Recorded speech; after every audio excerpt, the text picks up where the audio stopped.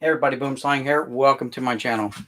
So, I know I was live earlier today, but this is just kind of just a live feed of me trying to put everything in here, as much in here as I can, by orders of the wife. So that's what I'm doing. That was actually my marching orders this morning. So I'm kind of still working on it. Sorry about the shaky camera. It's on the mount. Hopefully it'll stop shaking. Hopefully I won't bump it too much. But yeah, I got to get sorting. And I don't mean really like sorting. I mean just like finding a home, putting the tops with the tops, the flares with the flares, and so on and so on and so on. Score with score, done rush with done rush. Get everything as much as I can out of these 3,200 count boxes into 5,000 counters, at least till I run out of 5,000 counters,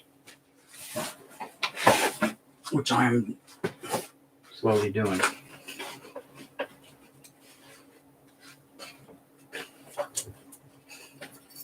So let's just keep going here.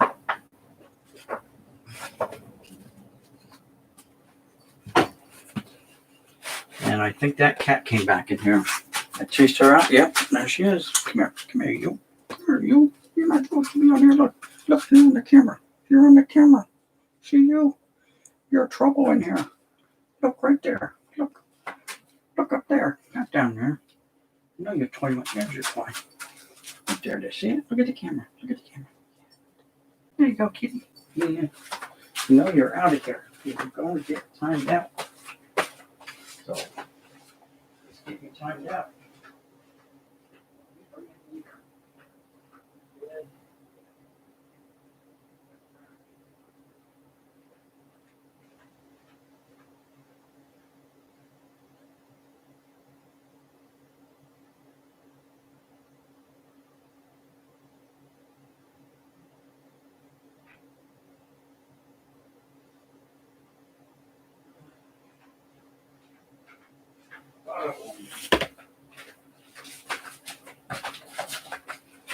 So I'm back.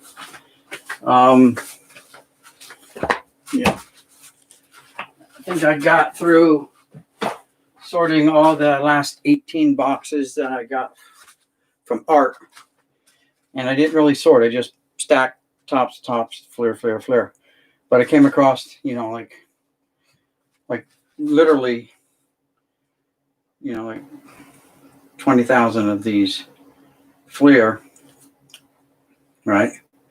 These are all Hershiser cards that was in that. I mean, they all came in 200 card blocks. So,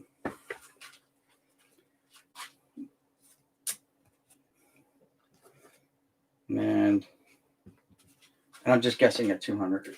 It might be more or less, but those are all Harold Baines that came in a box. So that's how they all came. And so I'm trying to work through all that. Let's see, NASCAR 9012. How's it going? Do you know what is in 8 more days? It's your birthday, I heard, NASCAR. Is that true? It's all over the internet. 8 more days is your birthday. Aha! Bet you didn't think I knew that. Everyone knows that. It's all over. Oops, pop up here. Let's get rid of that. Yes, it is. Yep, I know. I'm either psychic, a great, fantastic guesser, or the internet already knows when your birthday is. But yes. 8 more days. Wow. How old are you going to be in 8 days?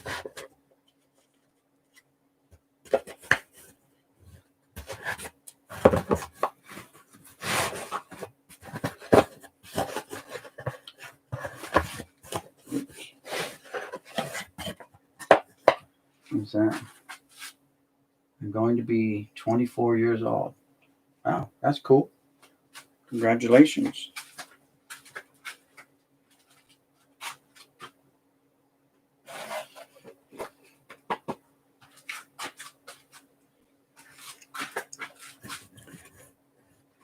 Actually, NASCAR, I was on in Donald Blumdahl's channel today when you came on and you told everyone. Oh, you asked the same question. What was going to happen in 8 days? And Donald Blumdahl got the answer for us. So, happy birthday when it comes.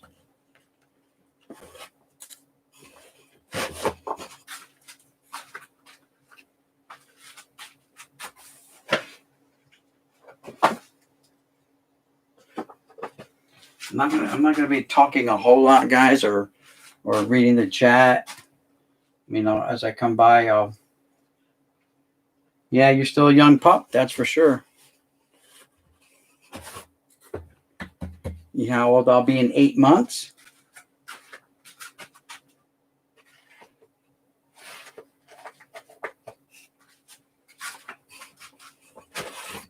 No, you're not gonna guess.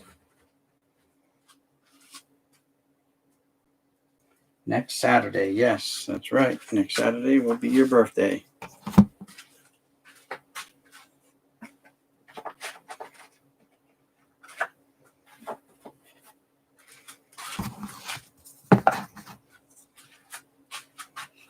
That's a flare.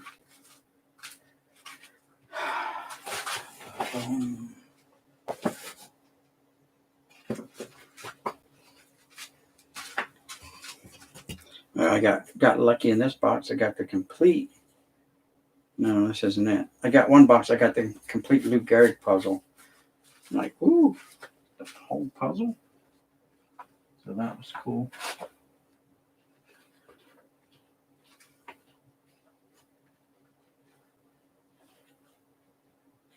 Large puzzle. So.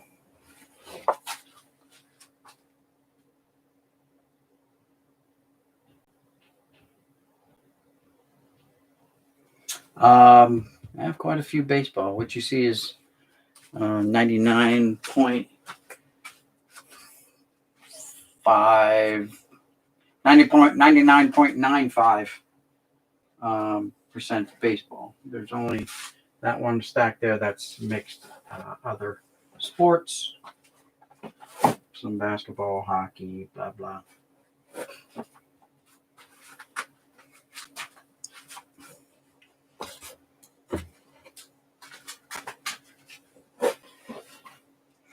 And I just kind of inked a deal tonight to get some more wax boxes on Sunday. So I'll be picking up more unopened stuff on Sunday. So looking forward to that.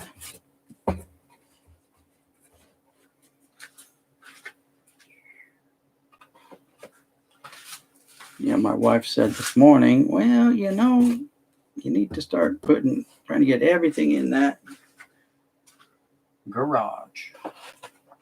So that is my mission this weekend, to try to get as much as I can in here. Problem being, I'm going to run out of 5,000 count boxes. I have some more on order, but that just means they're a couple of weeks away from getting here.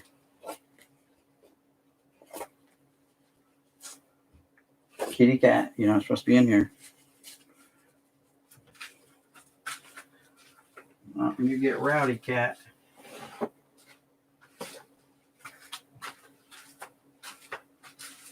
Yeah, you better hide down there, because I'm watching you. Oh.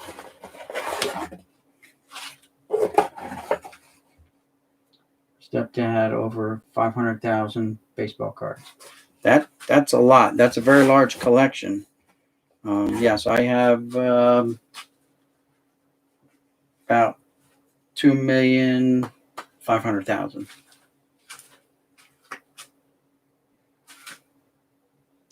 And it keeps on growing. I don't know how long I have this studio before it just becomes a warehouse, storing everything. So 500,000 cards is basically everything you see here. There's just 1, 2, 3, 4, 5 boxes missing to make 500,000 cards. 500,000 right there.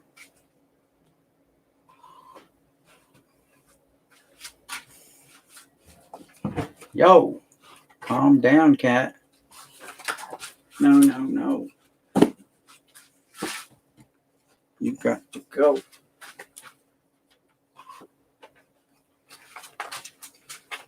Come on, kitty.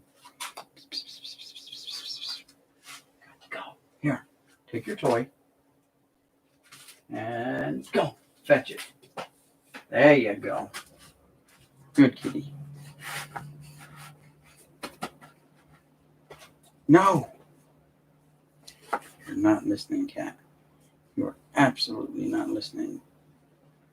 Oh, man. You got too much stuff out here for you to be messing around with.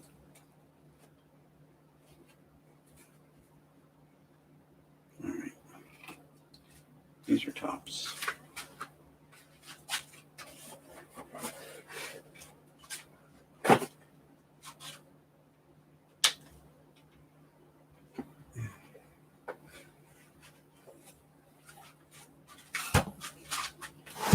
Cat, I know you're shaking the camera wire. Ready? Okay. Go get it. And stay out of here. You're going to make a mess. I'm going to spill my drink. Something. Damn it. She's a good retriever. She's a good retriever, that's for sure. There she goes. Let's get it again. And here she comes back. All right, so I got these clear. Got to go in here. So I did find a whole box of almost a whole box of 70s cards. 70s, late 70s, 70. Well, there were 72s, 73s, 74s, a lot of 78s.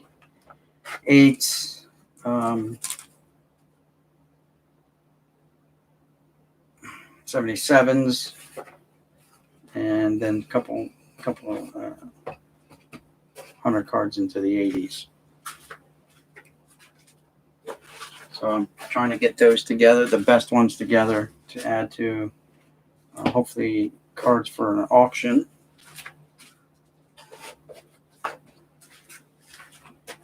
Once I get up and going, and I got literally tons of these Fleer stickers too, like from all different years. So they're going into the other box. I can't keep putting them in with the regular cards. It's taking up too much space.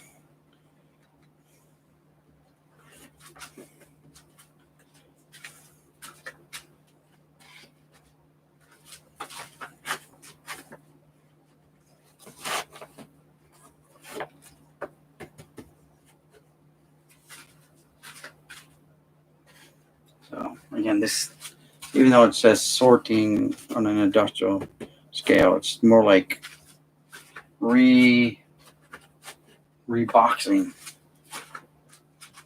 because I just got to get them out of these smaller boxes into the bigger boxes, just for sheer stackability, room, stuff like that. All right, let's see. Hey, what truth? If anyone wants to trade, let me know what you're looking for. Okay. Sadly, he passed away on July 10th, 2019. Sorry to hear that. They're NASCAR. Yeah, that kitty. She's finally out of here.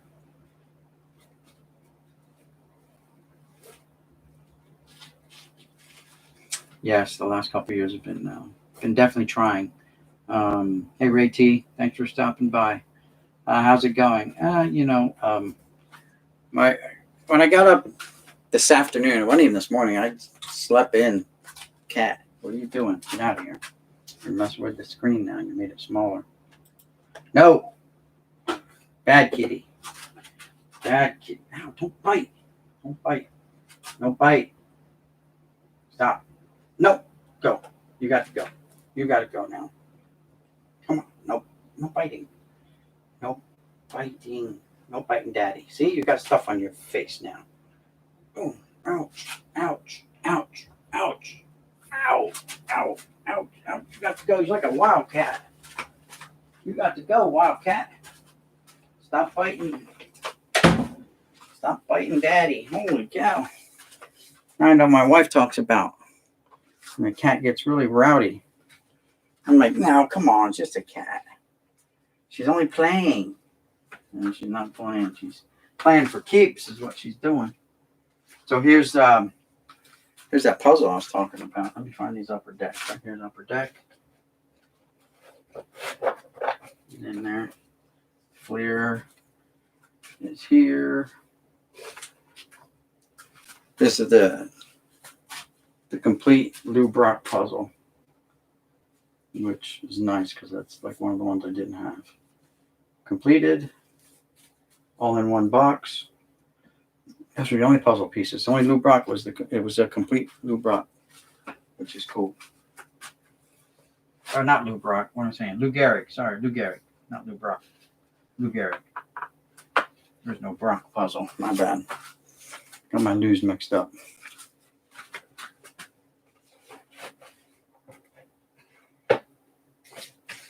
Complete Gehrig puzzle. All right. Now, more tops. Some 83 tops. There's like 683 tops in this box. But I gotta constantly be shuffling them. And they're not gonna fit. Not all of them anyway.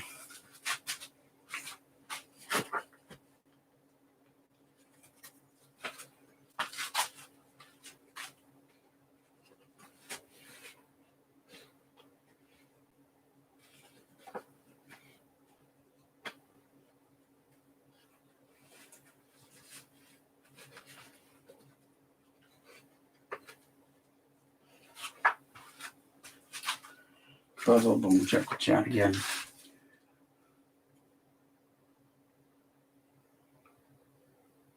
Give me them chicken fingers. She was biting my wrist. She was just latched on and just jumping away.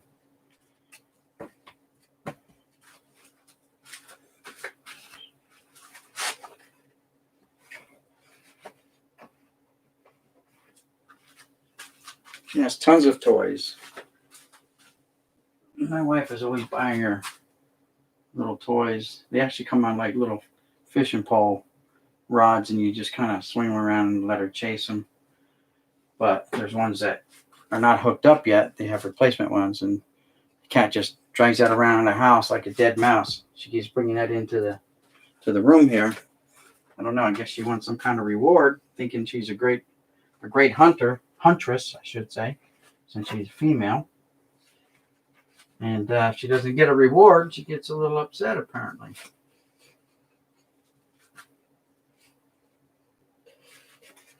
Cat's always in here napping somewhere when I'm in here. Once I leave for the night and the lights go out, she fails too. She's like, pew, gone. She's scaredy cat, afraid of the dark. I don't know.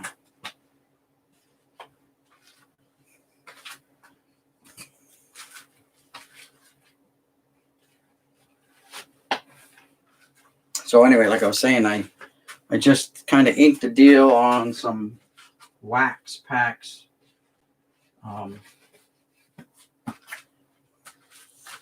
the big ticket item was a box of 93 Tops Series 1.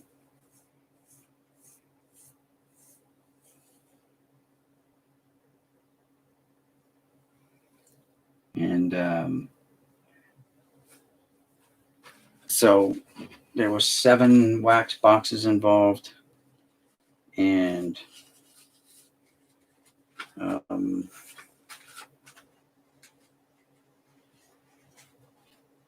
he said he had like 124 rack packs. So all tops, but there were like 89 tops. A box of 89, box of, what else? I have to look on my phone. He sent me a picture. Like 3 boxes of 92, 3 boxes of 92 tops, and three of these boxes, 193 tops. Let's see.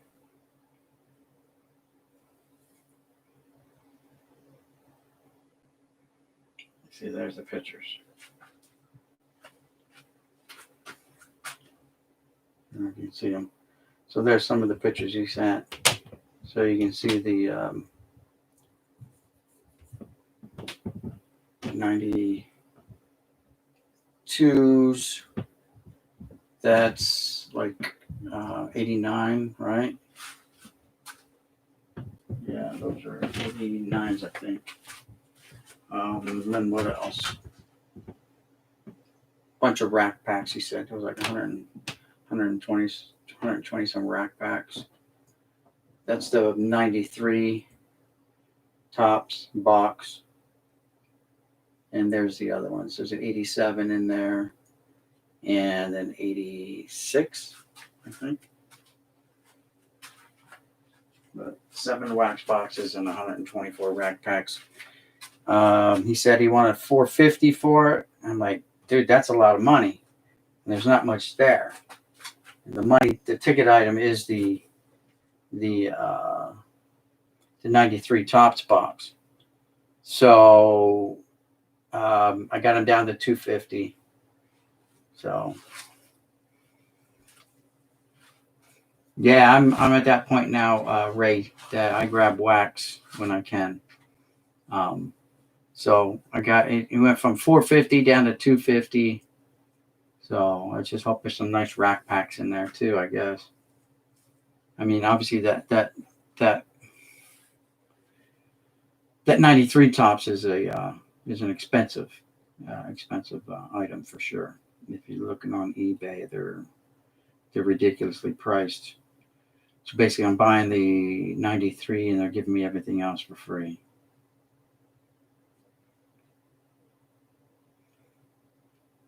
Yeah, because I mean, right now there's some on there. I don't know how to check the last sold, but I mean, 150, 160 bucks. Here's a rack pack box for 400 bucks plus shipping. You know, here's a regular wax box for $200. You know, so 209, 175, 224. I mean, prices are all over the place on that. Yes, it is expensive now. You know, a year ago would have been very cheap.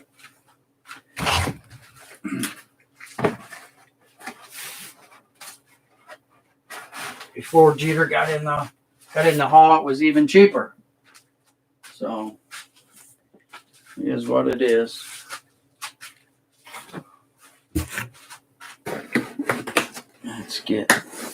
I gotta go through these tomorrow and pick out what I want to put in the auction when I start it. Get all my auction stuff up and going in case I want to do, or when I do my next auction.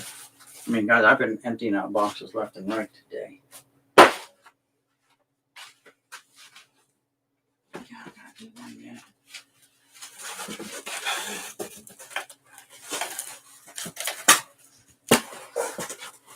I gotta put the boxes together too. So when you order them, they come nicely stacked in a bundle, and then you gotta put everything together, the boxes. But by ordering by the bundle, you save a bundle. instead of paying like $6 or sometimes even more, almost $20 a box, depending on who you force to buy it off of, you're getting them fairly cheap. $90 for 25. So, and I don't have to pay shipping because the guy delivers it. So when you order these, shipping is like another $40 because they are heavy. They are heavy. It's like buying a full case of cards and having to pay $50-$60 for shipping because they're heavy.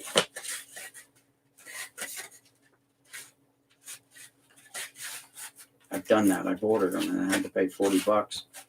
I'm like, man, that shipping just kills you. All right. Put another box together for tops.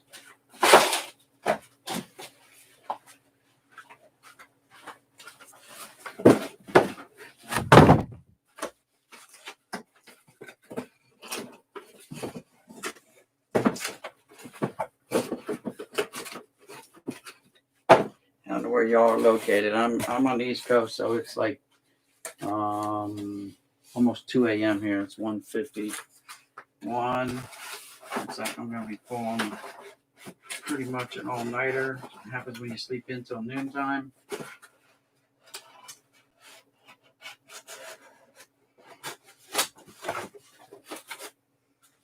And so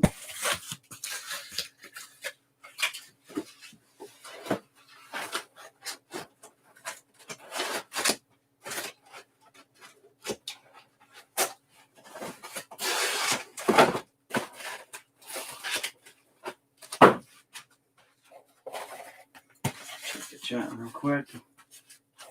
Georgia. Okay, you're East Coast too.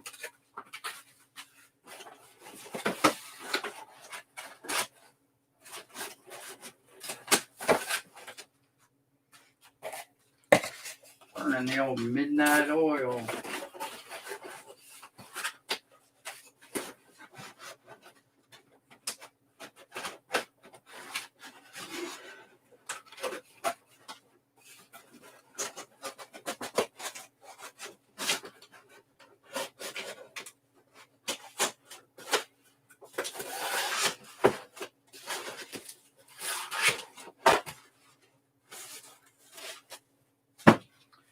All right, another box for the tops.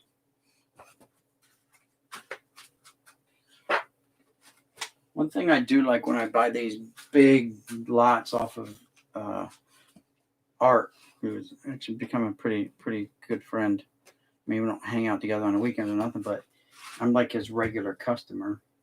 Dude, I've gotten so many of these Bowman cards off of him, just in this box alone, right? So when it comes to putting a set together, yeah, the real big money items aren't there. Like the Mariano Rivera is not there, but then all you got to do is buy the Rivera and a couple of the high ticket items to complete a set if you're a set builder. So not bad. And then there's also these mid 90s Donruss sets that I never collected.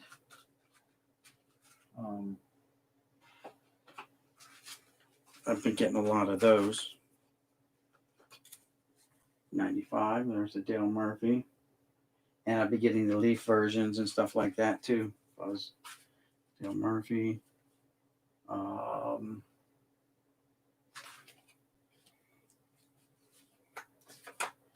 Keith Hernandez.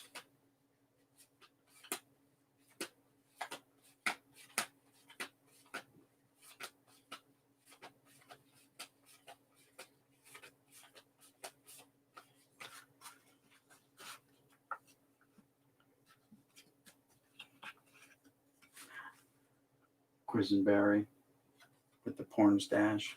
Actually, that's a scary, like, school teacher stash he's got there. That's, you got the Diamond Kings. Here's the Harold Baines.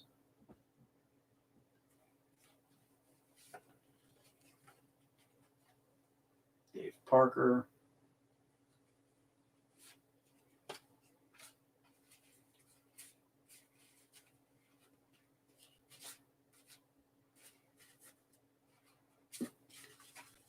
So, I mean, that's the beauty of just getting big lots. Like John Jabs did his today. Like the thrill of the hunt. A lot of people like the thrill of the hunt. You know, eventually when I retire, which hopefully will be in the next couple of years, I'll be able to just sit back and just start putting sets together, and you know, in my spare time.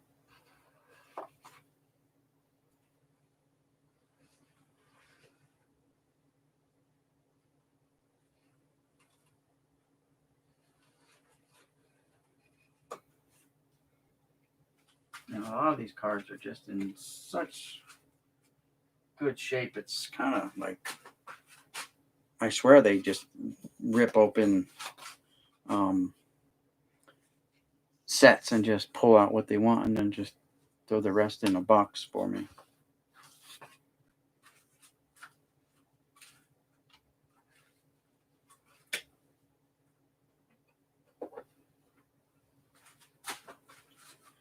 Tops.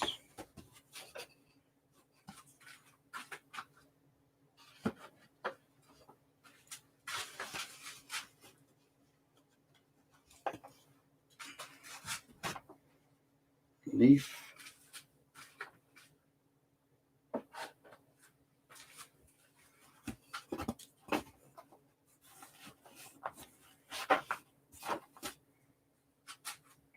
Check the chat real quick.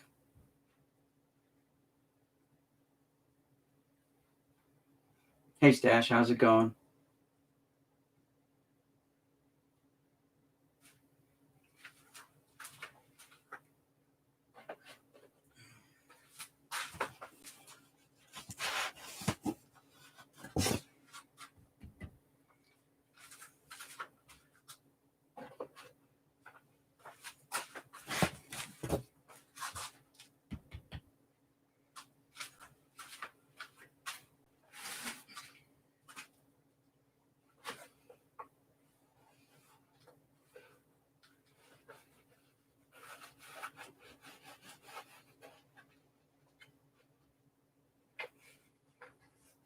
And bang, just like that.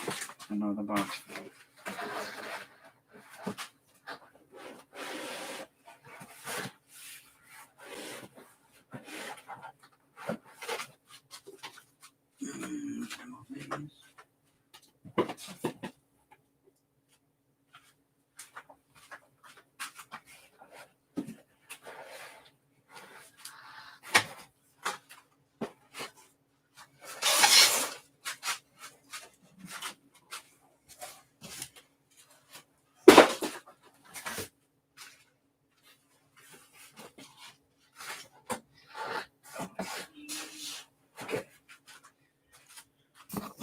I'm gonna mark it for inventory purposes, right?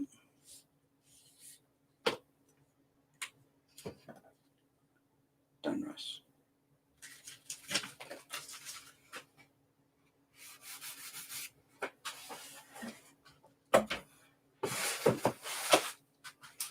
All right, what's next? In here, more upper deck.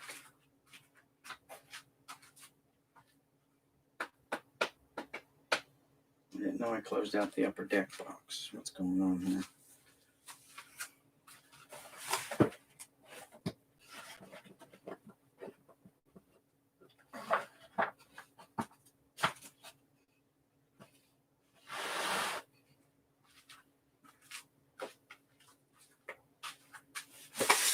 Especially since I didn't mark it. That's definitely clear. Oh, you know what? What's going on? Oh, it's tops.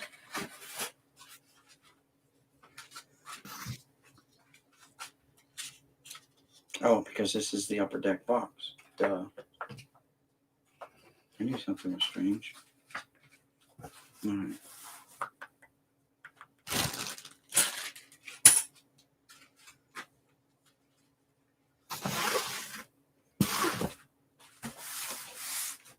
All right.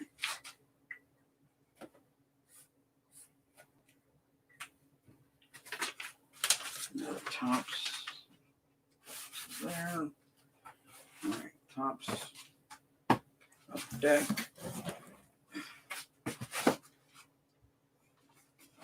Clear's gonna be next to be filled. Still no score. All right. So let's check the chat real quick. I think I'm going to start setting my boxes like that by make instead of all together. So yeah, well, eventually, again, I'm gonna try to make sets out of whatever I can here. There's so much stuff that I don't know if I'll ever get through it all to make it into sets. I try to make the sets as I go, but with the move down here, like all that's been put on hold. So I'm just trying to get in good with the wifey. So here's another box that I got from, this came from, I don't know if it came from Art or it was the Vineland, part of the Vineland. I mean, this is like an old, like, box is so old. The white, not only is it faded, but it just flaked off. And as you can see, you can't see. And we'll bring it down a little bit, maybe.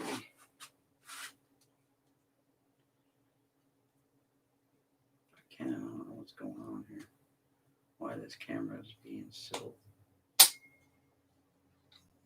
goofy today. Like it doesn't want to cooperate. So right there you can see it's mostly tops, a little bit of Dunrust.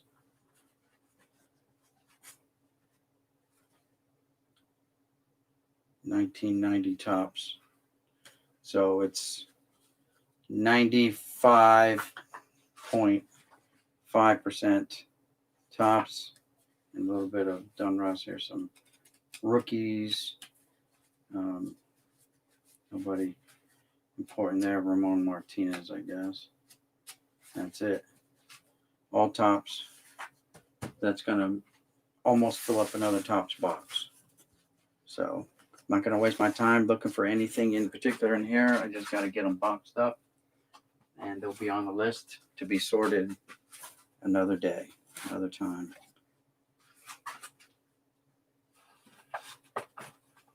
Pretty much guaranteed you're not going to find a Frank Thomas no name in here. Probably won't even find a Frank Thomas card. What's his number? What's the Thomas card? Because these things are in order. They're in numerical order, so that's good. We can get to it quick. Someone was nice enough to do that.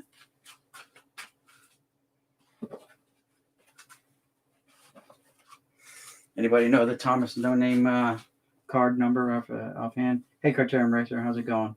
What the hell are we all doing up so late, y'all?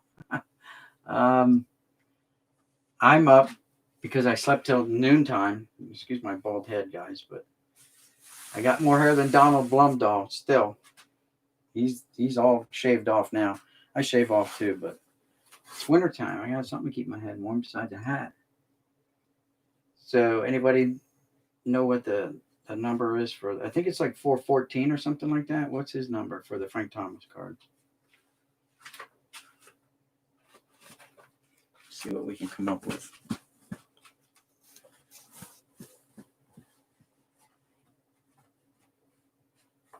Oh, guess what? The numbers are jumping on me now.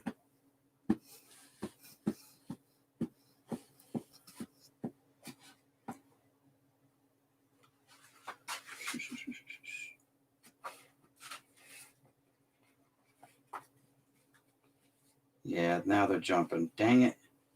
They were putting them in order, and now they jump. They jump it all. We got 193, 227, 154, 184, 15, 602, 30. Man, they were doing so good. Now they jumped. All right. I'll be right back, guys. 414 is correct. Yeah, kind of guess that number, but that number sticks in the head for a reason.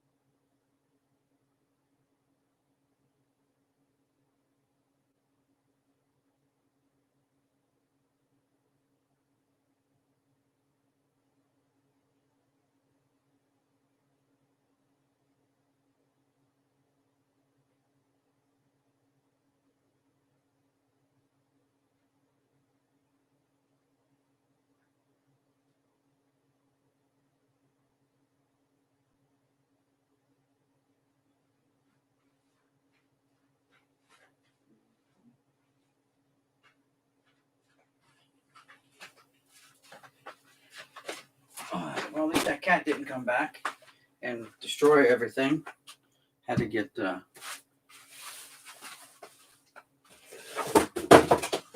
more boxes to sort and a little bit of drinking. Mountain Dew.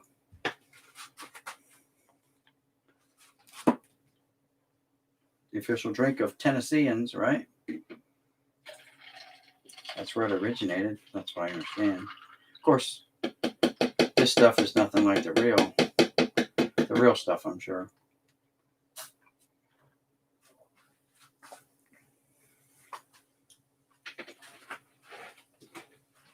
All right, that does that. All right, so 414. Yeah, now we're back up to, it's all over the place. We wouldn't find one in here. I would be shocked as hell if we found one in here.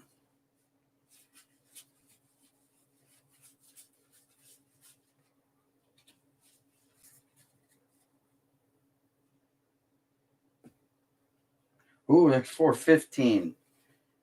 There you go. So hard to see, but 413, then it jumped to 415. Dang. No 414. 412, 411, 410. Yeah, I knew that was going to be that way. But, I mean, sometimes it's just like John says, it's the thrill of the hunt. If you can get a crap load of binder pages for $8 and a lot of nice cards, you take it, you jump on it.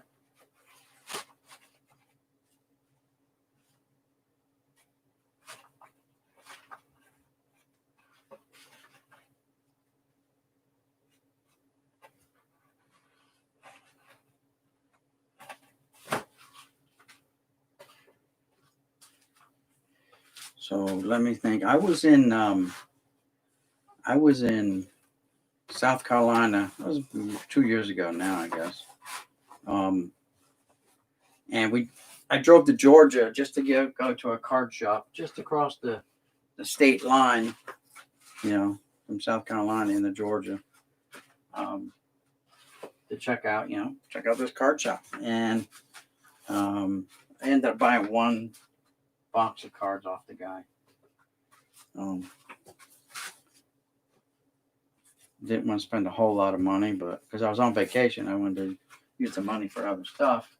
And actually, the wife and I went around and found some and went to some antique stores and stuff like that. And this one we went to had a bunch of older Topps cards, like some from the 50s, 60s, and 72, like a bunch of 72 Topps. And the kid selling it, like he had it there on consignment. They called him in because I wanted to haggle. And I actually got it for, decent price. I forget exactly what I paid for him, but I got it. He's like, oh, he brings even more. I go, yeah, I got more. Here you go. I'm like, damn. I paid like $300 for them, but they were nice cards. It's in one of my videos. The problem is, while I was down there, I lost access to my original account, my YouTube account. So I created another account, and so it's on a different YouTube account of mine, which kind of stinks.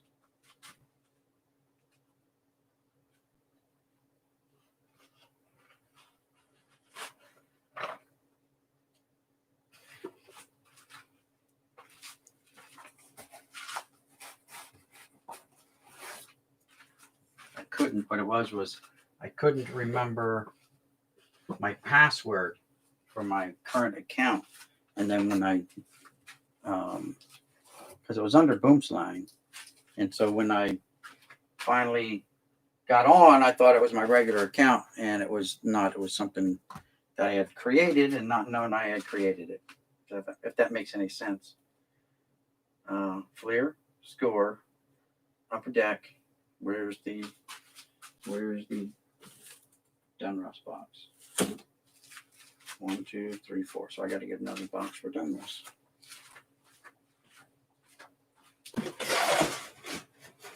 Oh man.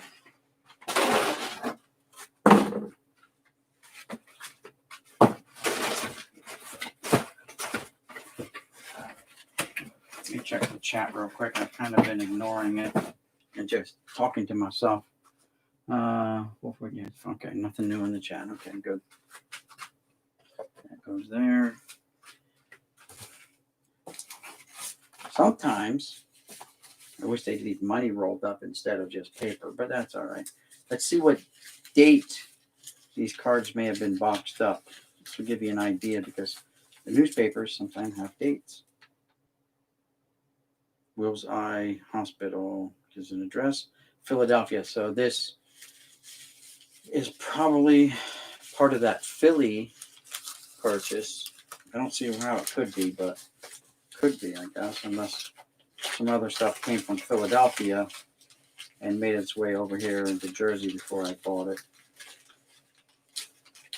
But the Philly lot had a lot of discoloration and stuff too on the box. Looked like they've been sitting around a long time. Analysis adds up to our opportunities. Cooper Hospital. Yep, no date on this though. They cut just enough off that you don't have the date, so you don't know. But it's awful brown.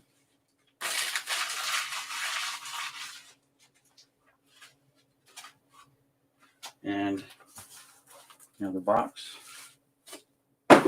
empty. Got to put together another Dunruss box. Boom.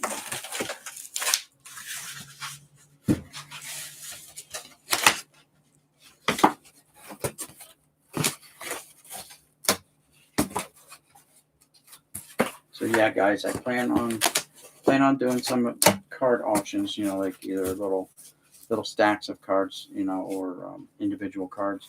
Again, I don't have anything new.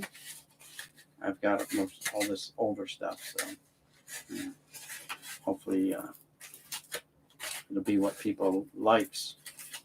And again, once I get on opening day, we'll be giving away packs of cards. Not going to open them for you, just mail them to you. Try to give everyone at least, one pack of cards. I don't know how I'm going to do it. I think I'm just going to like pick a name out of the chat or something and roll the dice to see what pack they win, kind of thing, and we'll see how that goes. Guys, I put together sorting packs today during Donald Blumdahl and the one and only Bud Stoney's live streams. Between the two different live streams, I put together 3 5,000 count boxes just of unopened wax packs that I'd already, taken out of the boxes and stuff like that. Like, it wasn't from anything from over here. It was all total separate from over there. It was from a separate stash of wax. So, and I got a couple 5,000 count boxes of packs I have set away from my grandkids so they can, when they get older, whatever they want to do, they want to open them, they can open them, and so on.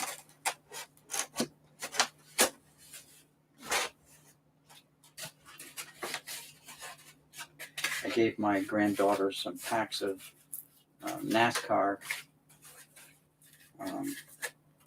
and told them take them home with you. Now understand, guy. The oldest one is 5, and the youngest one is 3, and I've had them on a couple times before, but the 3-year-old, obviously she was younger than that, didn't get it, and she was just being disruptive. The 5-year-old got it, but the 3-year-old was her distraction. So it didn't go well. And so I'm hoping when they get older, they'll catch on. I'll be able to have them on the show, helping open packs. I think it would be fun. I see other people with their children. Obviously, my kids are growing up, and unfortunately, my kids kind of outgrew cards. They do other things now. Obviously, one has a family of his own, and he does a lot of stuff with his kids. Family stuff. Oh, look. Surprise. You have another chance to find a 414 because over 3 rows of this is, and these appear to be in numerical order. That's good. So let's go right to 414.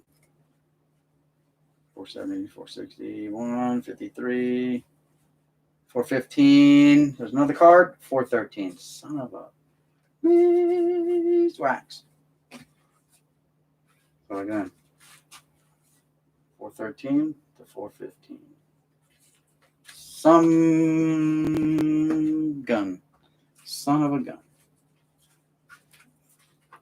This whole box could be 90 tops. Easily. With all of this, I might just do that. Make it all, take out the other ones and make it all just 1990 tops.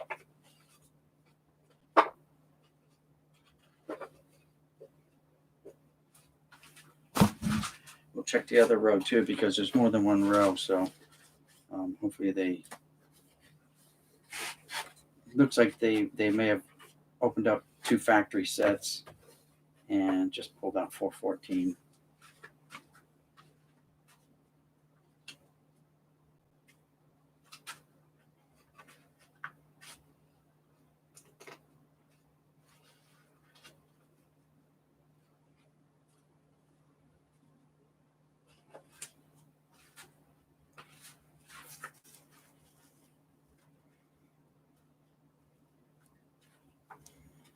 Yeah, it goes down really low, and then the numbers get all squirrely, just like the other box. 57, 30, 20, 13. Goes to number 1. Actually, number 6. It took out some of the other ones, too. Henderson's still there. But then they just jump all over the place. Start at 100s, back down there again. So I don't know. Let's see how low this goes. 68. Then it jumps up again. Down to 120. So I don't know. 19, 18. It jumps up to 300. So, yep. They're all over the place with their numbers. But if we didn't find one in that little bit there, we're not going to find another Thomas. So I'm not going to waste time. We got to continue to move cards in here. Let's check the chat real quick. Hey, Craig B, how's it going? Yep. Let's see. You're almost cursed. Sounds like my channel. Yeah. Except I don't have a roommate. Well, I have a cat mate, I guess. A kitty roommate, and she was biting the heck out of me earlier. Destroying the place. She comes in here. She acts up sometimes, and she wants to chew on cards or, chew on the wires. Can't let her do that. She might get electrocuted. And then my wife will kill me. No, not figuratively, literally kill me. Because her cat is her cat. I mean, we traveled all the way to New York together. I mean, hours drive to New York to get that cat. Thank goodness it wasn't in the city. It was outside the city.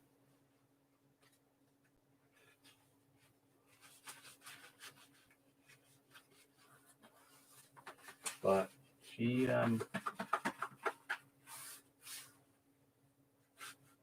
wanted a male. They didn't have a male.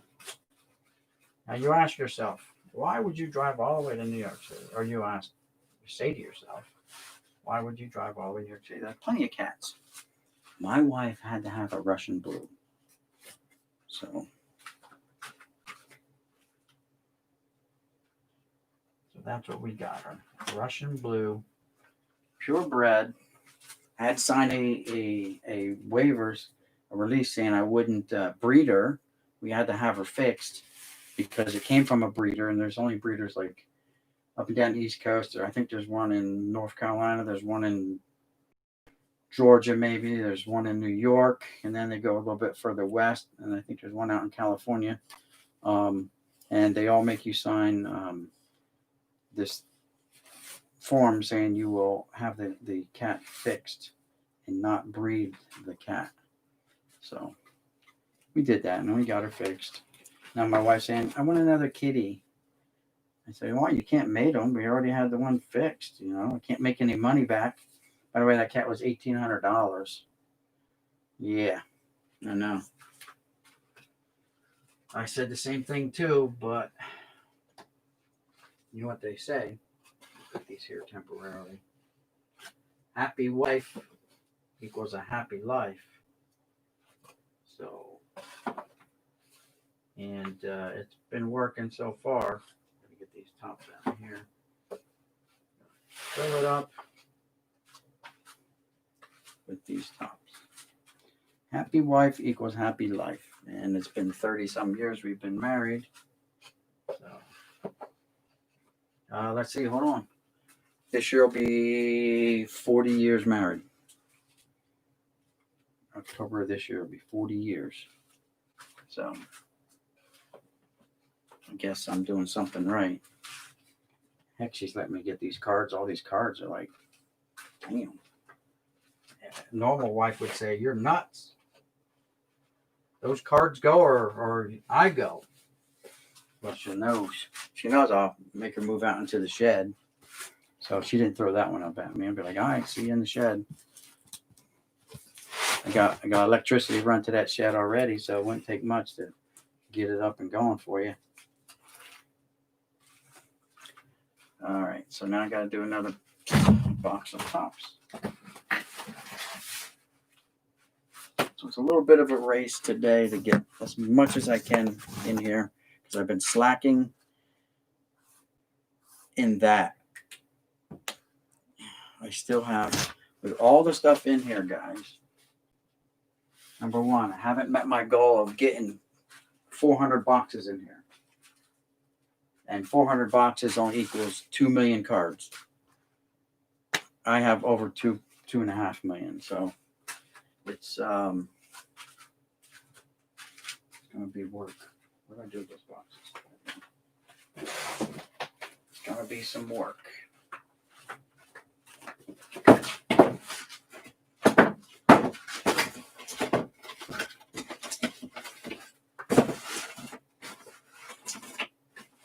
I did promise her I was going to start auctioning stuff off and stuff like that. Not that she said I had to do that. I just said I laid out my plan. You know, I laid out my plan. What's my long-term plan here? Long-term, retire in a couple of years. I wanted to retire actually last year, but with medical being the way it is, you know, you don't get Medicare until you turn 65. You can collect Social Security earlier, but I don't know why they don't give you Medicare until 65. So that sucks. I have my VA benefits, but I don't want to rely on the VA to, you know, keep me alive.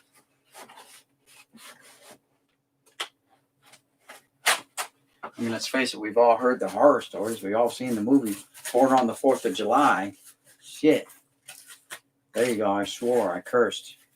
So, you know, I don't want to be like Tom Cruise and be treated that way. Not that they would do that, but, you know, it's just,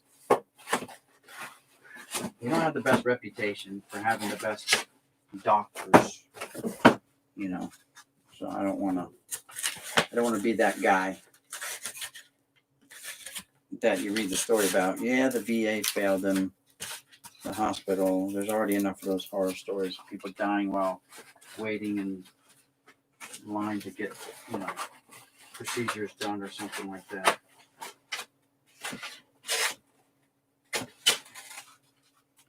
Don't want to be that guy.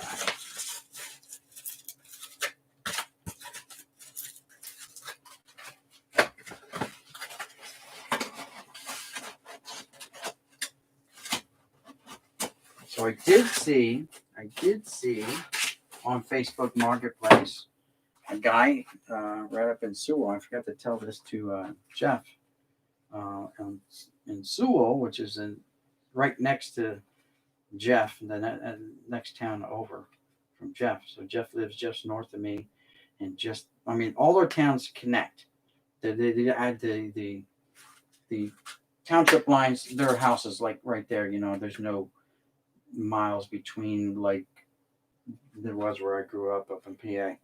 They're like bumping right up against each other. So you can not even know when you entered Turnersville, where Jeff lives, or you cannot know when you entered Sewell, which is where this guy advertised his collection. Now he advertised 14 totes, right? Totes full of sports collectibles and memorabilia and whatever. But I looked in the totes weren't full, number one. And there were like bobbleheads and puzzles, and I'm like, and he wanted $3,500. So I'm like, I wouldn't have room for 14 totes of shit anyway. Oh, I swore again. Dang it. Wait, I'm gonna have to start a curse jar or something.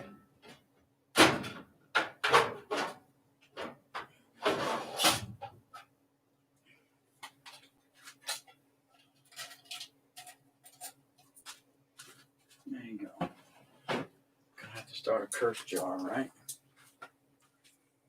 There you go. I swore twice, so there's 50 cents for the curse box.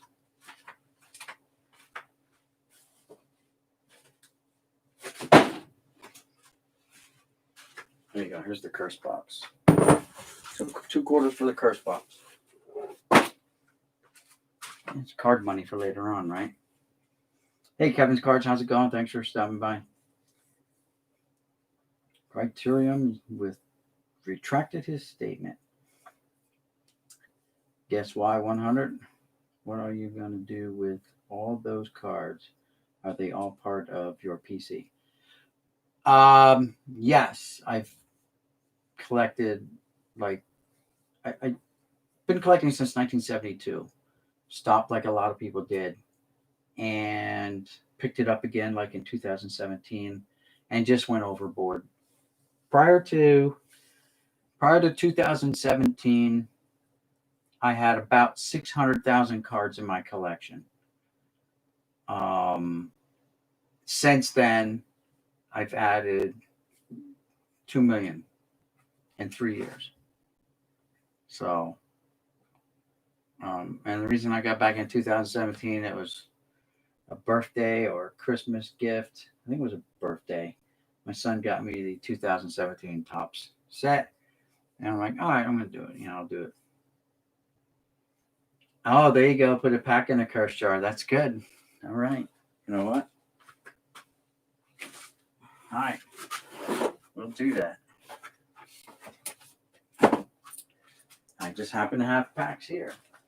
So where's my... All right. So these packs that are kind of right here, I tried hanging them on the rack pack thing, and you can see the thing split on the holder over there that I got up against the wall. All right, so 2 packs will go in. I think the same thing happened to this one. Oh no, it didn't tear. I just didn't put it up. I should hang this one up. It didn't rip yet. There we go. So I'll hang this one up. Okay. There we go. So what can I do? Let's see.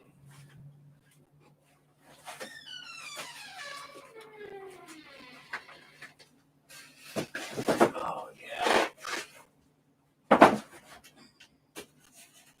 Oops. So you guys, I know you've seen this before. There's my rack pack hanger. I'm actually pretty proud of that. I came up with that myself. The idea, like, you know what? Let's do that. Got all these rack packs. And Sunday, I'll be adding another 120 some rack packs. I'm going to see a guy. He's going to sell me some stuff. Some 7 wax boxes and 124, 125 rack packs. I forget what the number was. What you think about, like, that's like just over, you get like 72 rack packs. 72 rack packs in a case. So it's not quite a case. It's like a case and a half of rack packs. He didn't say what year the rack packs were. I'm going to assume it's not a rack pack of Alvaro Espinosa's. Shout out to Scott over at Reindeer Studios, who's got his Alvaro project going on. There's absolutely nobody good here in this little stack of Bowman. Oh, there you go. Here's something you don't see every day. World Can Boyd with the flip up specs. Look at that. Focus. And then, you get the idea. There it is. A little bit too close for it, maybe. Flip up specs. They were the thing, man, back in the day. But those are like hippie flip up specs. They're not baseball flip up specs. Baseball ones are plastic. Well, there's another Alvaro Espinosa. One in plastic and one not.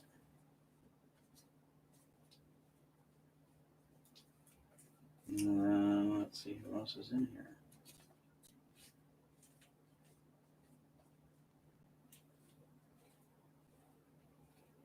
That's it for there. So these are going to top to box. I gotta find out. I had another rack pack. Oh, here they are. Gotta get a little drinky poo here. I knew I had more rack packs that ripped, so that the thing ripped. I went to hang them on the peg on the holder there. This one's got Gary Carter on the front. Who's on the back? I can't see because they got damn. So that's the second one in the curse curse box. How's that? Who's on this one here? It's another one that ripped. Nobody's good on this one here, but same thing. It ripped. I'm trying to hang it up. I actually went on, and as I let go, it just went into the floor. I'm like, dang, there we go. Didn't swear that time. So it's an Upper Deck card. Ooh, go there. Where's Upper Deck? Did I not do an Upper Deck box? Score, Fleer. We did. Donruss. I was putting tops and then do Upper Deck box. Okay, there we go. Yeah, no, that's Upper Deck. What am I doing? This is Upper Deck. This is tops. All right. Got it.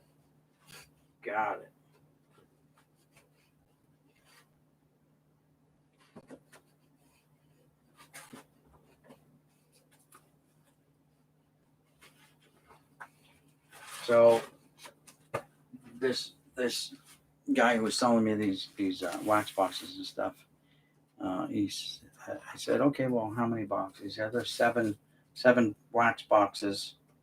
And I'm like, well, what were you thinking about asking for them? And I got Bernie Williams wearing specs, man. Like, everyone wears glasses. Oh my God, look at this guy's glasses. They look like safety glasses.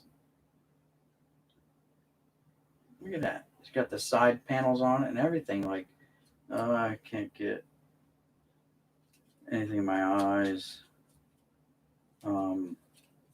And he put up a number $450. And I'm like, oh my God, that's a lot. Without checking the price of a 93 Topps Series 1.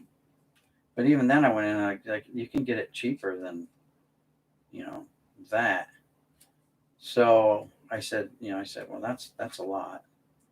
And he was like, I said, I was thinking more or less around 150-ish, meaning there's slush there. I can go up or down. I gave him the ish. And there was a pause. And then a minute or so later, he came back and he said, you know what, I just want to get rid of them as soon as possible.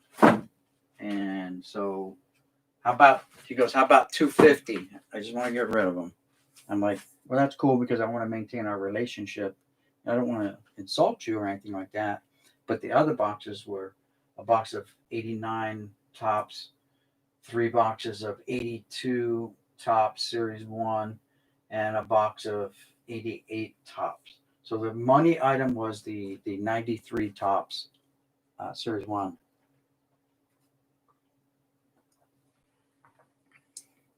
Rack pack heaven. Yeah, I mean, as far as the rack packs go, I've got to put more pegs in here because like this upper center one is actually a hodgepodge of different ones. So you just saw me put this 87 rack pack up there. I have a 92 rack pack. Who's on this one? Who's in this one? I can see through the front. Dave Bergman. Okay. Bergman, not Bergman. Bergman. And a checklist. And can't see through the top panel. Can't see the top panel on the back.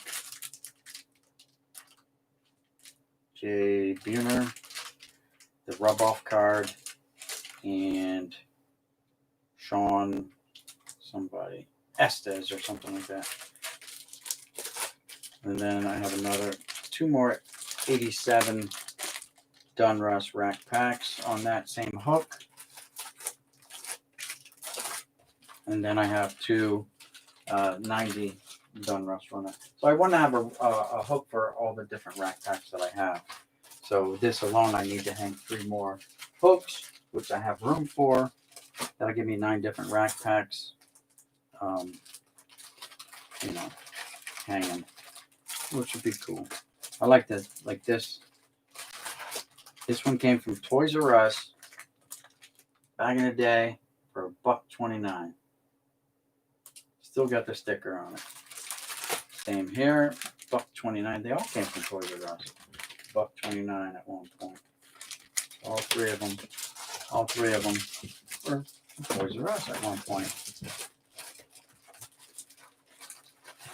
John loves that kind of stuff, by the way, but it's got the original stickers and price tags and stuff on it. All right, back to. Shoot, there goes the microphone. Did that make a lot of noise? I mean, I'm supposed to be using this new microphone. I don't know if I actually am or not.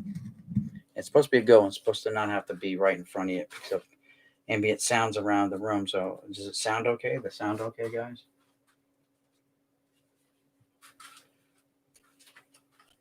Done, Russ. Upper Deck. Score. Done, Russ again. Score. Some Fleer. Leaf. Upper Deck. Done, Russ. And Upper Decks. Decks. Go here. Boom, shakalaka. Done, Russ there. Fleer goes. Fleer goes here. There'll be the next one filled up. Sounds good. Good. All right. Upper Deck. There. Here. There. Scores there. Two Topps cards.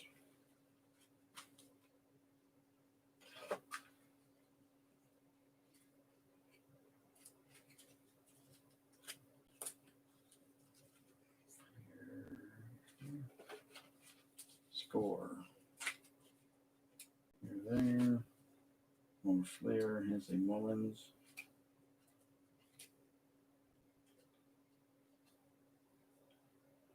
Nobody too much interest there. Let's see. T1 Walker. First Bowman card. Like, what's that new card doing in with all these cards from the 80s and 90s?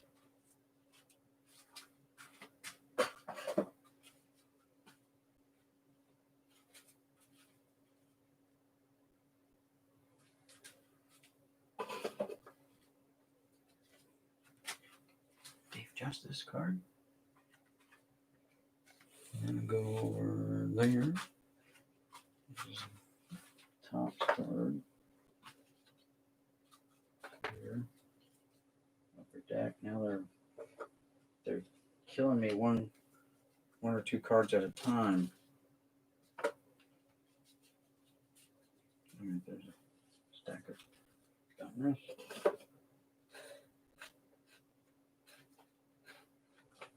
Okay.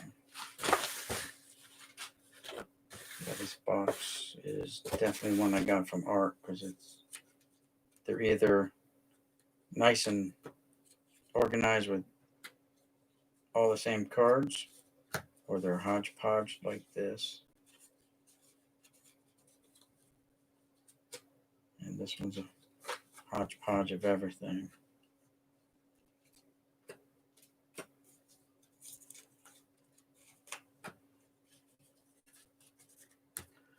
So you guys want the camera down low so you can see something? That's cool. I can handle that. There you go. So it's going to kind of be an opposite. I'll be over here sorting. And by sorting again, I'm just putting them by manufacturer and putting them in a box.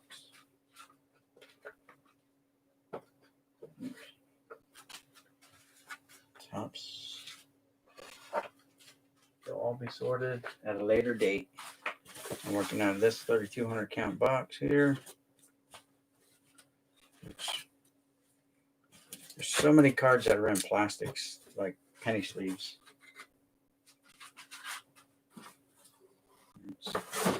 Another box emptied. And another quick way for sorting is you do it Vegas style sorting. You just go, you lay them out there and you go, okay, what do I see? I see, oh, you got upside down card, all good. Especially when they're in penny sleeves, that makes it really easy too. You're like sorting Vegas style. Upper deck. And Vegas style again. You just lay them out. Boom.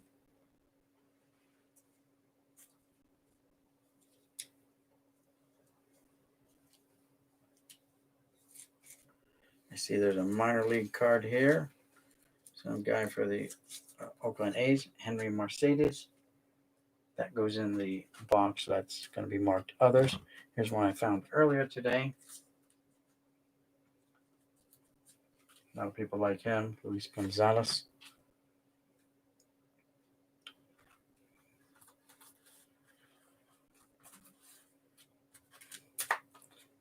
There's Dave Parker with the Jays.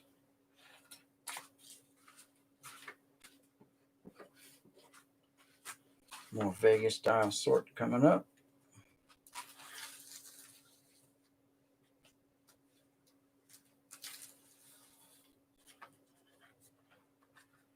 And there's a couple. You got one Topps card in there. The rest are all upper deck. Boom. Topps cards go. Boom.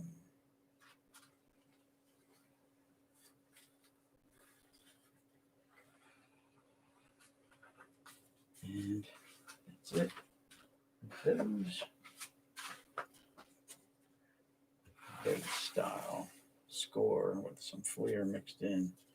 Matt Noakes, Tom Gordon.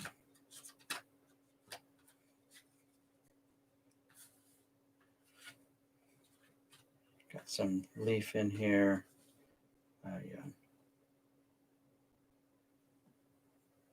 Gold leaf. White Sox checklist with Carlton Fisk on. Oh, it is a good minor league card. That'll go in the Kevin Moss collection right there. Very nice. You know, his brother played too. I forget his brother's name, but his brother played.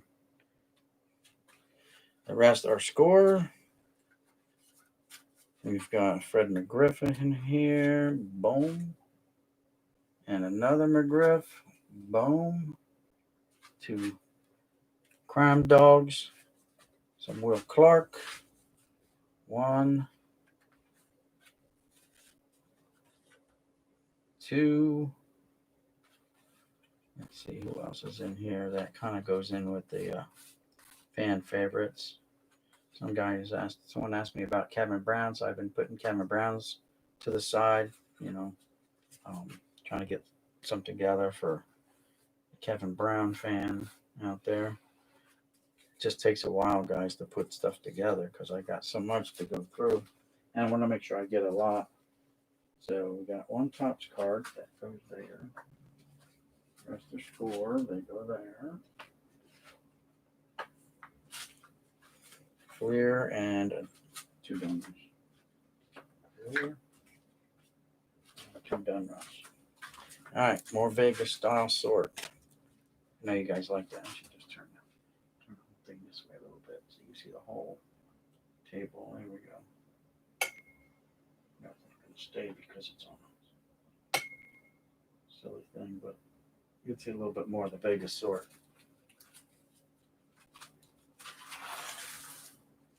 That didn't go so good, but and then we're just kind of looking for. Usually, you've seen enough of these cards, you can see the familiar something on the card that triggers you to say, "Oh yeah, that's so and so's card." There's one score. The rest are like 93 Fleer, yeah. Fleer Ultra.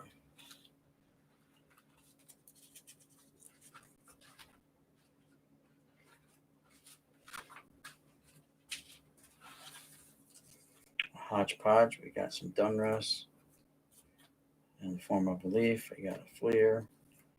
We got some 90, what are these, 93 Fleer regular. Upper Deck.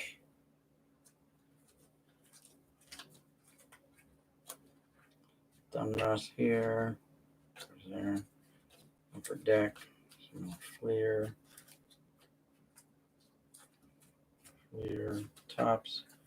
Upper Deck. So we got Fleer, Dunruss, Upper Deck, Tops, and a score. One for each of the boxes. Fleer, Upper Deck, Tops, Dunruss. All right, moving right along. This looks like it's just a stack of Stadium Club. It is. Check the chat real quick. I'm going to make my second video on Wednesday, to the 13th, for your birthday. Okay. And any constructive comments would help. Okay. Hopefully you're still here. I didn't ignore the chat for too long. But just relax, and just do your thing. Like, be natural. We're not always knowledgeable about what we're talking about, but if you know something, and sometimes telling stories that relate to, what you're doing. Like, how did I come across this? Well, I met this guy Art through Facebook Marketplace, and ever since then we've had this kind of thing where he gets the cards and he calls me and he gives me all of his baseball. I have asked for a box of football, basketball, and hockey, but he has a regular guy that he must give them to. So I haven't been able to get one of each of them from him yet, but that would be something different for my channel, because there are people out there who like the other sports, So to help them feel more included, you could, have other stuff on your channel. But sometimes just stories, a little background. Like the story I told about this deal that I set up for Sunday morning. Knew the guy, met him through Facebook Marketplace. We've done one deal. He said he has more stuff. I told him I'd always be interested in anything that he had to come up. And then there was the haggling part that we kind of did. It wasn't much haggling. He just was like, I gave him opportunity to put a price out there first. And I'm like, whoa, $450 is a lot. Dave Parker.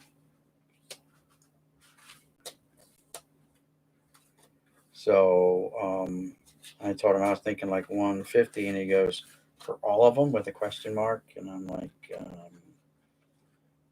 like, I was just like, then he said, while I was thinking of what to say next, and he said, the 93 box is the, like where the money is at. And I'm like, yeah, I get it. But I mean, if I, he's the one who came up with the 250 number. And all I told him was, was like that the other boxes were not worth all that much. And it turns out he came up, he lowered his price $200. So, but that's the story. There can be a backstory to your cards. The story for you is how you got started in doing videos. Like, I've always collected, but what got me started in the videos, it was John Jabs. For a lot of us, it was watching Eric, right?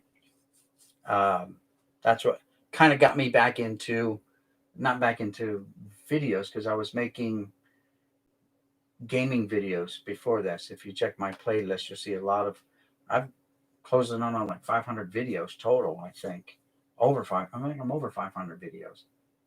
Um, but I was doing gaming stuff first, and then when I stumbled across Eric's channel several years ago, I'm like, oh, crap, I can do that. Crap's not a bad word, so I don't have to put a pack in the box, by the way. Um, and that's it. That's what you can relate to other people, and they can relate to that too, and it makes them kind of feel like they're part of it. As far as your studio goes, or your area where you're going to do it, so I haven't really done a whole lot of these face shots talking to people. Usually it's just cards looking down and talking about the cards, but some people like that also that personal interaction that makes them feel like they're part of the group. um, your eye contact with the camera, and talking, it makes people feel like you're talking directly to them, when actually you're just talking to the camera and you're relating your experiences, your stories, whatever. And people like that. um, Other people want to see the cards. So eventually what I want to do is I want to do like these big breakers do. I don't want to do big breaks, I can't afford to do that, but to do a little insert of me, and then another camera looking down, and you'll be able to see the cards. And that's what I want to do for people. I can have this where I can do talking to them, and split, kind of not like split screen, but the insert would be me, and then the cards. That's the main thing, is the cards. The eye contact and all that other stuff is secondary.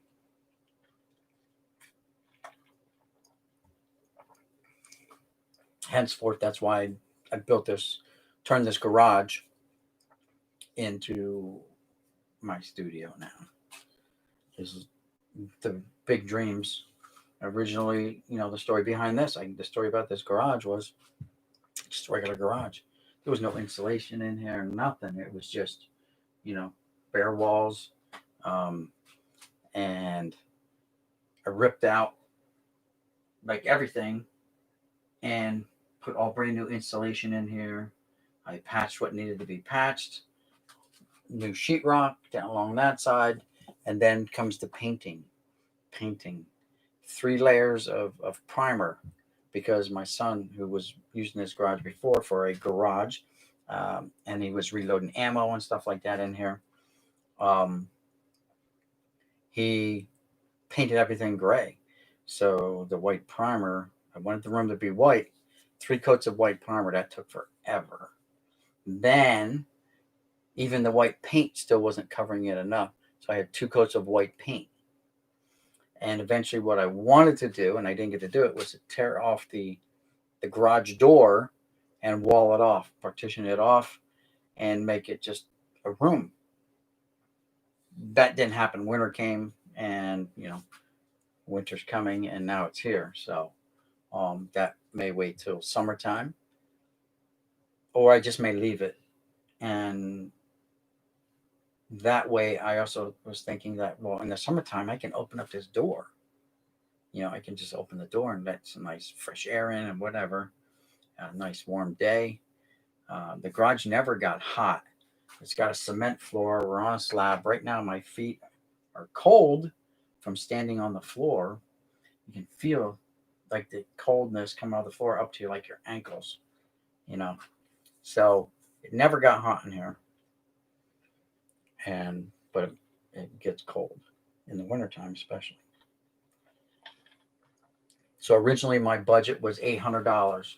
I did the math. I'm like, oh, I need X amount of 2x4s, insulation, X amount of insulation, and a couple pieces of sheetrock, and I'm good to go. $800. That's gone. $800 was gone a long time ago. So yeah. So stories, people like stories, and I need to work on paying more attention to the chat, instead of just looking down at the cards. You get caught looking down at the cards, and you don't look at the chat. it's hard to do both. It's nice to have someone else who'll be looking at the chat for you, saying, "Hey, so and so wants to know this. So and so wants to know that. Hey, question." So you don't miss anything. Um, like I remember when I used to go to Eric's channel religiously, and he would miss a lot of stuff, and I'm like, man, he needs help. He needs someone there helping him, so he doesn't, miss the super chats or even questions. People always had questions for him, and he like would never answer them because the chat was moving along so fast that he couldn't see it. And if you're on your phone, like John says, you only get to see a couple, and then they're gone. You got to be scrolling back and forth. So I really couldn't do it on my phone. I only used my phone like when I was upstairs. I used my phone because my monitor was so far away from where I was doing it, and that helped me see the chat a little bit better. But um, if you can have a helper, that's great. Maybe one day my wife will decide to come help me. She doesn't have to, but if she wants to, she can. She's welcome. I'm never gonna say, nah, I don't want you in here. She was in today, and she made a little, peeky boo appearance. When it was time to get dinner, she wanted to know what I wanted to eat and stuff. Um, so that's just some things. It just takes practice, and the more you do it, just like if you're going to get up and give a speech, you should do it. Practice in front of a mirror. You know, that one thing about this is you don't have a live audience, so to speak, that are looking at you. So you don't have that worry about, your nervousness. What are you doing? Are you twitching your fingers? Or you're tapping your toe, or you're just shaking your knee. Um, you have none of that to worry about. There's no one's out there going to see you, and if you're just doing the cards, you know, some people get nervous. You look at them; they look like they got Parkinson's on their hands, and they may have it. I don't know. But when you're looking at the cards and you tell they're a little nervous, their hands might be shaking a little bit. But they could just be old. Could be old, you know. But and if there's a little story like, hey, I met this guy once at a card show, anything that you can relate just helps people draw them in more, I guess. That's all. I certainly don't have a huge channel, so evidently I must need to perfect something too because I'm not getting the big audience like I've been stuck at my numbers where I'm at right now with subscriptions for a while. I can't get over that hump. So again, something's wrong with my presentation. I don't know, and I have to figure that out. I'm not going to get up and scream, the Eric style. And I seen some young kid kind of imitating Eric on his channel the other night. I'm like, that just doesn't go. It doesn't fly. Like, he needs to develop a different style. You can't copy someone else's style. You have to have your own, I guess. Is what I'm saying. And sometimes it doesn't click. It doesn't do this. You can see it doesn't click with people. And you know, you can't stress about the numbers either. There for a while, I was stressed about the numbers. Like, why am I not growing? Why am I not growing? It's scared to ask that question to yourself, but you can't worry about it. You can't press the issue. You just let it go. So, what I do is I give people the wrench. I tell them, I want to help you grow your channel. Feel free to link your YouTube channel in here anytime you want. Doesn't matter. That's going to help you grow. And if I help you grow, then I'm doing my job. You know what I mean? Because as we all grow, we all get exposed to each other. Shout outs help a lot too. So at the end of mine, I usually give a shout out to everyone that's been in the live chat. And live chats give you more hours, view hours, than a video would. So just know that too. I can speak in front of 1,000, but YouTube scared. There's no reason to be scared. Just you think you're gonna have 1,000 people watch your videos? No, not yet. not yet. But, you know, one day you may get there. You may have 100,000 viewers. So you never know. But just practice. That's all it takes. I called Donald Blumdahl, and I talked to him because I'm like, Don, I want to set up an eBay store, but I'm really scared about it. I'm nervous about it, and they don't understand it. And you've been doing it for a while. And he and I talked literally for hours. I mean, 3 or 4 hours we had talked on the phone about how to set up the eBay store and what to expect and all this stuff. And I took all that information and I processed it, and I'm like, I just, I don't know. I don't know if I want to do it now. You know, I have that product that I want to sell, but I'd rather just do that through my channel here. Um, if someone wants to buy it, okay, send me the, PayPal me the thing, and I'll send it off to you. And that's that. I'm not in the business of selling cards per se, but you know, that is one thing that I did want to do, is to sell those. And some guys call it their jam-packed boxes or whatever. Boom boxes was another one. Mine, I forget what I called mine, but I sent a sample to Eric to review. He gave it a decent review. John had one to review. He did a decent review on it. So, but it's not one of these high-end $90, $100 boxes. You're not going to get a guaranteed Hall of Fame autograph in it. I don't have those resources, you know. But I did take from the one where I said, you know what, we'll give you an autograph. It just may be a TTM autograph because that's what I have a lot of. So, but that's a different story for a different day. And hopefully my channel might get to that point someday. I don't know. It hopefully it gets there.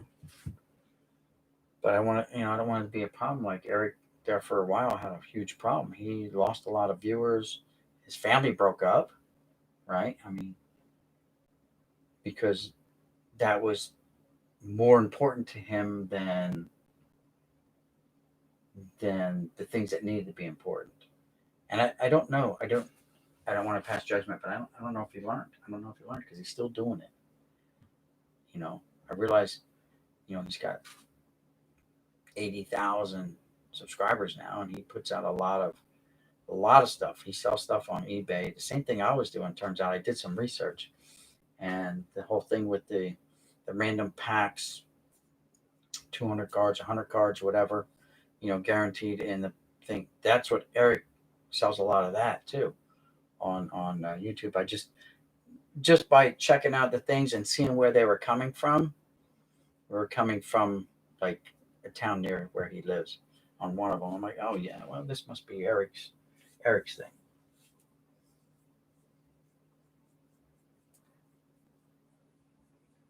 Yeah, it was a sad day for a lot of people. A lot of people really, really disliked him after that. I mean, there are people that just turned away from him because of the breakup of his marriage. Now, maybe it was on the rocks before that, but it became public, you know. And um, he wasn't admitting it to it right away. And then when he did, I guess people felt like he was just making up some kind of silly excuse, like it was his wife's fault. I don't know. I don't. That's none of my concern. I still watch him from time to time, but I enjoy John much better. Have a lot more in common with John. Like I said, I don't have a lot of new stuff, and the new stuff is so expensive. The only way you can afford it is, number one, you have a lot of money, or you have the income that he has from his YouTube channel being built up so much. But again, it took him years to get there too, and within the last 2 years, though, it's really exploded for him. And people like his presentation, his way of doing it. I don't know. I can't be screaming and yelling every time I see a Dave Parker card. Oh my God, there it is. We've been looking for that. See, I can't even do that. I mean, he just screams. You got to be genuine. You got to be real. And maybe that is the way he is. I don't know. But I can't get that excited about a baseball card. That's just Mickey Mantle. I pull a Mantle out of a Yak Pack or something, or then I'm going to be happy. I might just hit the floor, and you might have to get the paddles out. you know. Also comedy. Joking around with people, engaging in the chat, talking to people. Um, Everyone has a presentation. Like Craig B, he cusses on his channel. He mentioned that here tonight. Um, that he's like, oh, you almost cussed. I'm like, yeah, I did cuss a couple times. And you have to watch it because they're kids too, you know. So you got to kind of keep it PG-13. You have to be careful about giving out your wrenches. You know what I mean? Like now, you see all the people that are decent, genuine people. That you can trust them with the wrench, or you can do like John. John used to have a lot of admins on his channel, and I'm surprised he gave me a wrench, really, because but he trusts me, and he's at that point where he doesn't trust everyone. Um, like as far as scammers coming into his channel, obviously he has regular people that he trusts, the guys that are always there. But his approach is different than mine. My approach is, I give you a wrench, and you're just trusted to do the right thing. That's all. And so far, like I said, except for the other day when that one kid came in, begging for the Aaron Judge cards, I'm like, or Mike Trout cards. When I get one of them, I get happy, because I don't have 200 of them. I don't have a stack of, Aaron Judge cards. I got a stack of Herschel, Oral Hershiser cards. I got a stack of Howard Baines cards. Literally, I mean, I don't know if you heard earlier, but literally, there's like 200 of these Howard Baines cards here. Another thing I want to do is my boss told me about. He pays 45 cents a card for common cards. 45 cents a card. Now he orders a stack of them, right? And then the guy sends them. I said, well, the guy's got to make money because he's putting in a top loader or whatever for you. He goes, no top loader. He goes, they're putting them in the jewel cases. Putting them in a jewel case and sending them to them. I don't know if you guys know what the jewel cases are. They're just the hard plastic clamshell things. I'm like, oh, I can do that because I got a ton of those things, right? So I don't know if I have any down here though. No, they're all upstairs. But I'm like, I have a ton of them. And for 45 cents a card, I got lots of cards I can sell. And that's like TTM fodder or whatever they call it. Oh, you need a 90 Herschel Hershiser? Actually, this is 88. Sure, I got one. How many you want? Or you want 5? Okay. They're 40 cents each. Guys pay that. I don't like I seen guys do like John's auctions, right? I seen what people pay in their auctions. I see Donald Blumdahl's monthly auction. I sat in that last auction he had, which was a couple days ago. Is it Monday? I don't know. I think it's on Mondays, once a month, and I think it's the last Monday of the month or something like that. And I saw what people were paying for, his card. Now I don't have $10 cards, but I have cards that people might be interested in. Like, okay, I could put a little thing together, of cards and say, okay, here's what I got. I got this little stack of cards. Start the bidding at $1, but you got to pay $4 for shipping, so it's actually $5. I can't pay for shipping for everybody. I'm gonna pay for shipping for the packs that I'm gonna be giving out on opening day. We'll call it opening day for me. But to just fork out money for everything, I don't know who can do that.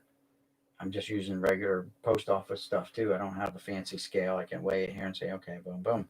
I'm going off with just what everyone else charges. and I got to walk it over to the post office and drop it off because I don't have the machine. I thought about getting it.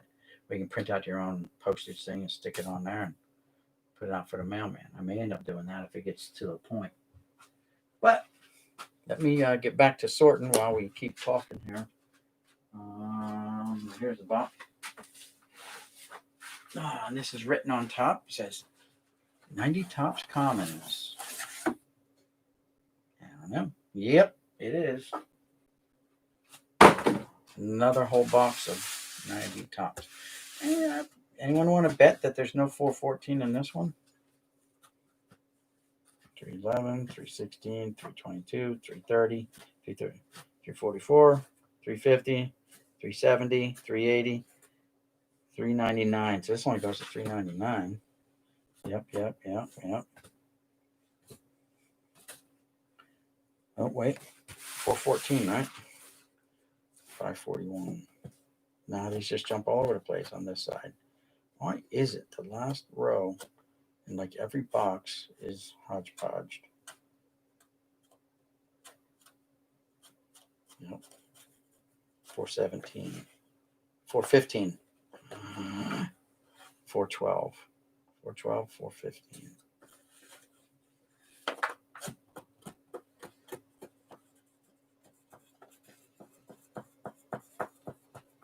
And they go in order again. All the way down to number 9 this time. Eric Plunk. Oh well. There'll be no Frank Thomas today. But I filled up another whole box of Topps just with this.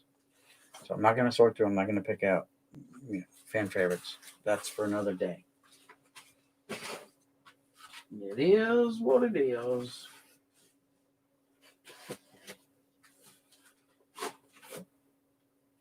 I'm just trying to get as much in here as I can. And when I run out of 5,000 count boxes, then I guess I'll just be putting the regular boxes in there. 3,200 counters.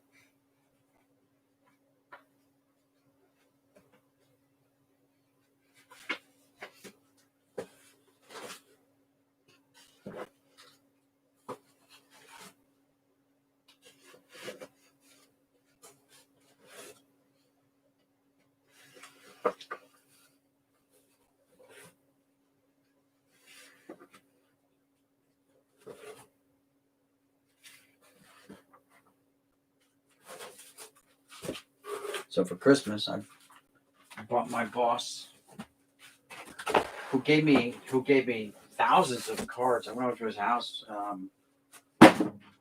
before Christmas, and he had a huge box in his garage, and it was just loaded with cards, boxes of cards, and crap. I don't know where I put them. Crap's not a curse word either. I don't even know where they're at, but so I bought him because he's like a TTMer big time, and he really likes the '83 Fleer set. So I bought him a complete hand collated set of 1983 Topps and gave it to him for Christmas. My other boss is a Yankee fan. We have a lot in common. My two bosses and I both like baseball cards, and my immediate boss is a Yankee fan, and his favorite player is Don Mattingly. So I bought him a 1984 Fleer set.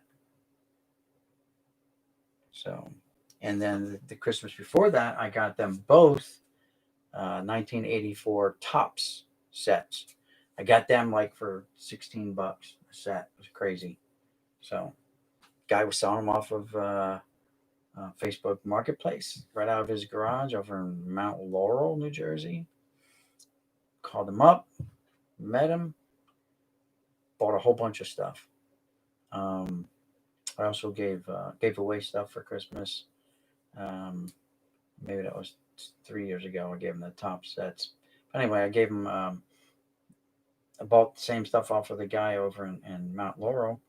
The green classic card games, still in the factory wrapper. I bought 5 of them and ended up giving them all away. I didn't even keep one for myself. I thought I had one more at home.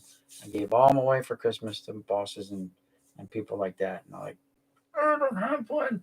So I called the guy back and he's like, I sold them all. He had a whole case because I sold them all. I got it for like $10 each or something. It was ridiculous. And they're going for 30 some bucks on YouTube or on eBay.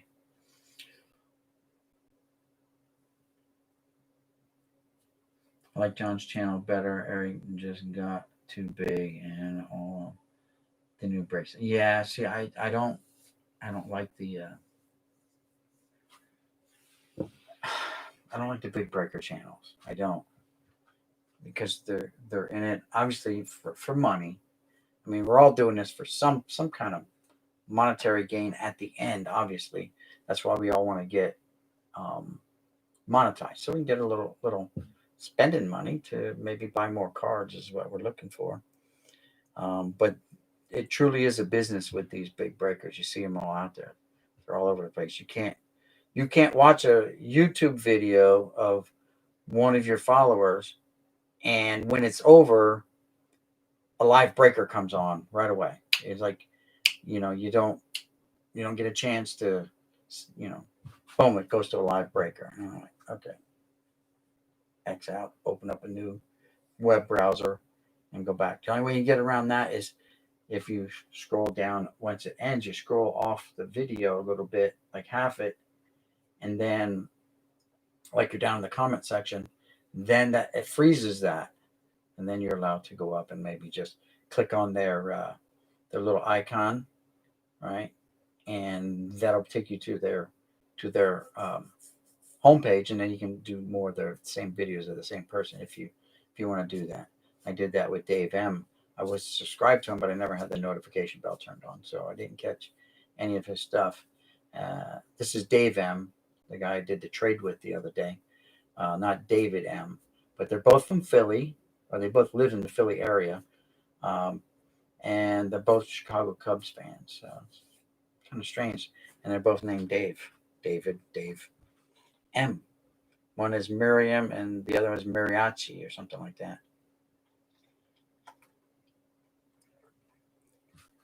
So,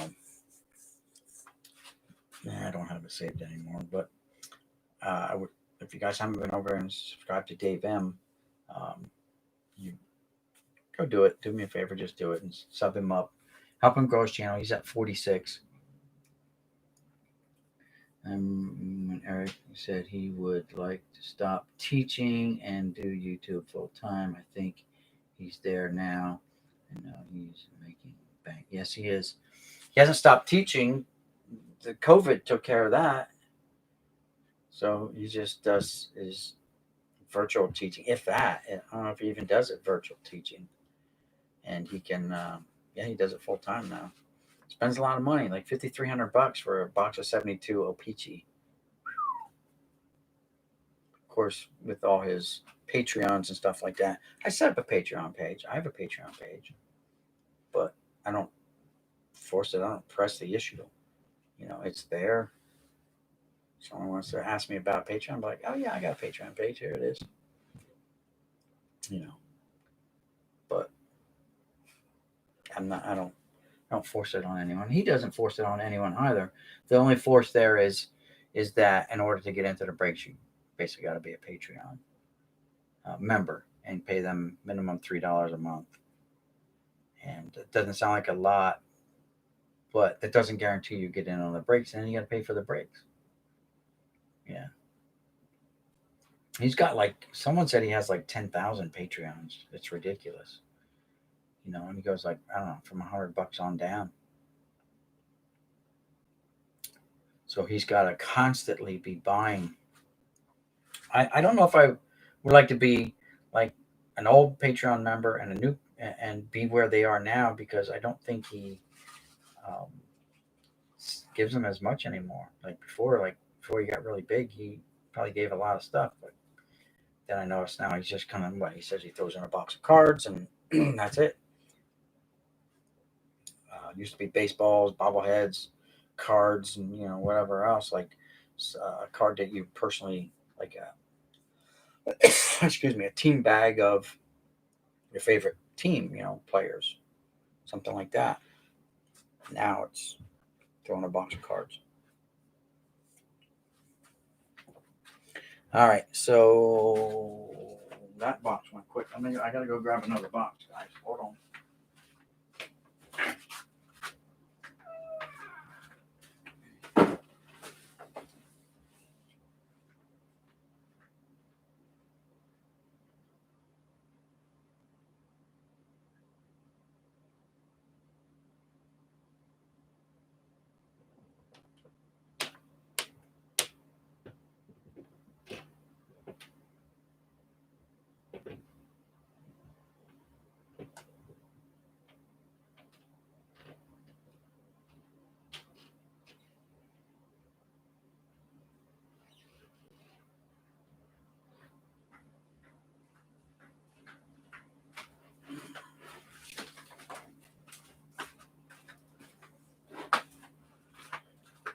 Oh, I don't remember what this is from. I'd have to go back and look at my own videos to find out where this came from. This is probably a combination of two different ones. Like these were from the Vineland lot. This is sitting in the Vineland lot area, but I don't remember getting the bobblehead, Cliff Lee bobblehead from Toyota. I remember where that came from. I mean, obviously it was in something. What's this? Oh, 2 Cliff Lee bobblehead dolls. Pretty hefty though. That base is pretty heavy.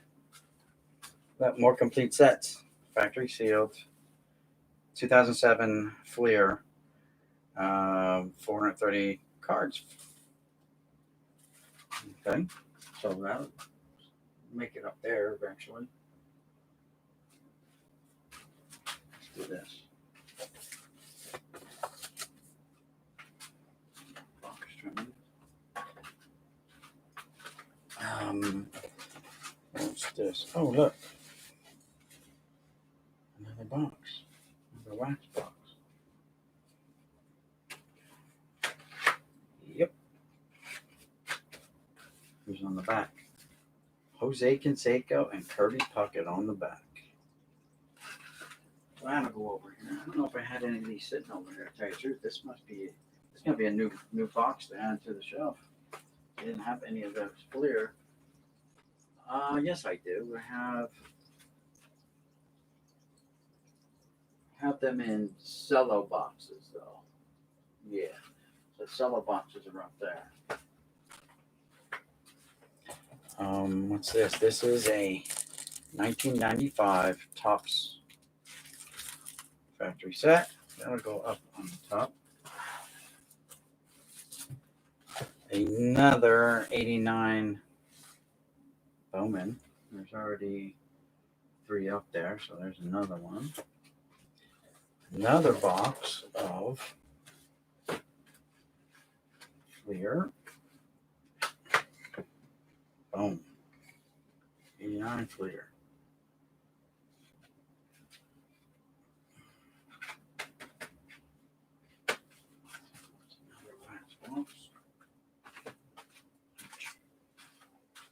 Oh. Cello box. Oh. Roberto Clemente pin. August 18th, 1934, December 31st, 1972. In memory of a courageous human being, Roberto Clemente. Pin. Nice. It's intact. So this goes up here somewhere. Just put it there. And what else? 2001 complete set of 790 cards includes series 1 and 2. 2001. Got the checklist right there. So, and that's what was in that box. So that was not actually what I was looking for, but grabbed it. It's in here. It says 85 Donruss, 600 cards. Yeah, there's 85 Donruss in here. Ooh, one miscut. Mike Marshall.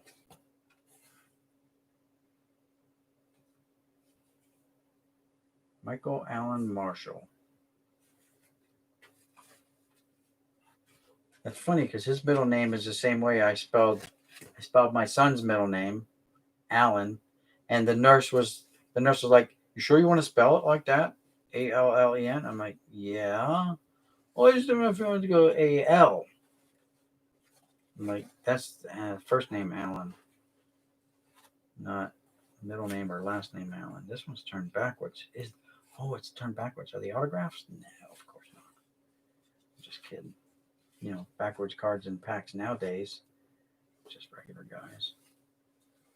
Very nice though. 600. Not a complete set, but it's 600 more than what I had.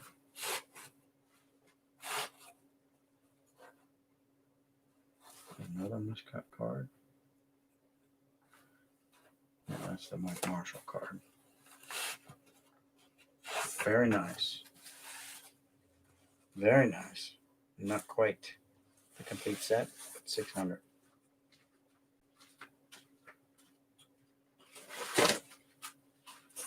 In there to be sorted later. I'm gonna have time to go through and pick out the Hall of Famers, all that good stuff.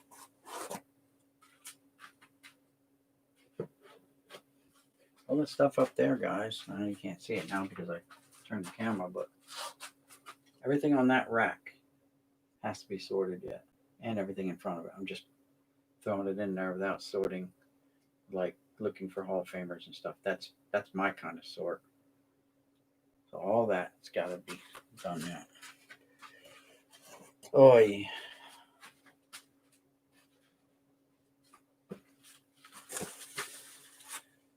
Been in there a while. That's like yellow.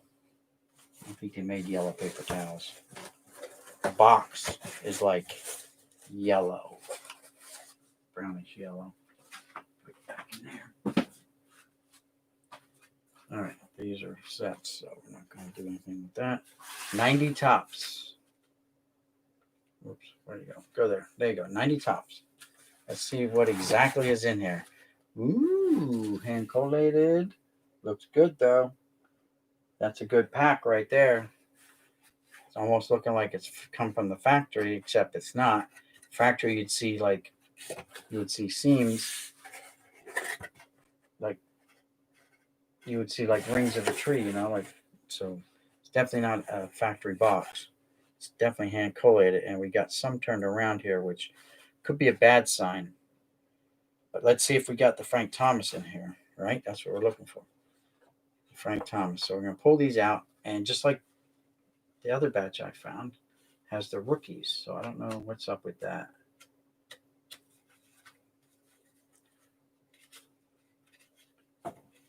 Kevin Brown. He might be the big rookie in this set. I don't know.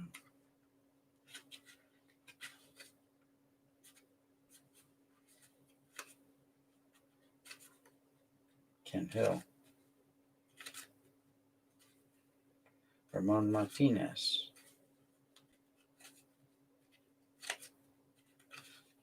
Kenny Rogers. David West. John Wetland. Steve Wilson, and the last card is Craig Worthington. Yeah, no really big names there, but 33 of 33. I don't think there was 33 cards there. No, so some of them were missing. All right, so we're going to check for the famous card number 414, right? And they're not in order. Son of a gun. 419. That means we got to go hunting if we want to look for it. Let's just do this, see if they appear to be in order.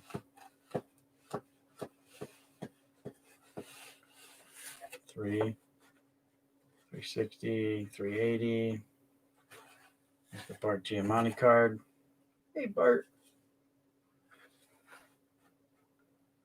416, 415, 413. Are you kidding me? That's curse-worthy right there. That's worth cussing. Look at that. No 414 in this box either. So it's not a complete set. Dang it. It almost looks full enough to be a complete set with what I took out of it. But it's not.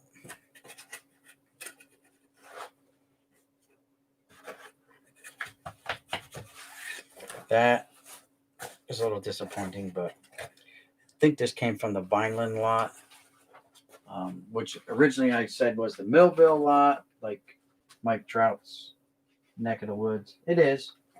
They're neighboring towns. But, yeah. So, just going to put them in here. Now this little box, I reckon.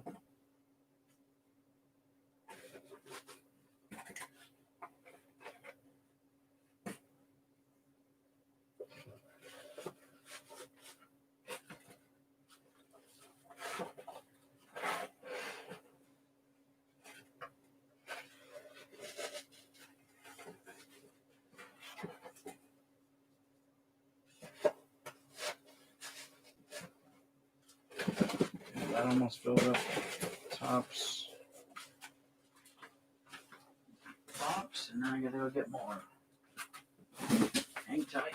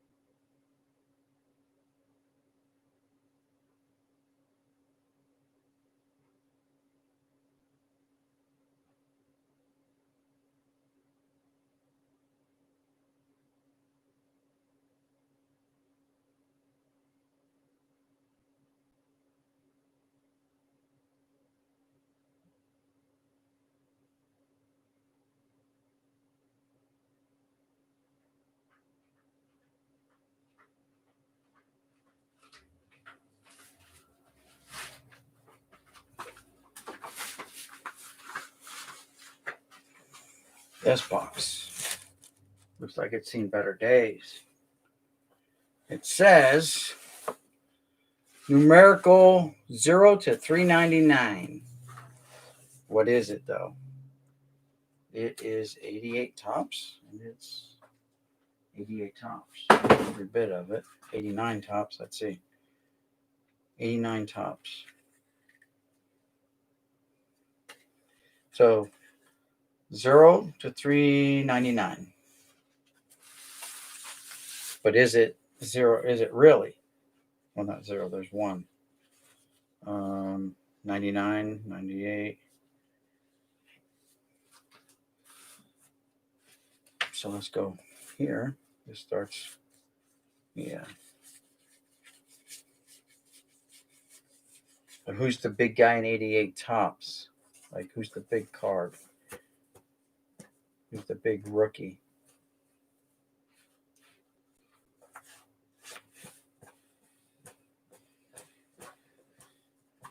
Is it Glavine? And what number is he?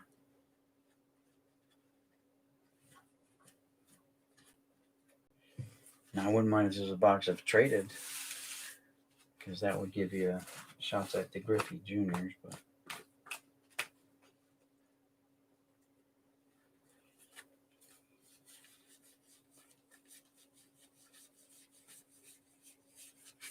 I'm just wondering who the big card is. Let's see. Who's the big card?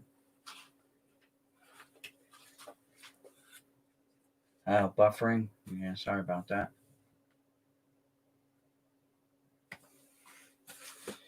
All right. Well, I don't know who the big guy is. Look it up real quick.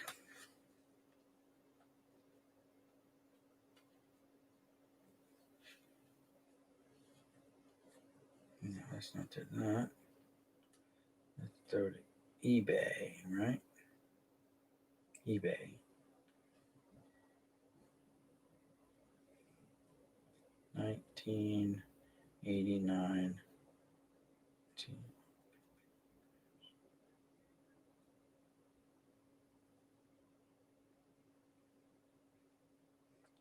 Oh, okay, so it's Randy Johnson. Griffey's in the update set, but I don't think Johnson is. Griffey is. Randy Johnson, what's his card number? Number 647. Okay, well, it's not going to be in this box. He's also in the update set, too, Johnson is. Interesting. So Sheffield would be the next one. And he's card number 343. So, yeah, we should have a 343. 350. 351.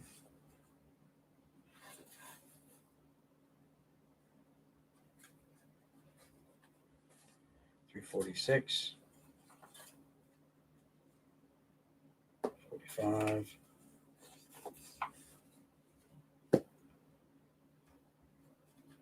342. 342. We're going to have a 343. Nope.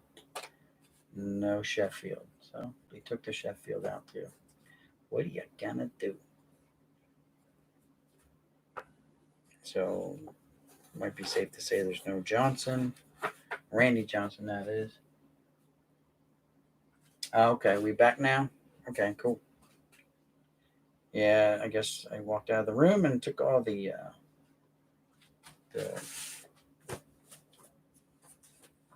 internet with me.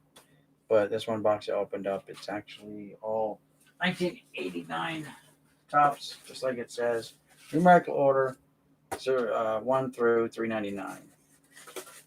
And that's what it is, but it's missing this Sheffield. And this is going to just fill up that tops box if I do it. I did a whipping, but I'll do it.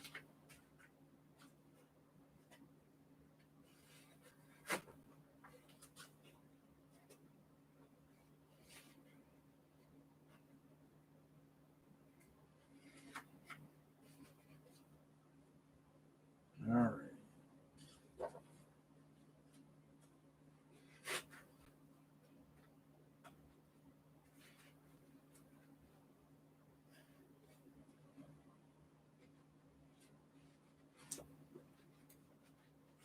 All right, put a few in here, and then I got to do another tops box. So tops are dominating my warehouse here.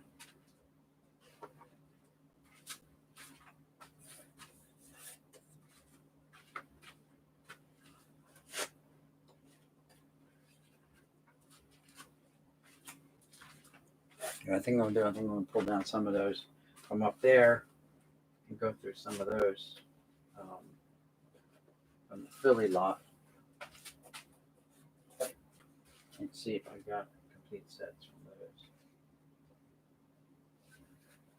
All right, that fills up that top spot. Time to put a marker on it.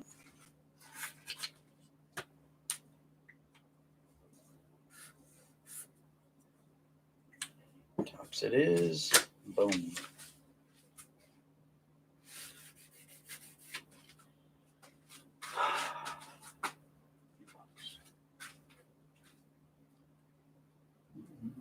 Running out of boxes.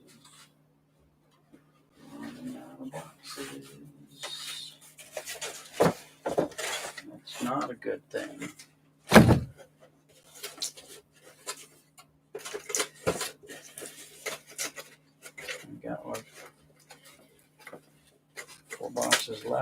counting this one.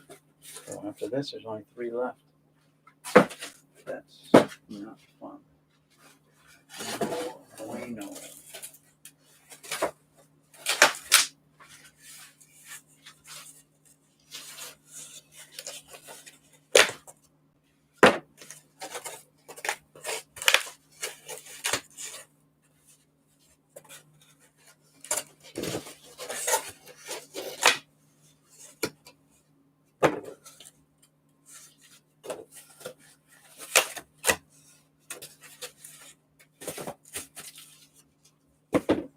All right.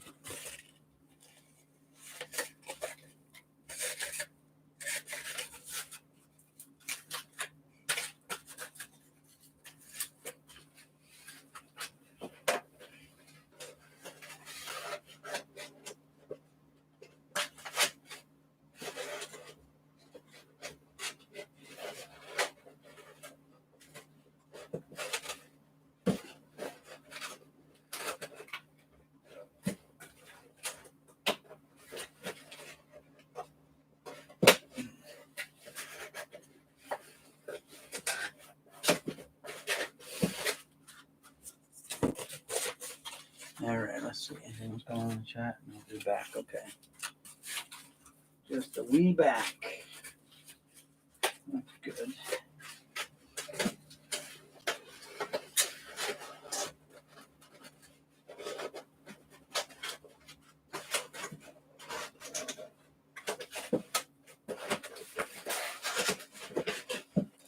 You know, originally this was going to be like a no chatting thing. Like sometimes you can tune in around the world, like the aquarium, like the National Aquarium in Japan or something like that. My son showed me some of this stuff.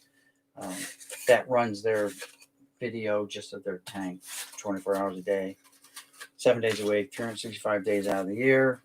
I'm like, that's kind of what this was going to be. Just a, hey, if you guys want to tune in and watch, we'll just walk around in the room and see some of the process that I do. Yeah, good. But I have to stop and engage. It would be rude not to.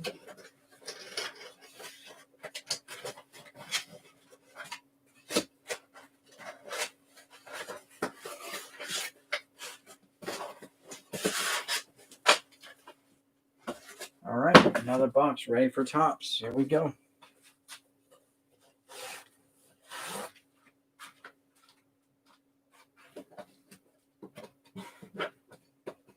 I hope this makeshift shelf I made holds up. It's not anything but milk cartons and about not even half-inch plywood.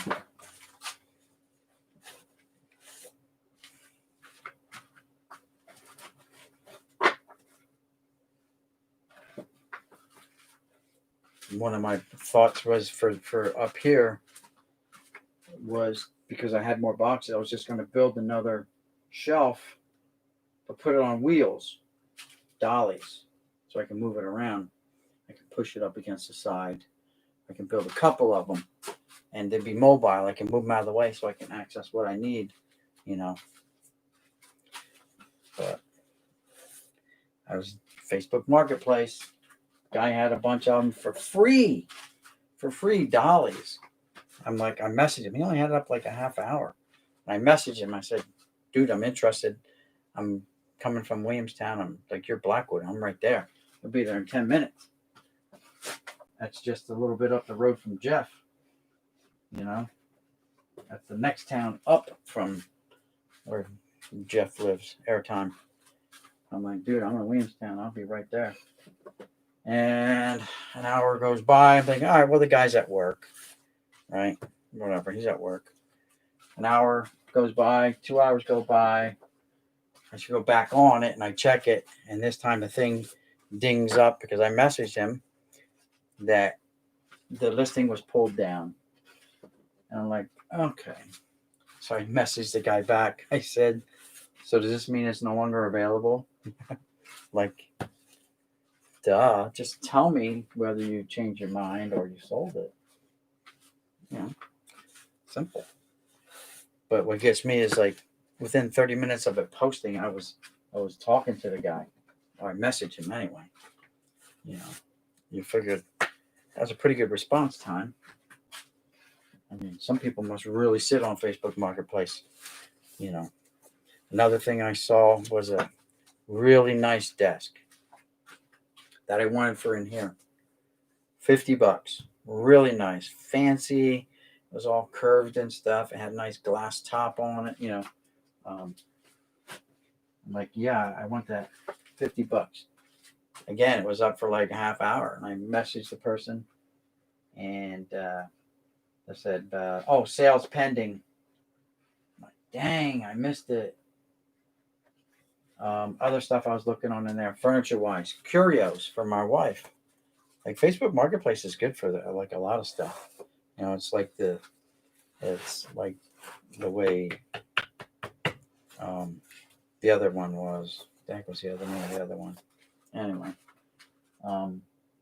Craigslist. So it's like like Craigslist. And I'm looking for curios for my wife because my wife collects salt and pepper shakers, and she's got, oh god, over 200 pairs or whatever. I mean, it's ridiculous what she's got, but she doesn't have anywhere to put them, like in curios. You got the one curio, and it's filled. I filled it to the brim by going to flea markets, picking up salt and pepper shakers for her. This one vendor at the flea market, I bought literally every salt and pepper shaker he had. There was 20 sets he had there. You usually get them for like $1 to $3 a set. I'm like, how much for the whole box? Just want the whole box. And I'm like, I'll give you $20 for the whole box. They're like, okay, boom. And came home with all these things for her, and you don't know what you're getting. You got to be an expert at it, kind of like cards, you know. So I didn't know what I was doing. I just picked up some. Sometimes you might get a good one. Like plastic ones you wouldn't think would be any good, but actually some plastic ones are from the 60s and the 50s, and they're more expensive than the fancy glass ones you get now. So I look for ones that like made in Japan or occupied Japan. They're usually stamped on the bottom. Plastic ones that look like they're from the 50s or 60s, spacey looking things, um, they're sometimes worth money. But my wife doesn't do it for the money. She does it for that's her thing. Like I do cards, she does that, along with playing WoW. All right, so let's see about getting some boxes from there. Oh yeah, here we go. Only because this is from the Philly lot that I bought off this elderly gentleman. They were his kids, and his kids didn't want them anymore. They told him to sell them. Now I ended up going back a couple times, and the total spent on this Philly lot was like $340. So, and a lot of stuff I just couldn't see. I'm just like, okay, I'll just take it, and I'll worry about it later. So that doesn't say anything on it. This one says 1991 score. I don't know. What's this? It just says number 10. 10, and this box says a 10 too, so I don't know. So definitely score. I see Nolan Ryan. I see Dave Justice.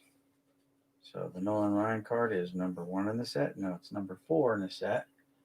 But there's Nolan Ryan 4. Is that Bo Jackson?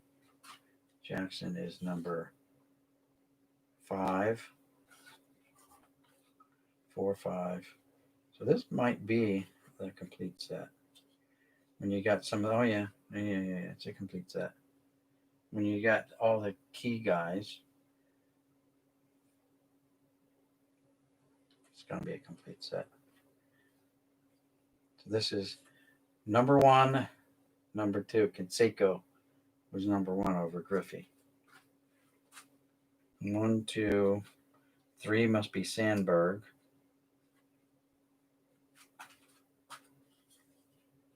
Yep, Rhino's number 3 in the set. It's upside down, but there's 3. 3. 4 is Ryan. 5 is Jackson. Yep. So this is a complete set. Very nice. So I'm not going to break it up. It definitely appears to be a complete set. Let's see, where does this stop at? 26. Then it goes 800s. 800 and 880. So 26. Gene Nelson is 400. What's going on here? Now I'm not so sure it's a complete set because the numbers jump. I got the first 26 cards. Looks like 19 through 26. Let me change the camera angle so you guys can see what I'm looking at. Mr. Camera Angle, if you please. Boom. Boom. So it's a little weird angle, but got the first 28 cards here, upside down. And the key cards, you got Canseco, Griffey Jr., Sandberg, Ryan, Jackson, and then it goes downhill a little bit. We got Will Clark, Joe Carter, Ricky Henderson. Going downhill a little bit. It's hard to beat those guys right there right off the bat. So there's 1 through 26, and then it jumps up to the 800s. 839 through 880, which is the Dave Justice Award winner, or Rookie of the Year. So what is in between here? Like, why are they all goofed up like that? 700s. Yeah, 55. So I don't know if this is a complete set, but I won't know. There's a Dave Justice base card. And that's card 55. Oh, here's 27. All right, 27 through 55. Looks like it. So maybe, let's see. No, and it just jumps around again. 682, 689, 700s, 723, 723 there. But 722, oh, that's 122. 23, 25, and this card is stuck. So there we go. So 23, then it goes 25. So the numbers do jump around. 55, 56, 57, 58, 59, 60. Then we're in the 100s. Dang it. It'd be nice not to have to go through this. Now I'm going to have to go through it.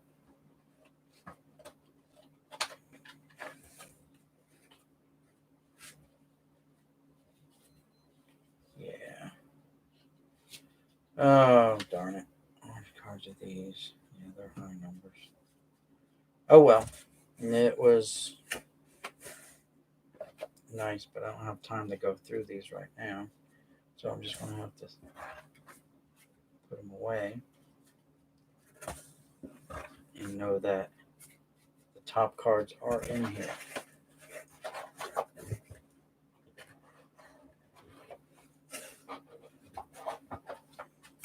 So what can I write on here? All right, 91 score complete with a question mark.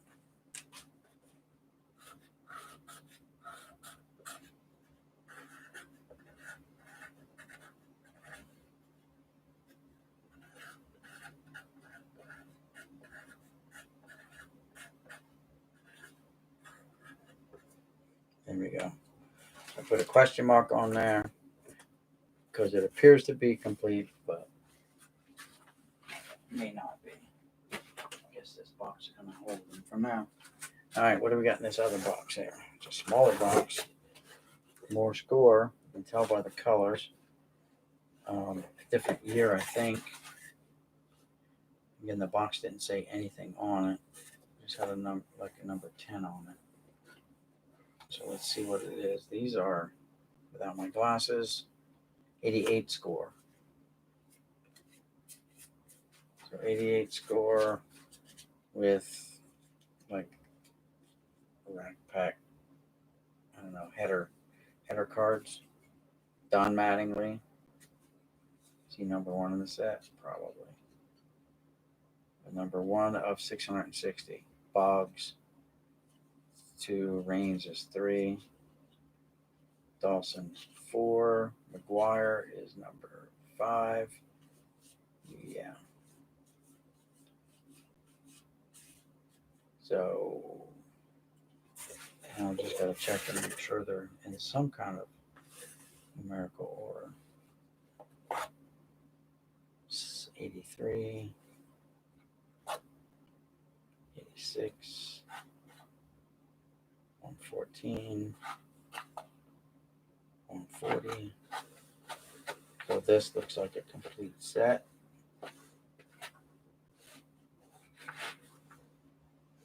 Highlight cards in the back.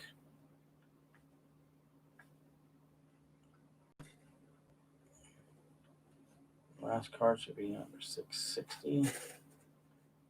Here's 646 of 660.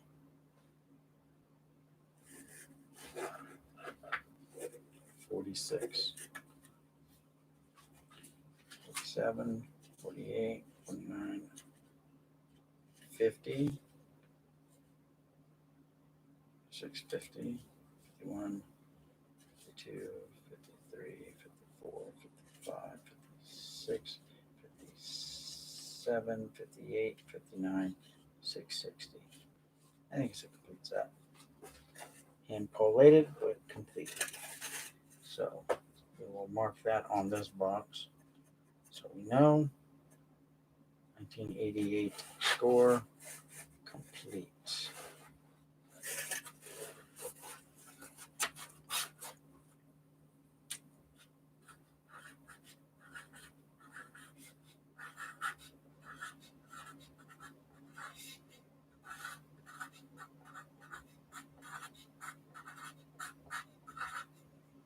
There we go.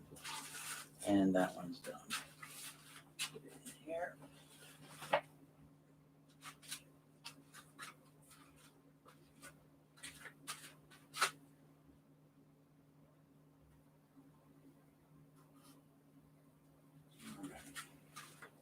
What's in this next big box here? Check the chat. What's going on here? We're back.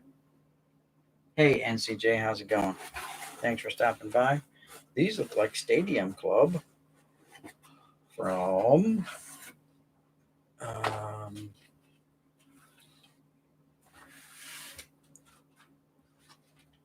91, so 92. 92 Stadium Club. Card number 856, 57, 58, 59, 60, 61, 62. So it looks like these might be in order as well. 881, 896, 97, 98, 99. Little stickage. 900. So probably a complete set here of I guess Mountain Gorilla is off. No channel. What do you mean? What's wrong with Mountain Gorilla? Yeah, I haven't heard from him in a while or seen him in a bit, but something going on with his YouTube channel or something?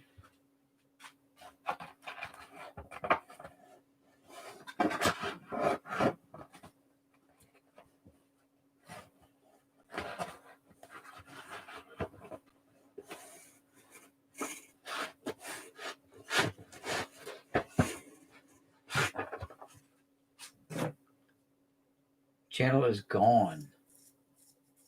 Oh, you just searched it up? Interesting.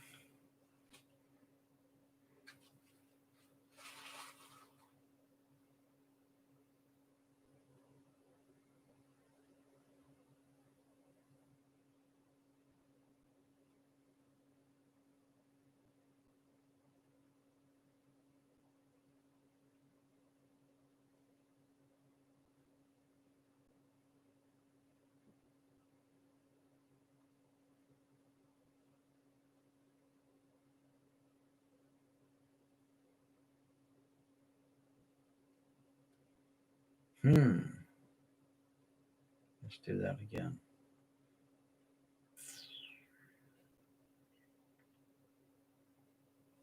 Search.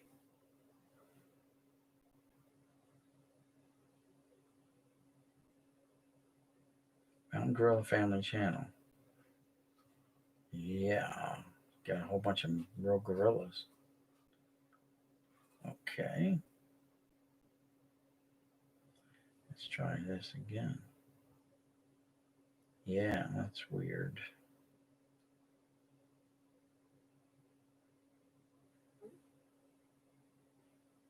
Mountain Gorilla Family and Friends, Mountain Gorilla Family Channel all run together. No, comes up with the same thing, a bunch of gorillas. Interesting. Is that what you're coming up with too? Is that what you're finding?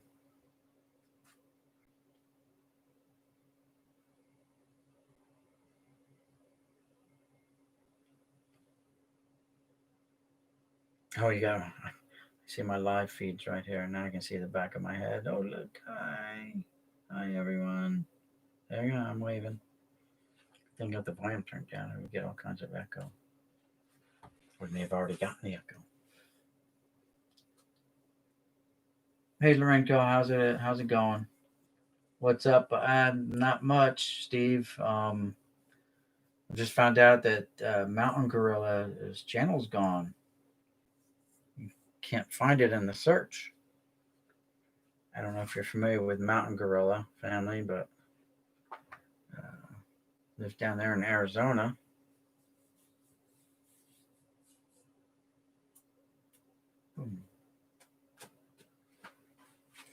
What's going on here, though? I'm just going through some of the stuff that I picked up from the Philly lot. The stuff that's on top of that rack there, all those like 900 count boxes. Just going through them, trying to figure out what's in them. Supposed to be some. The guy said there were complete sets in there. Not all of them ended up being complete, but this appears to be a complete set of. As what I say, these are 92 Stadium Club. It says 91, so it's 92. Here's the Cal Ripken. We'll do the Vegas sort on these. That didn't work too good. Mainly because they're a little ticky tacky. Joe Carter.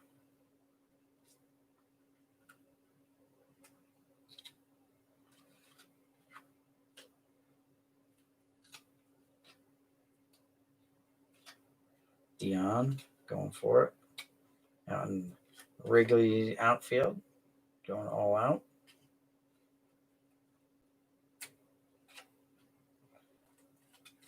David Cone at the bat. Chili Davis. Chillin'. So ticky tacky, but I'm going to say, yeah, they're probably all there.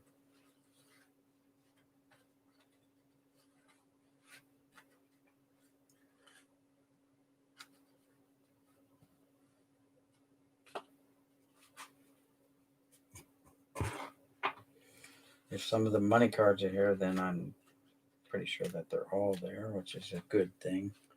Because I've opened up one box of score that the money cards were gone. So even though they're ticky tacky,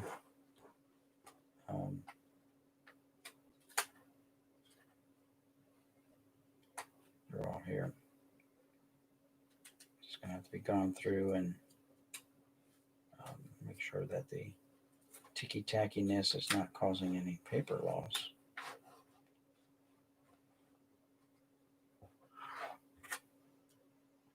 Because, I mean, that's a padded thing they're landing on, but they're definitely a little stuck there. And that could be causing some paper loss, which would be unfortunate. Oh, that's good.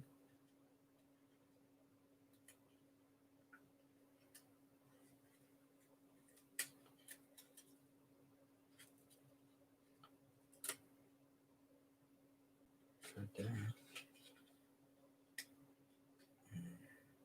So these were sitting in the guy's attic for years, over in Philly.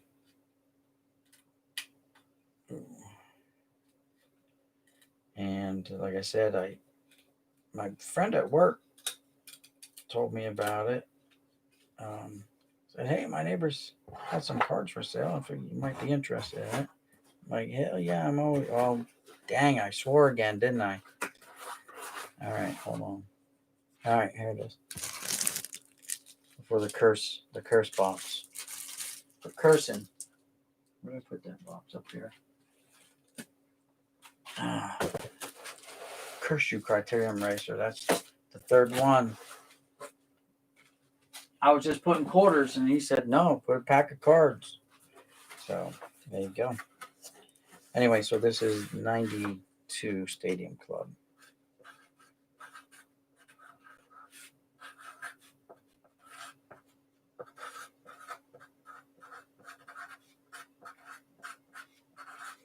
'92 Stadium Club, complete. I'll double check it later on.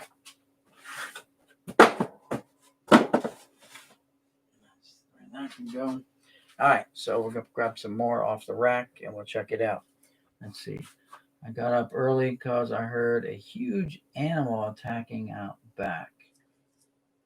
There was at least one cat and something else, but it went on for 5 minutes. I know 2 nights ago, raccoons tore up the trash and ate the remaining extra hot wings, bones, but apparently they don't care. They don't. Just wonder if you got my message. Trading some baseball for hockey. I may have gotten it. I kind of just maybe slipped my mind there, Steve. What was it? What was it about again? Trading baseball for some of my hockey, right? Okay. As you can see, I'm still digging stuff out and putting it out here. So a lot of my hockey and stuff is buried, and even out here, they're buried. They're in the far corner there, and there's a stack of like. It's not all hockey. It's all there's some minor league baseball there. There's football. There's basketball. But there's 1, 2, 3, 4, 5, 6, 7, 8, 9, 10, 11, 12, 13, 14, 15, 16. Over 16 5,000 count boxes there. Looks like 17 and a 3,200 counter. So a lot of sorting would need to be done. I will get to that eventually, but I gotta get everything into the garage and out of the house. The wifey wants her house back, and I understand that. I did have them kind of all over. Low battery. Let's turn that off now, I guess, before my phone goes totally dead. All right. Close this all out.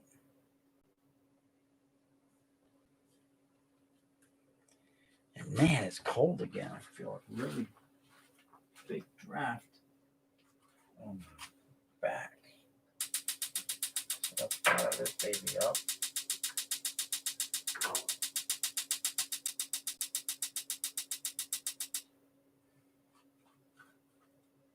Okay, once we get that going. Oof, there we go. Oh, I have fire heat now. All right, so this is 92 score. Oh, we'll see. Filling a flat rate and sending it your way for some hockey. I hear you on sorting, looking good. Yeah, I got a lot.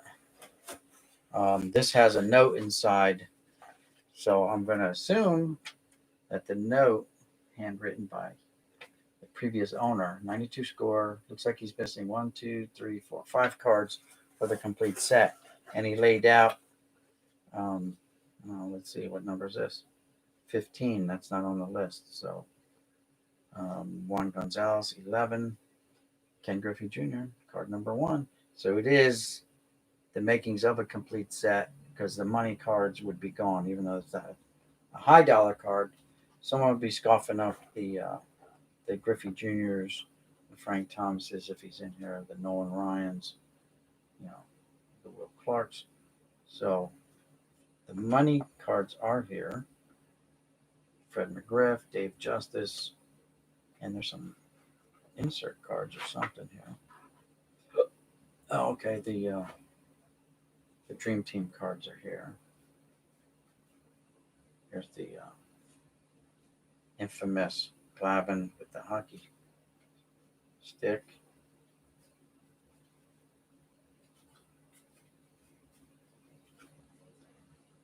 BGO, it's a cool one.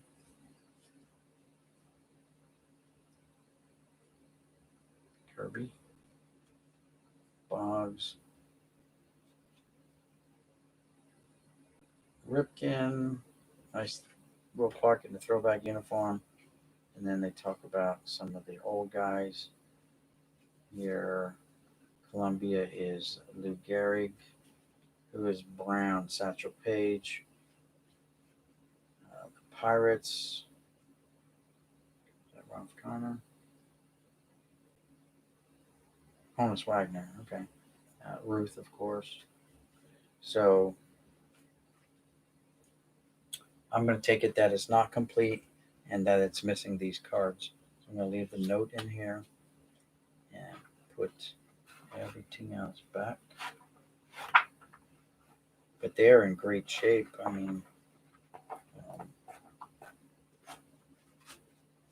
just all the corners just line up like it, like it's a factory box. I mean, obviously it's not. It's a hand colored box, but these cards are pressed in here, put in here, right out of the packs, and they're nice and crisp. There's no uneven edges. There's a little fading. You can't see it because the lighting's like overexposing this, but there's a little yellowing. But I think that's just age. Yeah, I can't smell. I smell cardboard. I don't smell like it's cigarette smoke or anything like that. So it is an 80.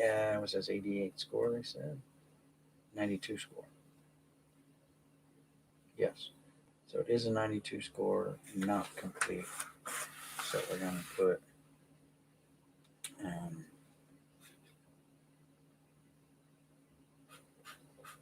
not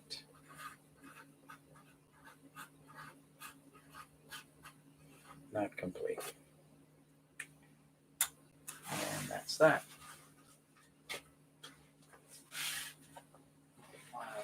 Box there for now. What other ones do we put down here? Again, this Philly lot, I ended up paying like $340 for. Well, that's like 90 Dunross with all the red mustard colored cards. Let's just check the back. A Bart Giamatti. He had another Dunross card too. Let's see. This goes to 715. This is a non-numbered card. 716. It is numbered. Sierra All-Star. Cal Ripken All-Star. Goose Gossage. I'm just looking to see if there's any All-Star Era cards. So far, not.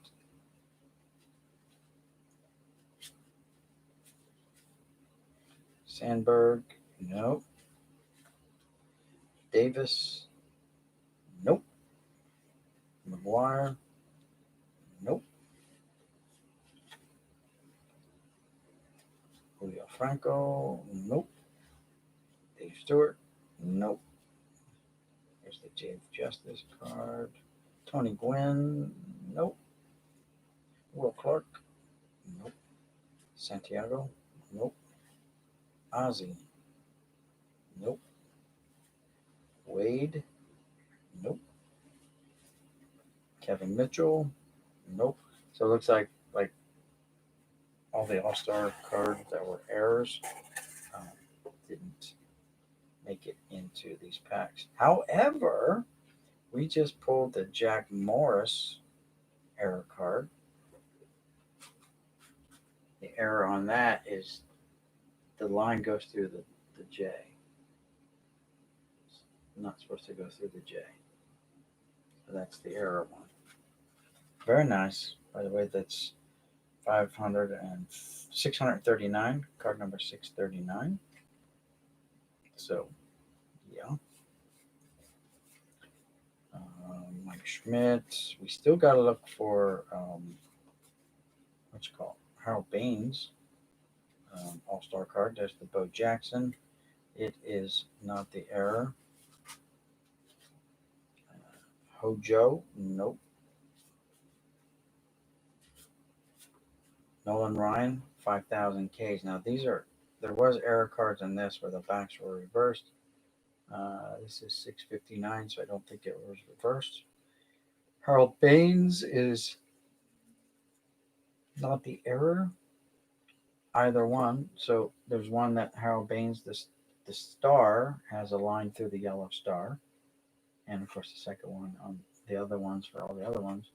Instead of saying All-Star Game performances, it would say recent Major League performance, which would make them the error. This is the corrected version. So that's that. Russell, nope. Nolan Ryan. There is another error, I think, on the Ryan card. The stripe is missing or something like that. Just this black stripe. Something like that. Or I think there's one that says the Diamond King statement is missing, something like that. But this isn't it. Kurt Schilling and Schiraldi, so 650, 665.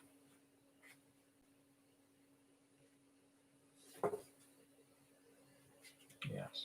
So these appear to be in order.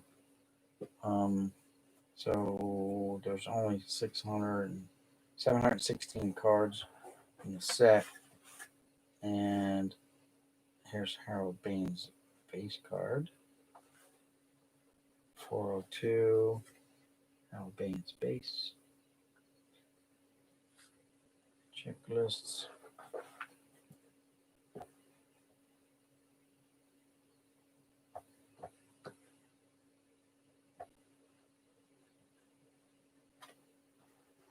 Just trying to see what other cards come up. I saw Roger Clemens.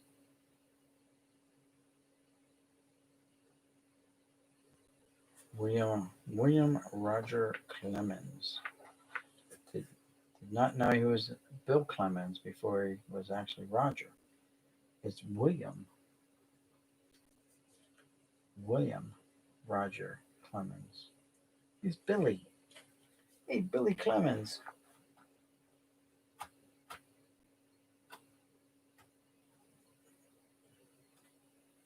think that was Bonds. Let's see what Bonds was that. Smoltz. So we can look for the Diamond Kings, the ones that has the Schmaltz Glavin flipped. How about some Barry Lamar Bonds? Lamar. Hey, Lamar. Jose Canseco doesn't even have a middle name. He's just Jose Canseco. No middle name.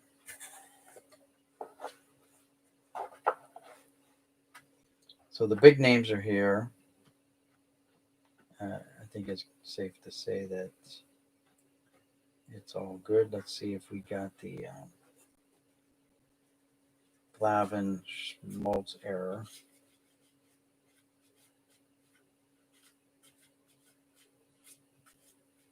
Oh, oh yeah, that's a Schmaltz one. Tom Glavin with the Schmaltz. So there we have that error card in here. So some people are like what they would call master set builders. And a master set builder would include the error cards and the corrected versions. Those guys are master builders. I'm going to be a master builder one day.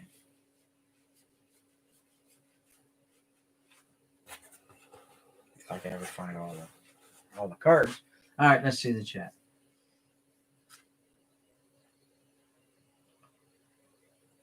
On screen, we spotted coyotes and bobcats coming through the yard last summer. A mountain lion, that's dangerous. Yes, bobcats have the stubby tail. You got coffee going? That's good. Dave Durango isn't on anymore, but channel is still there, but no post since Eddie Van Halen passed away.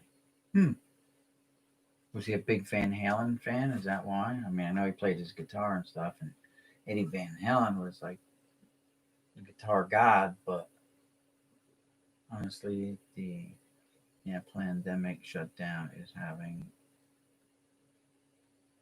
irreversible effects. Yes, on people. Uh, Depression. What other? I noticed with my son and daughter-in-law, because they're doing homeschooling with two kids, a 3-year-old and a 5-year-old, doing homeschooling plus working the jobs. Thank God they have their jobs. My son's job is essential. My job is essential. So we've never shut down.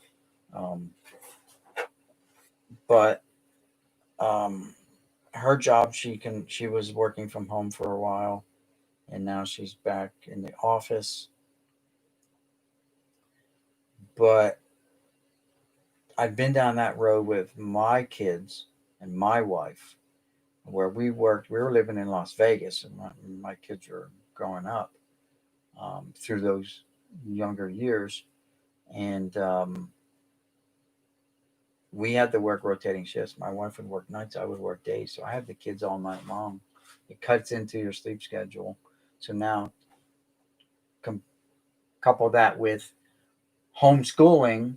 When you come home, you can't take a nap. You got to go through the homeschooling. You got to be there with your kids and help them understand what the teacher's trying to teach them.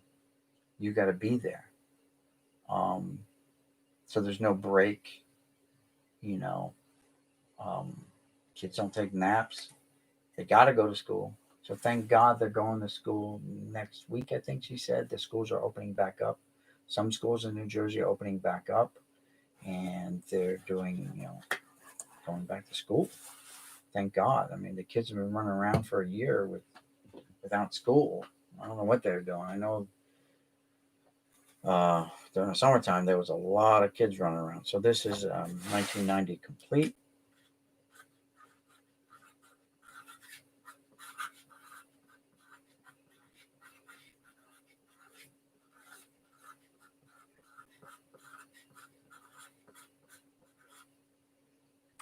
So it's rough on families.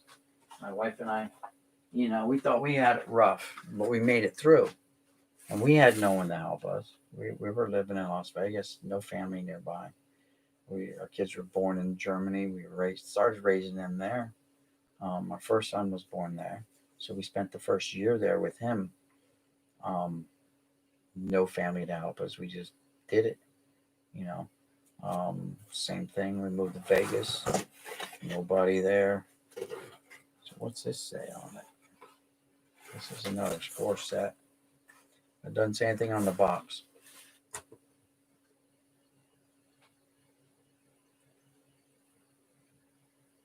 The Granite Run Mall, Berkshire. Every mall is finished. King of Prussia Mall is fatally wounded and may never reopen. Exactly, like even these mom and pop shops. Um, Honestly, the pandemic shut down. I mean, yeah. Um, Sonic, at least 10 Sonics to start. You talking about like Sonic burgers and stuff like that? I don't do like that. I'm from PA, but I don't remember Sonics. I seen Sonics out west when I was out there in Texas. I saw like a Sonic burger. Um, but yeah, it's affected a lot of people in a lot of different ways, and depression is one of those things. But um, all we can do is tens of thousands are out of work just from King of Prussia being closed. Yeah. Again, I'm lucky that my job, we have government contracts. We build helicopters, so we can't shut down. We couldn't shut down. We've had guys get the vid and be out of work, and guys had to quarantine. And I heard one guy who's like 59 years old did pass away from the vid, an employee there. Um, but um, we keep working. We kept working. We didn't shut. They shut down early on to sanitize everything, but been open ever since. They only shut down for like 2 weeks, kind of quarantine everyone, and then like, okay, now come back to work. We sanitize everything. Everyone should have been quarantined. Everything's clean. Let's go. You're clean. Everything's clean. You shouldn't be running around. You're quarantined. They paid them while they're quarantined for 2 weeks. So it was like, we're paying you. You got to stay home and don't be out running around and getting the vid or anything.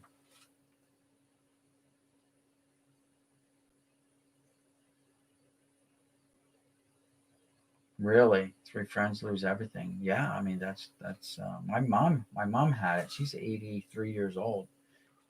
She lives up above Allentown, um, and she got it. I'm like, Ma, how'd you catch it?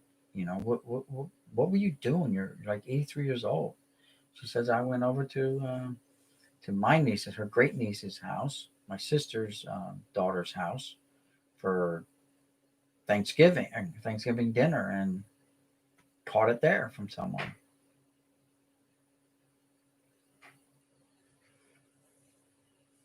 So it is. It's nuts, and it's not going to get any better, guys. And I just don't see it getting any better. I mean, Biden wants to mask mandate for 100 days. Yeah, I mean, we've been wearing masks. I wear a mask all day long, every day. I take it off to eat, and you know that's part of the requirement for my work is I have to wear it while I'm at work because we're in close proximity. I got a guy standing right next to me, like all day long, working, installing parts, building helicopters. Um, so, so this looks like a complete set and very nice. I mean, like the corners are so sharp on this, and card number one right there. You see him? It's the Conseco.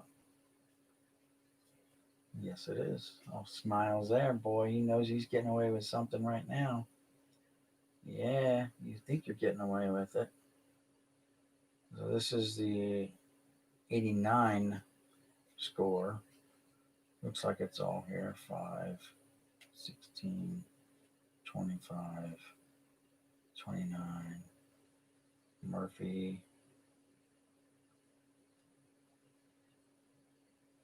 40 is Tim Raines. So I'm going to mark this down as a complete set because it certainly looks like it. 1989 score, complete set. Hand collated, but still nice.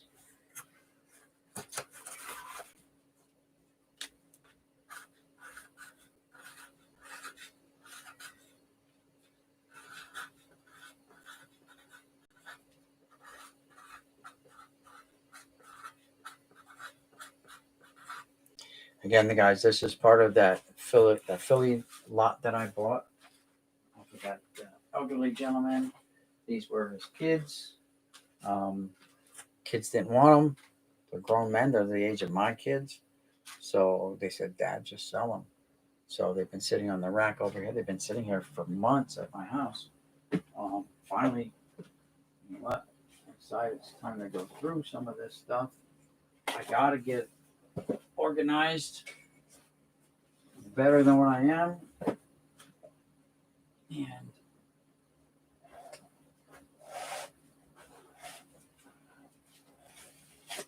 I don't want my wife to be harping at me. Excuse me, I'm stretching over all this stuff. She gave me my marching orders this morning. Said to start moving more boxes into here. So that's what I'm doing. And I just figured, you know what the heck, I didn't plan to be chatting or anything like that. I was just I originally had the camera facing that way, away from the desk here.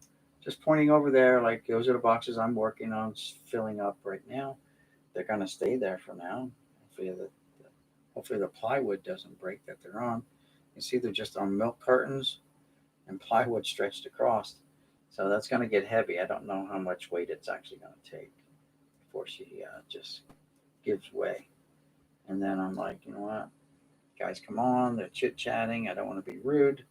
So we'll just kind of look at cards and stuff. Like I pulled in a box from, I don't know if you guys were here. I pulled in a box from inside the house. That was part of a purchase I made. I forget who this came from. Here's a complete set here. Complete set of 89 Bowman. Complete set of 95 Tops. And a complete set of 2007 Fleer. That'll go up on that rack with all the other complete sets that are up there. I'm going to have to restack that though because it's going to be holding a lot more.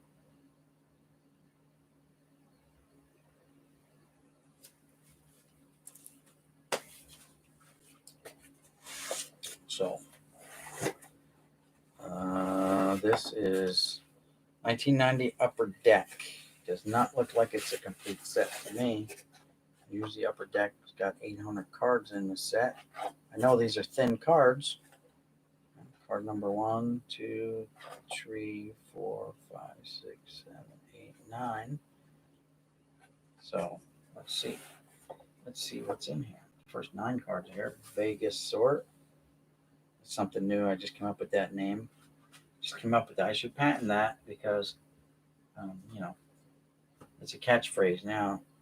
What kind of sorting do you use? What's your sorting method? I use the Vegas Sort. Just lay them out. Fan them out like that. Boom. Got the Deion Sanders. Rookie. So we're looking for, is this the year with, we got 2 Blaine Beaties in here. That's not good. So we made it up to like 9 cards, right? 9 cards. 10, 11, 12. Deion must have been 13, 14. David West, 15. 16, 17, 18, 19, 20, 21, 22, 23, 24, 25, 26, 20. Whoops, 3, 4, 23 twice. 4, 25, 26. Here's Bo Jackson, by the way. Waving hey. His best all-star card.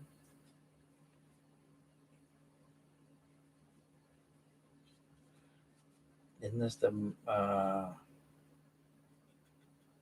you call it? Big Ben error card?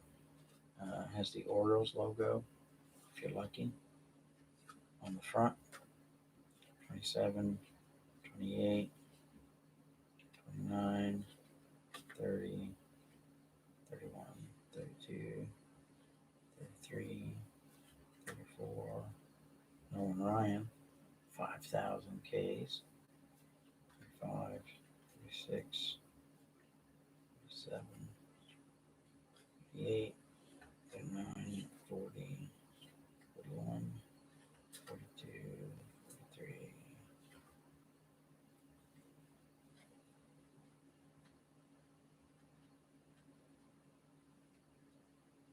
Uh-oh. So I go all the way up to 48, and then 49 and 50 are missing. That's not good. So it's not a complete set. 49 and 50 are missing. Who are 49 and who are 50? 51 and 52 and 53 are missing. And it's not the error on the Ben McDonald, it's the corrected version. So this is not a complete set.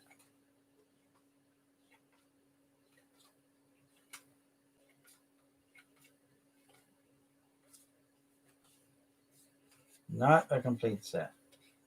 So that solves that. Unless they're just mixed up in here somewhere, but I don't think so. I think it's not complete.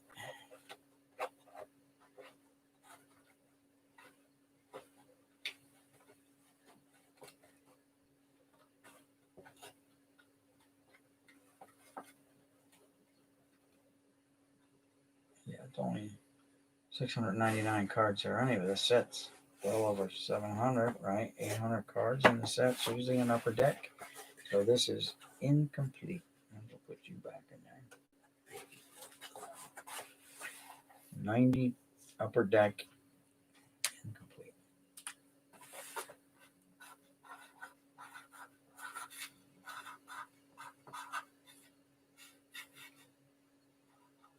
Question mark. But I know it's not complete. All right, next, let's check the chat. No fear Biden will pay. Still have money now. I may not 1 year from now, or even 6 months.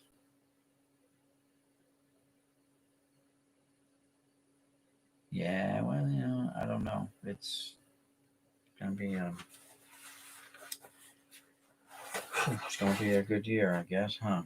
One to make everyone nervous. Like, I don't own guns or anything like that, but I support everyone's right to bear arms if they want to, the Second Amendment. And that may go away. They may try to, I know it may seem hard to believe, but there's that possibility that they could try to take all the guns away. I mean, the Second Amendment is what protects all the rest of our civil liberties, is the fact that they know we have the guns. And I mean, we, the people, I don't own any guns, and can, stand up for ourselves if we need be. But they may try to take all that away, from, and people they don't want to lose that. That's their right given to them by the forefathers of this country. Should not be taken away by, other people that have whatever their agenda is. I don't know. It's just messed up.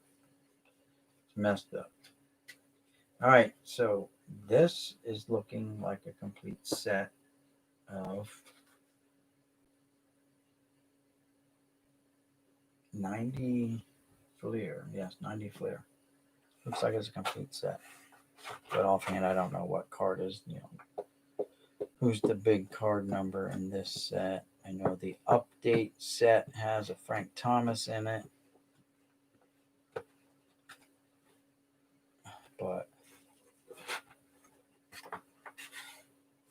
there's Kevin Moss. Not that they would take the Kevin Moss card out of here.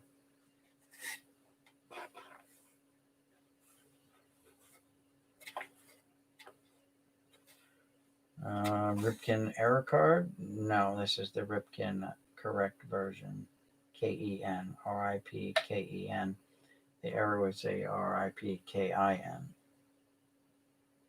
So that's spelled correctly.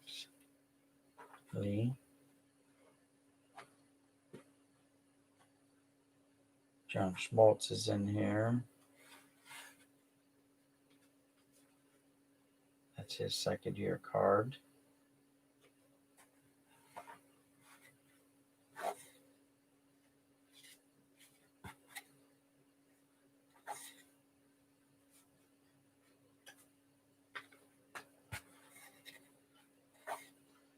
Dave Justice is here. There's the Justice card.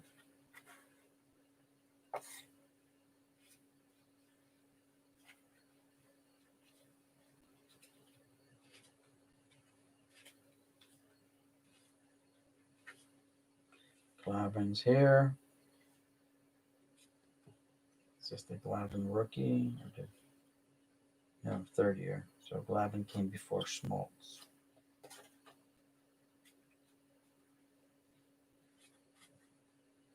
I'm thinking it's a complete set. Here's the checklist up to 660, 57, 58, 59, 60. 56, 55, 54. I'm thinking it's a complete set.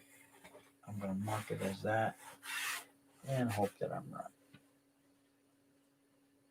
Down the road when we go back to verifying this.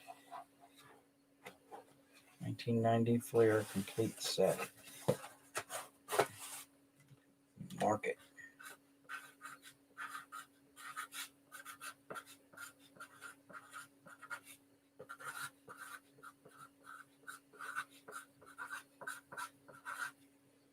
Okay, that's that. Let's see. This is nothing more than the effects of that 2008 was a precursor to this. Well, America, we thought we had actually died when NAFTA went through 25 years ago. Yeah, I heard that. I heard they shut down all his stuff. The media places, media outlets did. Twitter, all them.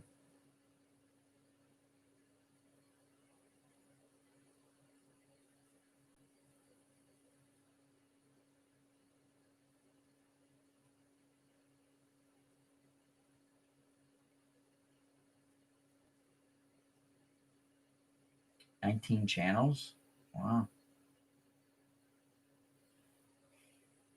I heard they also shut down what's that other alternate site, like to get off of YouTube you can go to this other one. I think it began with a P.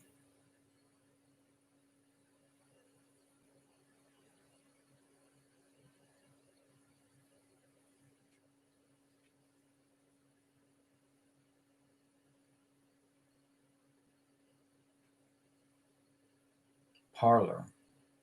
They shut down the Parler site, I believe, was taken down too, which a lot of people are going there, getting away from YouTube and stuff like that, trying to cut out being censored. Okay, so it's already up. It's still up if you download. Yeah, I have it. So they took it down off the Apple took it down off their website, right? There's Yeah, I downloaded it because I watched Tim Pool and they were talking about it, or someone else was talking about it. So let me check out Parlor. Matter of fact, but at Parlor, I couldn't post a very long video. I can only post like a 2 minute video, which isn't like no one does 2 minute videos anymore unless you're doing like a 1 minute rip or something like that.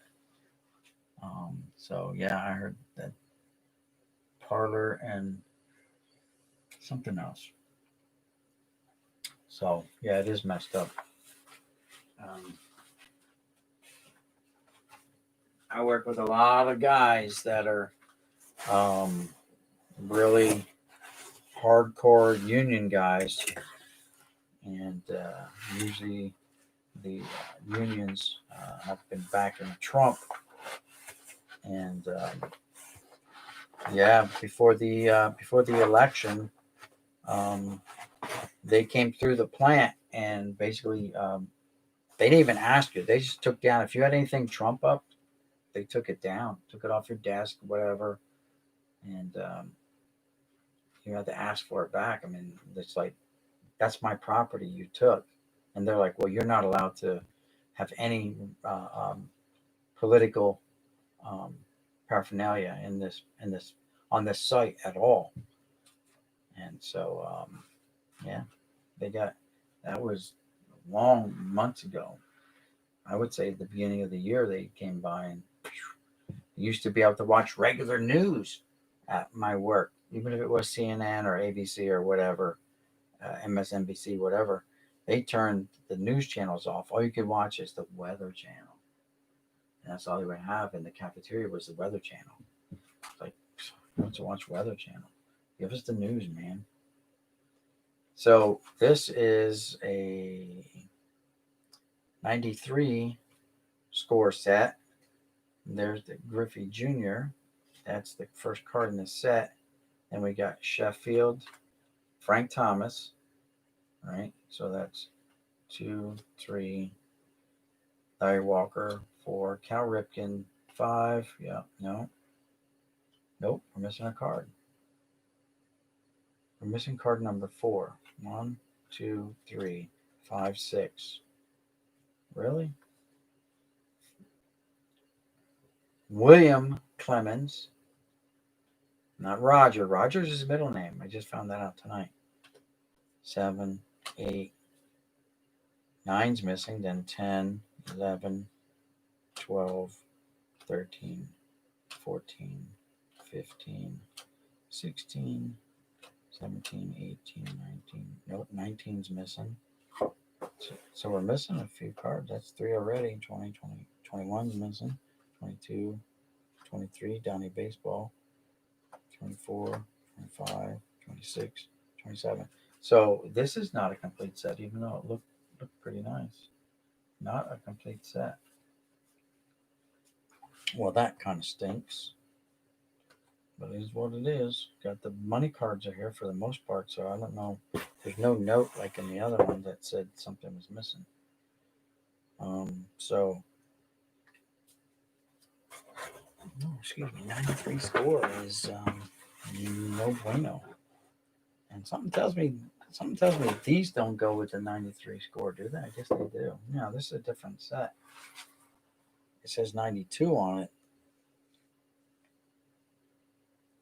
But this is select, and it's in the regular score. This is 92, 93 select, 92 select.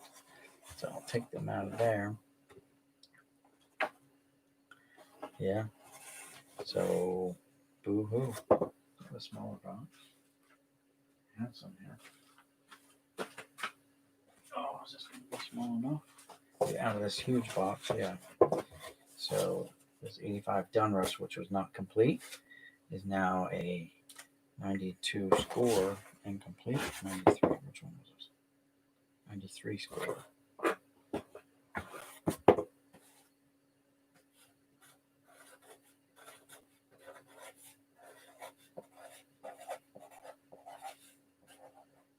Question mark, because it's incomplete. Oh, there's that yellow paper towel that's been in there.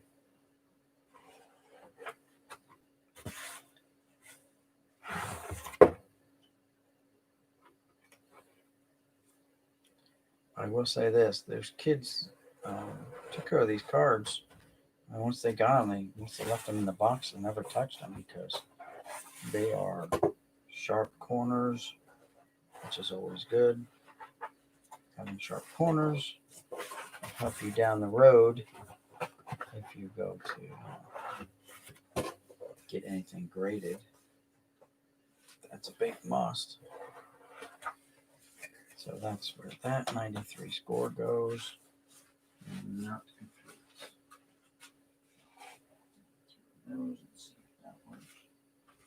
all right. So moving on. Gotta get more down. Getting dangerous. Getting more and more dangerous. 1, 2. That's definitely not full.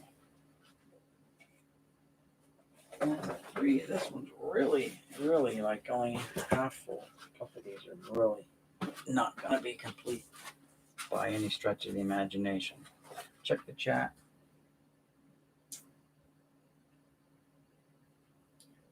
I was called a racist last week while arguing buying foreign cars and textiles makes one an uneducated trader. Yeah, you gotta think about buying American, guys. That's the only way we're gonna keep our company going. Unfortunately, like so many car parts are made all around the world. Well, that's definitely not no bueno here. This is just a mess of upper deck. 93 upper deck, it looks like. That is not complete for show.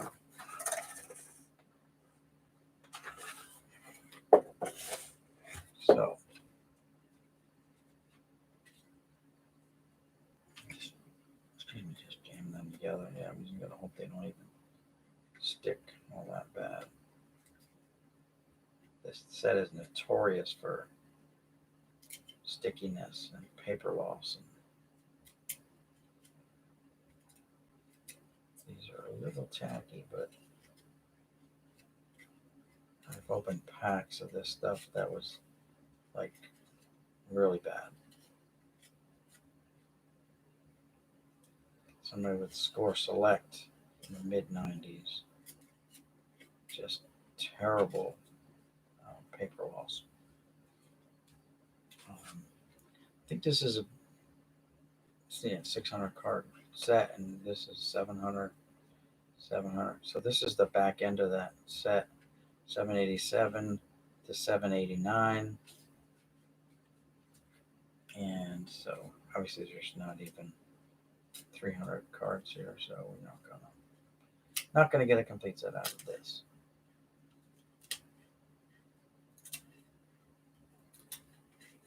So this is just gonna go sit in the upper deck box. Not even gonna look for anything. Just gonna file it to be sorted later. Just breaking down the stuck together stuff so that later on it'll be okay, hopefully. It's a lot cooler in this garage. It's not overly heated like an attic would be. Here's Greg Maddux.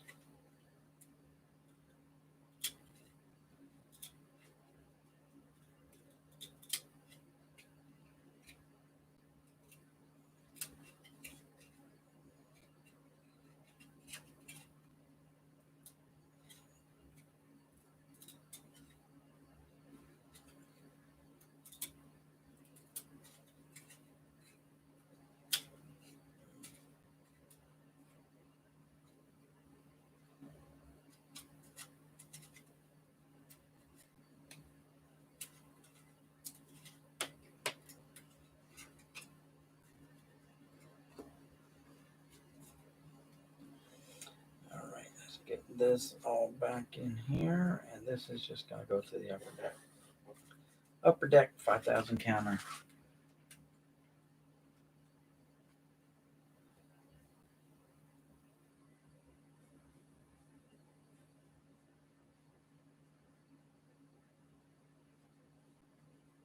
Yeah. Okay. Yeah. Um, I'm a buy American whenever possible. However, my wife's car in 2015 is a Kia. Um, I traded in my Jeep and got a Chevy Silverado. So I've always been actually a kind of a Mopar guy, Dodge guy, whenever possible. But when it came to the pickup truck, I just fell in love with the truck, the way it looked. So yeah, that's why I got the Chevy. No other reason. I was sold on the look. Um, yeah, and then that's another scary part. Like, so what does the future hold for us Americans? Um, all Americans, not just us. Like, if you're a Trumper or whatnot, what does the future hold for everyone? What are the new policies going to do to affect our economy? You know,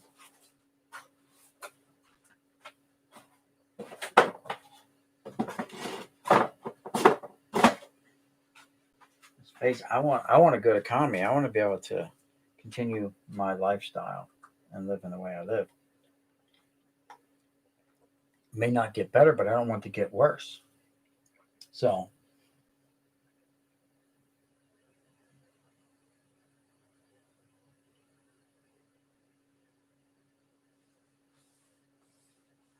other things made here till the late 70s when our steel corporations were sold out, like Pittsburgh Steel, Bethlehem Steel. Yeah, remember them? Yeah, I remember Bethlehem Steel. My brother-in-law's father worked there forever.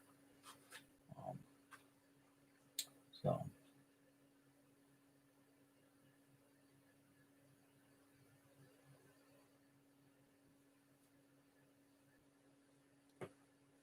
yeah, the it's gonna get tough. I will say that. Um, I've never been a very political person until this year, actually. Ooh, dust or something. All right, so what are these? 90 flare, 89 flare, 87 flare, 87 flare, right? Yeah. I don't have my glasses. Don't know if this is a complete set or not. It starts with card one. Vegas sort. Go the other way. 1 through 15, 14, 13, 12, 11, 10, 9, 8, 7, 6, 5, 4, 3, 2, 1. First 15 are here.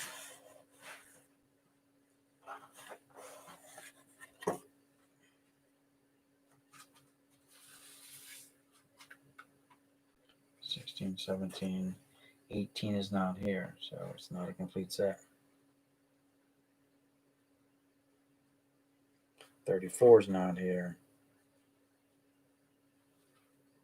So, although some of the big names are here, we're not. I'm going to leave this like this. I'm going to put it incomplete on it and see if I can fill in the missing cards at a later date. That's all we can do on that one. So 87 Fleer, incomplete, question mark. And there's dust. Dust all over this one.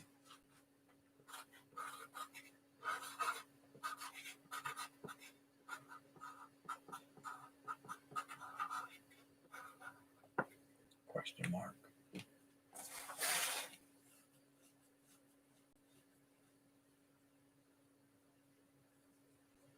Yeah, I hope it ends. I really do. I hope we can all get back to some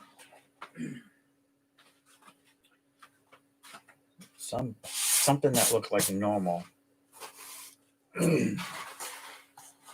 before this whole thing started. And from the get-go, I don't want to say it on here because the YouTube fact checkers will shut me down. I think one time they actually did shut me down midstream.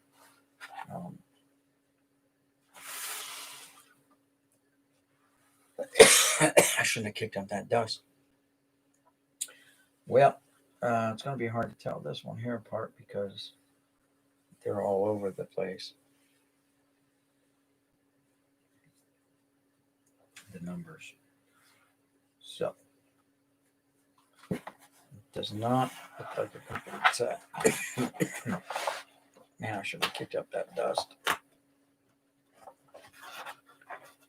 That kind of stinks because I can't verify.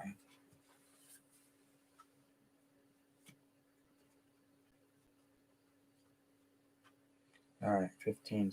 No, so card 616 or 316's missing. Yeah. 309 through or 310 through 313's missing.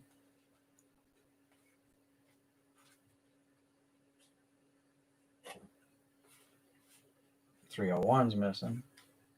Yeah. So definitely incomplete. This is 89 tops. Incomplete. And we're going to leave it at that.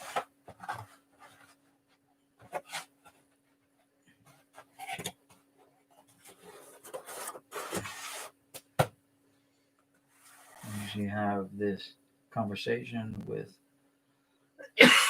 coworkers. But you're up 2 hours early. What do you got work tomorrow? Today?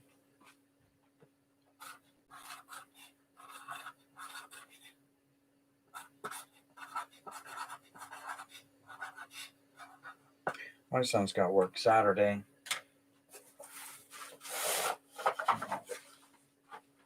That's an incomplete set as well. But he's got Sunday off. He took Sunday off. Or he would work. He's an essential employee too. He's a dock worker. So offloading ships is his job. Not his job. He doesn't offload the ships. He fixes the mechanics.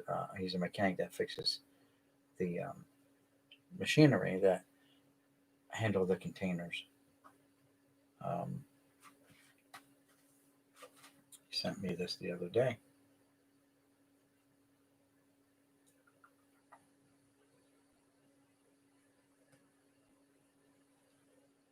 See that?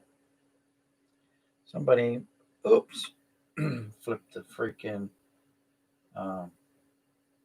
container carrier. They must have hit their brakes while carrying the container and it just went whew, right over. Center of gravity. He had it up. He might have swung it too fast to stack them because they got to stack them. And that's it. He shot a little video, but you really can't see anything in the video.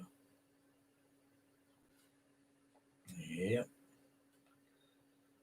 Now he has to fix whatever got broke on that high reacher, whatever you call it, the grabber. You're an auto painter? I sent my kids to school. They went to Penco Tech years ago, like right out of high school. For that son there, my youngest son is a automotive technology. He was mechanically inclined anyway. He knew a lot about cars. So that was his area of expertise, and he kind of works in it. He's working on that heavy equipment. And my other son went for Penco Tech for auto body and paint, and he works for Amazon warehouser. Nothing even related to auto body and paint. He just picks orders and loads them, whatever.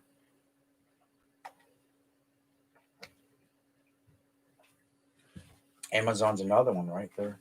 They're going to be huge going forward. They already were huge. Now they're going to be even bigger. I need to reach on more cards. Nope, I'm not gonna be able to reach that one, not today. So I guess we're gonna go back to grabbing boxes from inside the house. I'll be right back.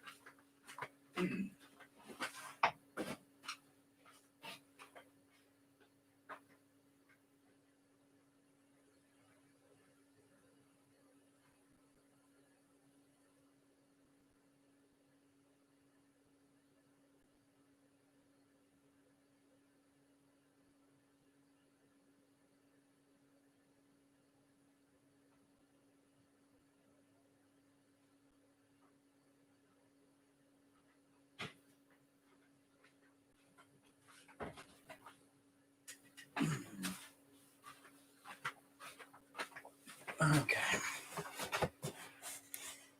Oh, what's in here? It looks like a nice hodgepodge. So this is one of the boxes I got from Art. Art usually gives me just a hodgepodge of stuff. I don't have time. I'm not like sorting like that way today. I am strictly loading up the 5,000 count boxes. They'll just have to be sorted another day. My wife gave me orders to start clearing out stuff, putting stuff in here. That's what I got to do. She gave me that order yesterday morning. Well, afternoon. I slept till noontime. So took the day off of work and stayed up late the night before. Took the day off of work and figured I'd spend it working in here.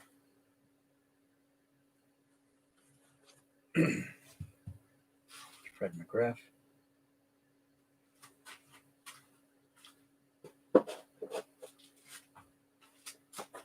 Yeah, let's do this. Let's get some cards out.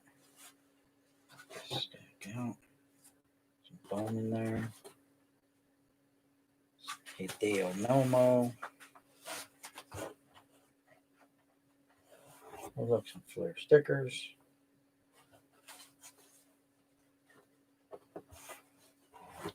Some classic. I think that's the first classic board game that they came out with.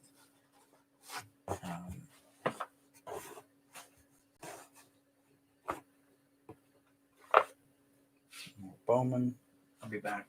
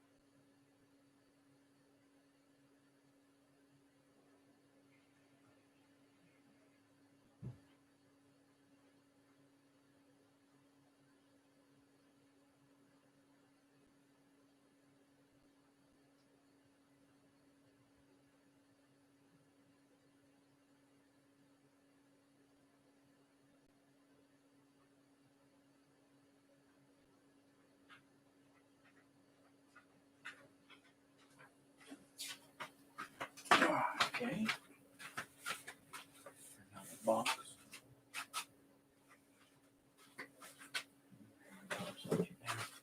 I gotta turn this heat up, man. It's like getting really cold.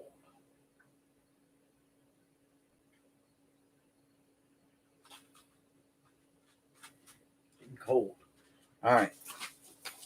So, if you guys that are wandered in, and or those of you who may have been here for a while, I'm going to be doing some auctioning and stuff like that. So I've been putting some stuff together. Like, this isn't one of them, but I've been coming across some really nice cards. 72 tops. This is just one that's miscut. Some 78 tops. I mean, I got some cards that are in fairly nice shape for their age. So I'm going to start putting stuff together. I'll be doing some auctions on the channel and stuff like that, along with my 1,000 subscriber giveaway, which hopefully will come this year.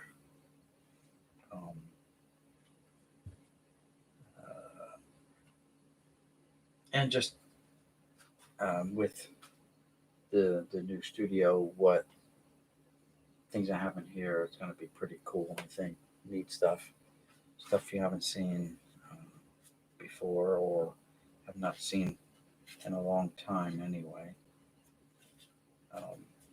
So let's just go through here, see what's here.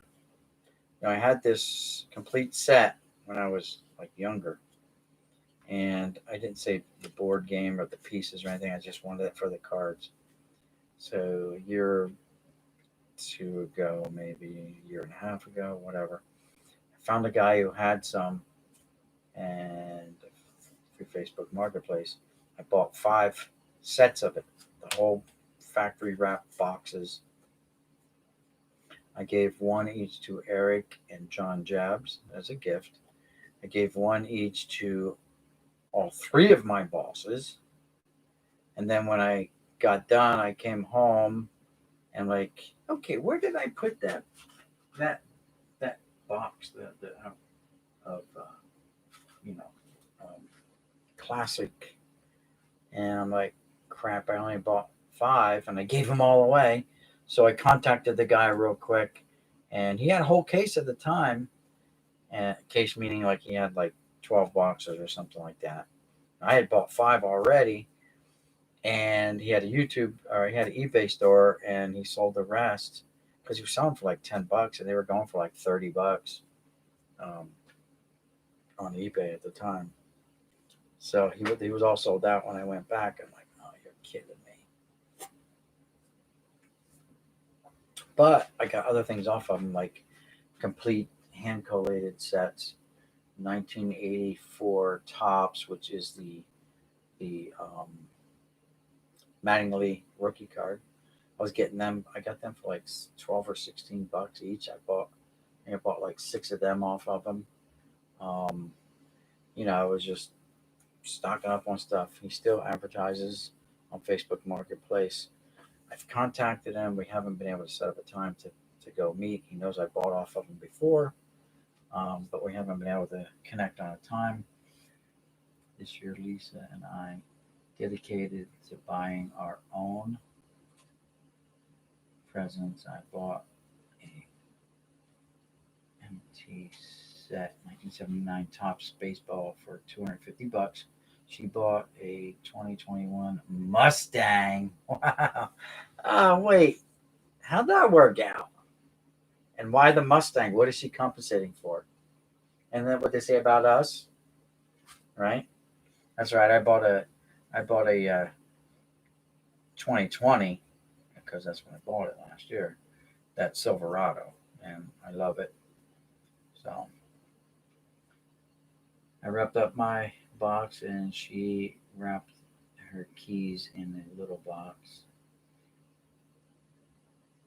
She was overdue for a car. Yeah, I can understand that, and why not? I mean, you work for it, you should be able to enjoy it. You know what I mean? Like, that's what I don't understand about people is like, I work for it. Why shouldn't I be able to enjoy it? Not like I'm a millionaire. I'm not out wasting my money, but I haven't had a new car in 15 years. I think it's time, or I've never had a new car. That could be the story too. Hey, I've never had a new car before. I want one. I want to know that smell. I want to smell that new car smell. Dang it. All right, so let's see what we got here. Looks like some non-sports stuff, maybe. I don't know. It's weird looking. So we're gonna check this out. What is this? No, that's Fleer checklist, all colored in with red pen. Very nice. Thank you, kid. Look, red pen, shiny new red pen. Let's just color in. Okay, these are kind of warped, but they're the comic ball or whatever you call them there. With there's Bugs and Daffy. Or no, that's Daffy. That's Porky Pig. Can I say that? I don't know. Another Daffy. There's Bugs. Oh, yeah, that's Bugs. That's Bugs Bunny. Speedy Gonzales. I'm not going to say what country he sounds like he's from because I might be called racist. Roadrunner. Right. There's the Wile E. Coyote. Genius. There he is again. These are from Upper Deck, Comic Ball, or whatever they called them. You've got 4 Wile E. Coyotes there at the end. Problem is that I don't know what they were, why they're all warped. They were just kind of laying in there like that. So maybe you can press them and they'll flatten out. So there's Fleer Ultra. Here's regular Fleer. Here's Upper Deck 89. Gross. Davis. Dunruss. Here's she got it from Tom Massimo Ford for 2,000 less than sticker, which was 31,000.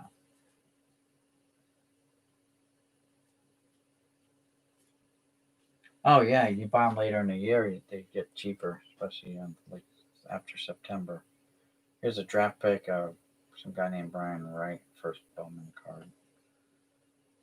Jason Parry, first Bowman first year card, I guess. William O. Pena, prospect card from Fleer. Jose Cruz Jr., Luis De Los Santos, Jared Sandberg, Bowman something, maybe first Bowman. There's a Felix Hernandez, Topps Finest, don't know my year. Paul Konerko, looks awful young there. Justin Thompson, another Bowman. Jose Abreu, might be rookie card. Zenith Pinnacle. That's a scorecard. Upper Deck. This is Topps. This is Topps. This is Topps. This is Topps. That's Topps. Here's some 87 Topps. Pretty much guaranteed there's no bonds in there, so we'll just continue on with this. Bowman. Davy Cruz. Octavio Dotel. How about a very young Sean Casey, first Bowman card? Robert Stratton, first Bowman card. Travis Lee, first Bowman card. Here's a foil card of Kelvin Escobar. It's a foil one. Jared Wright, first Bowman card. Foil of Jason Marquez. John Garland. Adam Kennedy. Eric Milton. Mark Kotze. A lot of these guys made it to the bigs. Jose Cruz Jr., first Bowman card. Billy Koch. Aramis Ramirez.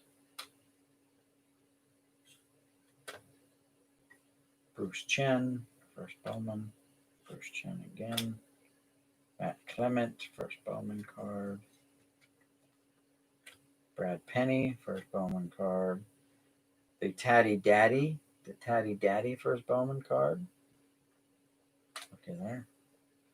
The Tatty Daddy.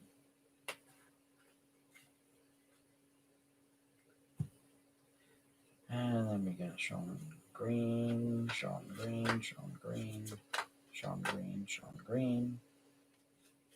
someone like Sean Green cards. Oh, that's the end of Sean Green. Oh, no, back on Sean Green. Snow.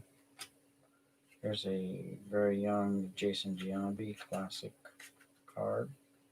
College, probably. Photo. Oh, looky here.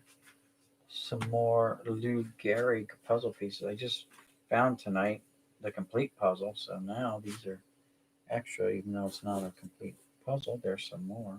I'm like, man, that's all I got. There's no extras, but now there's extras. And they're buried in a box. So that'll go with the footer. Donuts is there. Sean Greens can go there. Shout out to Alex over at Jay's Mix. Sean, oh, wait a minute. I lied. Here's some more. Whoops. Still might not be enough to make a complete one. Let's see. Well, there's 63. Yeah, no, there's one missing there. One missing there. One missing there. One missing there.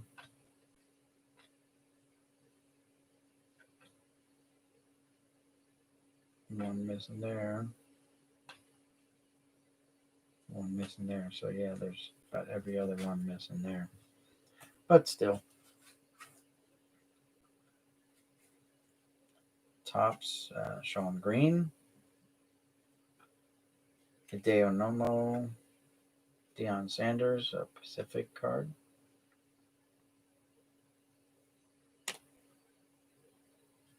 Upper Deck. Tops Yankees. Warren Spawn. That's Donruss. Goes there. Pacific card of Robin Ventura. Kurt Schilling, Studio. More Bowman first cards. I'm going to spend all the time on them. This is a Donruss. Simon. Sidney Ponson. Nope. Miguel Tejada. So there's some Fleer. Just a couple. There. Tops. Okay, we're not going to spend all day going through these because we're supposed to be putting them in boxes. These are tops. Donruss.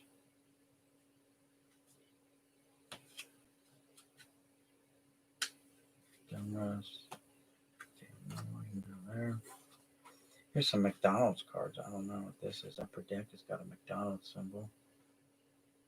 Jason Michaels. That's only one card. Upper Deck.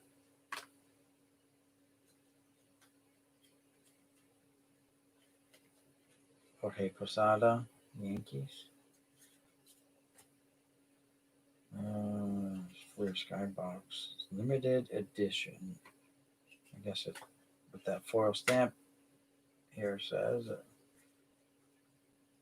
limited edition on that little stamp. I don't know if you can focus and I'm going to see it, but trust me, it says that.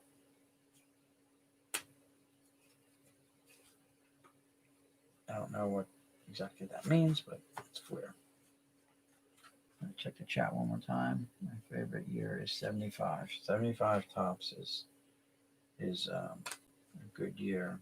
Hard year to get in good condition, but they also put out that 75 minis, which are neat to look for at card shows and even online. More from the Martian. It's tops. Some 82 Donruss. Upper Deck. Upper Deck. Upper Deck.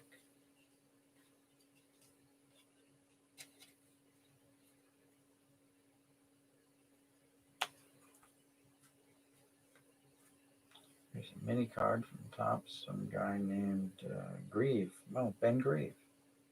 There you go. Ben Grieve. It's a Topps card.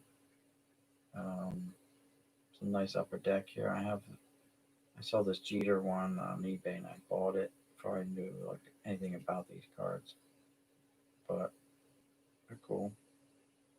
Gary Sheffield in a Yankee uniform.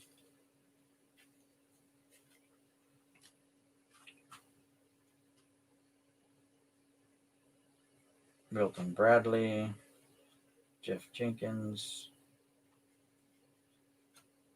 Who's this guy? Shannon Stewart, Hank Blaylock, and Dimitri Young. Nice cards though. I mean, I like. Too bad it's like blue on here. You can't see it, but you see the blue on the red. So they should have had this red, maybe. I don't know. Just me spitballing out loud here, but blue on blue doesn't really cut it. Should have done it in a red, but again, I'm not a paid consultant to Upper Deck, so. Oh, okay. Let's see. Here's more Topps. Michael Tucker. Here's a Fleer of Sean Green. Say I've never seen this card before. If it ever focuses, get off in my face. There we go. Whatever. Who's this? Adam Dunn. Manny Ramirez. Boston. Even says like Boston right there on the side. Nice. Annie. Casey Blake. Never heard of you. Some Dontrell Willis from Flair. Dontrell Willis. Jose Reyes. Brandon Webb. So here's a Mike Messina Cracker Jacks. Cracker Jacks is a Topps product, apparently, right there. Sean Green again. Shout out to Alex over at Jay's Mix.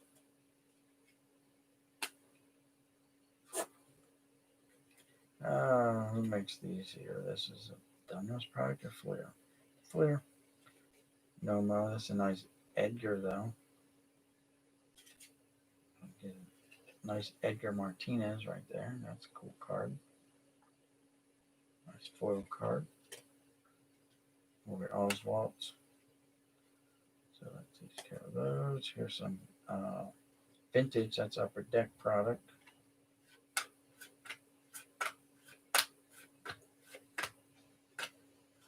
Nope, not there. There's a Skybox again. Orioles.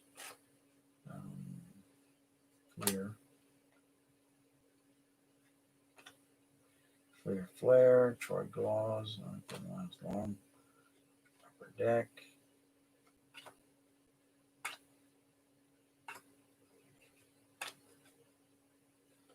Todd Walker, not Neil Walker or Larry Walker. Donruss. J.D. Drew. 2004 Donruss. Thanks for the Cardinals there.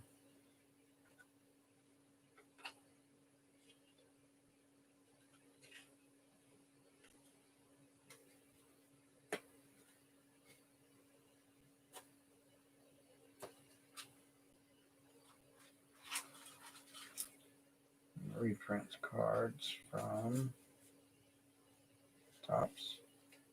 The 1960 design, I believe that is. Fleer.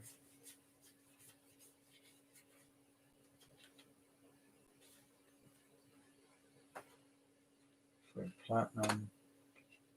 Donruss Studio. There's a CC Sabathia. And it feels like there's more than one card there, but there's not. the old hat cocked to the side. CC. And that didn't take long. Now our Fleer Ultra.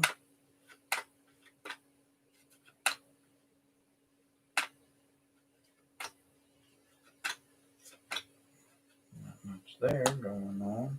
Some more Bowman first cards.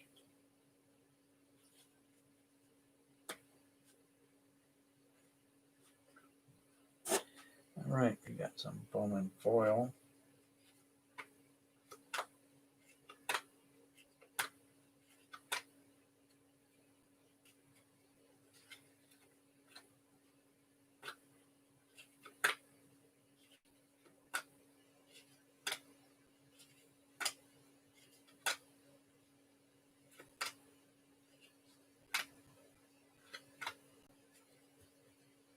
Nope, not now. Ishii from Upper Deck.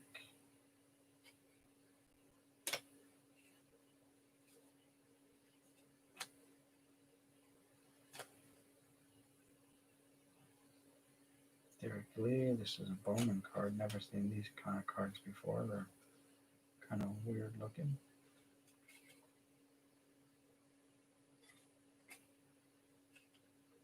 Erstad Bowman, Hollingsworth, and Leaf Ishii, whatever.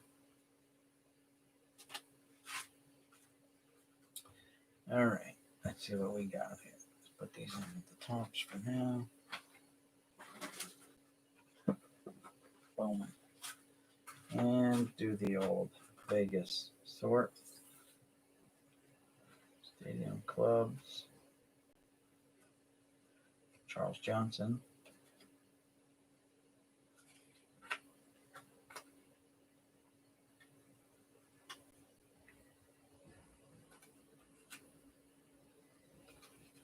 Chris Benson. Foil.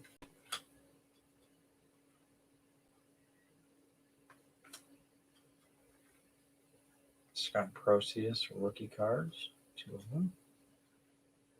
From Fleer.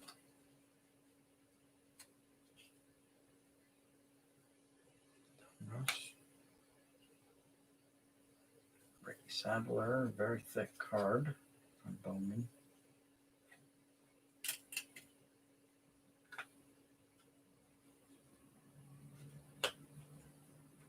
Here's a Sean Green draft pick, basically.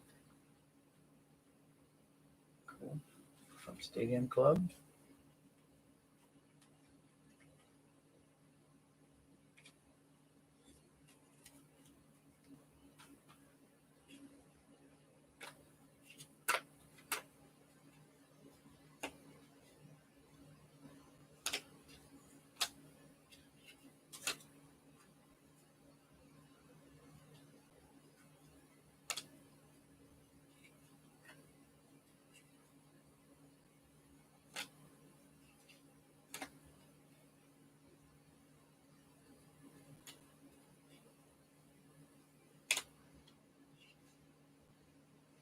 Tops on Ginter.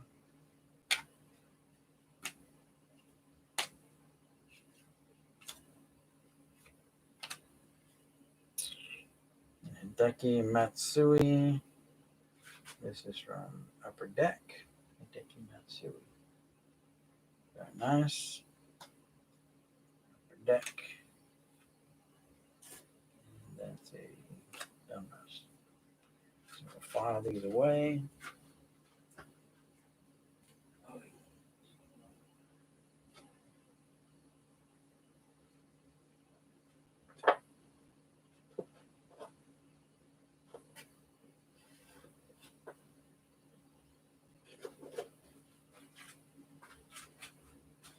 Tops here.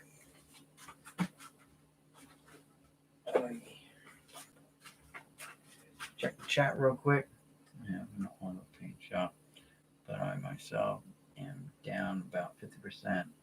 I'm in insurance rotation, so I'll only go down so far. But still, I can also go to NADA in Jersey and get auction cars to make profit. That's significantly altered. Yeah. My son and I went to one of those auctions once over in Philly. And we were looking around. He was looking for a car. This was years and years and years ago. And there was a lot of people there.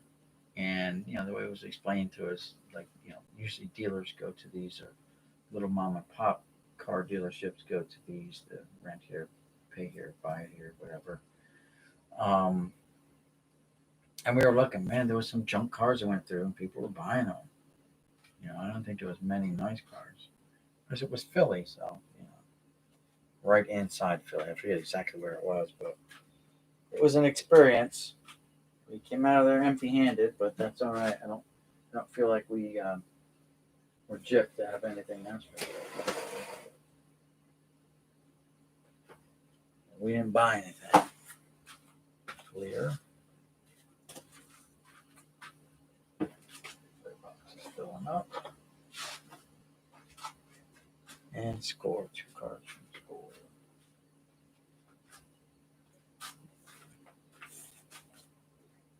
These fall under other, but I didn't get to go through them yet. See who all was here.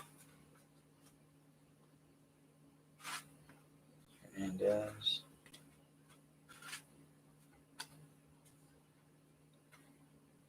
Goose Gossage.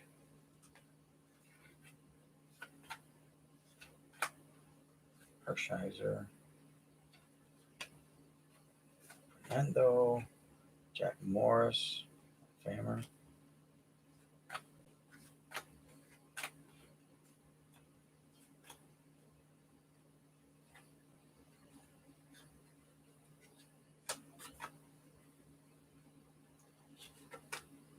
Harold Baines.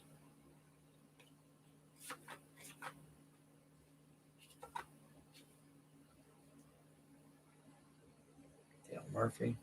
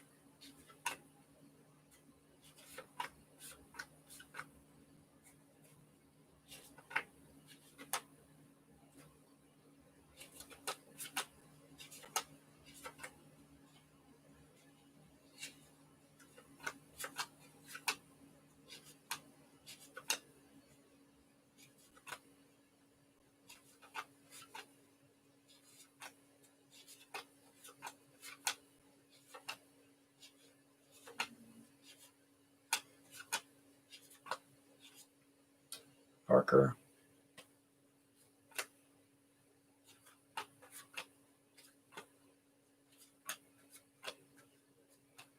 Through tags. All right, so that goes there with the oddball stuff. What do we got here? I might have some 75s in here. Let's see. Do the Vegas shuffle. Yes, we do. Look at that.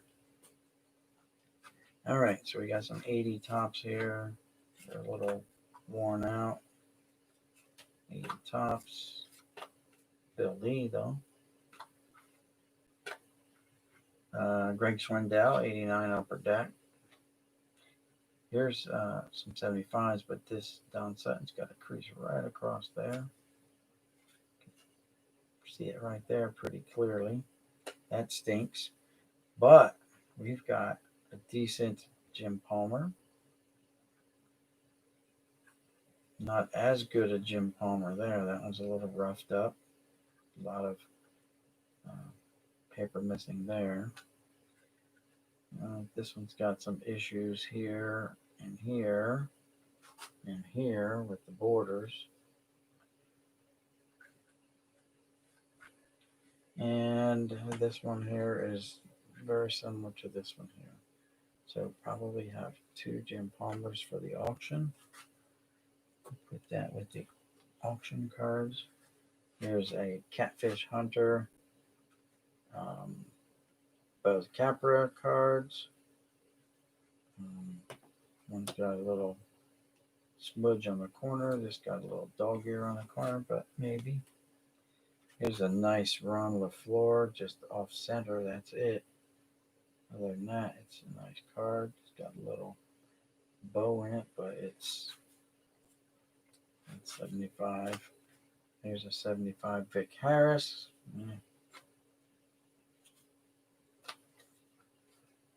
So not bad. We did see some 75s and some 80s here. A shout out to Alex over at Jay's Mix for his favorite guy, Buck Martinez, right up there with Cito Gaston.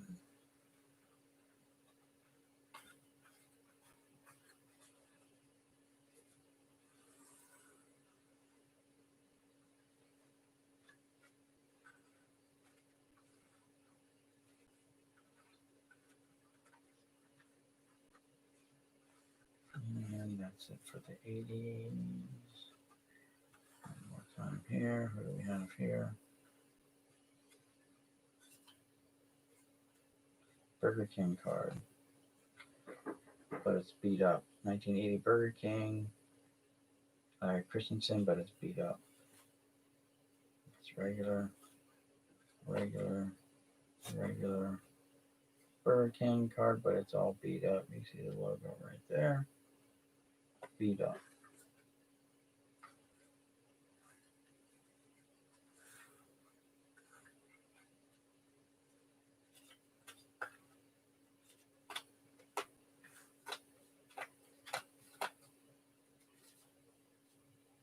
Very miscut card. Top to bottom. Got half his name cut off.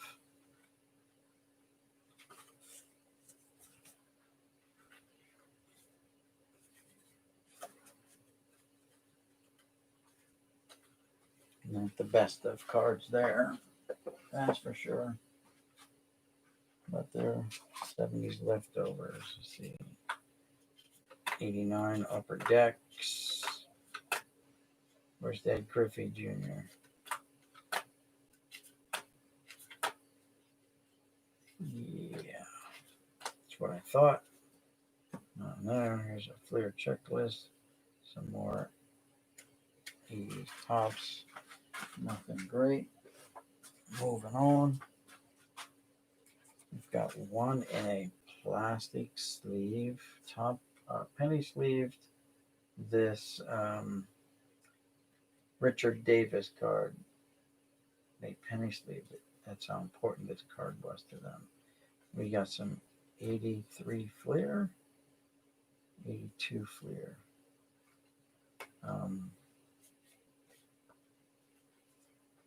Vita Blue. This is the back, by the way.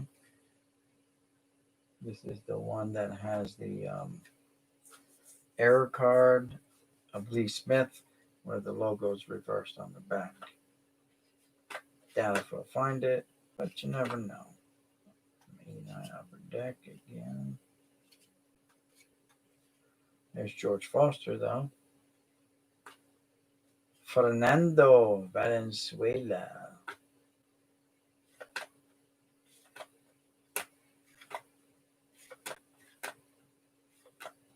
Billy Buckner.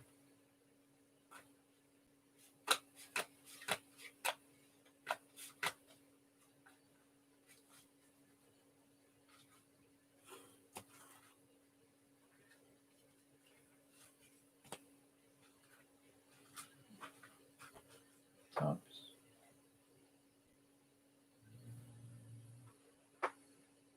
Freedom Club.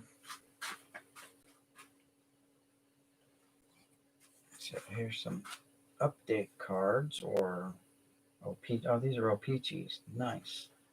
Very nice. Always get excited when I see O-Pee-Chees. So the backs are definitely a different color. And you can see the O right there. The O on the front is actually way down here. Very hard to read, but it says O-Pee-Chee. Very nice. And we have a Rich Gossage right there. That's nice. It's also got French on the front. So, very nice OPGs. They will go with the other OPGs that I found so far tonight. That's a regular tops. And a regular tops mixed in with like 100 OPG. So they will go with the other OPG, and I will, each one of these, there's Keith Hernandez by the way, will get sleeved up. I found some 78 OPG earlier today, and that's John Mayberry. Well, 78, and then these are all OPG as well. This is 79 and 77. So 77 OPG.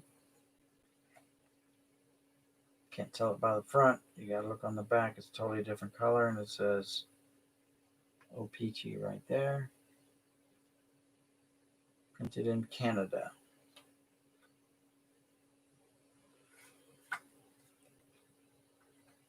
So cool. I like it when you see the O like in the baseball there. That's cool. So we did find some more OPG. These are just regular tops. Yep, from 81. Yep, 81 tops. So those were 81 OPGs. Very nice. Okay, guess sort. Oh, you're upside down. Do the flips. Do the flips. There we go. And a lot of doubles in this stuff. Triples, quadruples.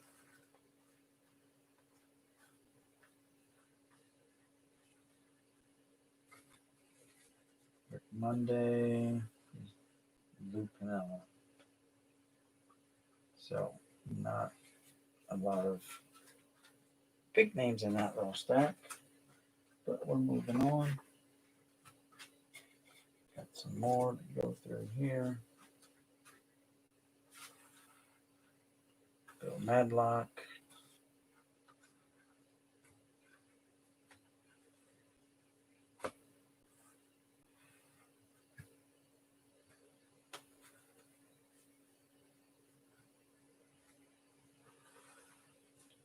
I see a Alan Trammell.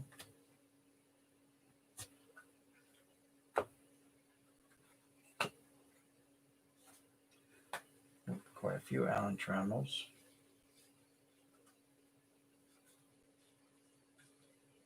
Quite a few. 10 or more there.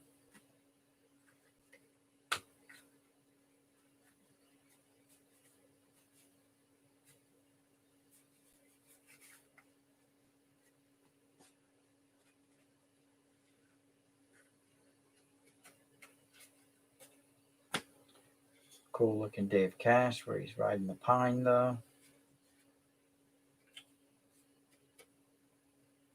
How about some Ted Simmons, Hall of Famer?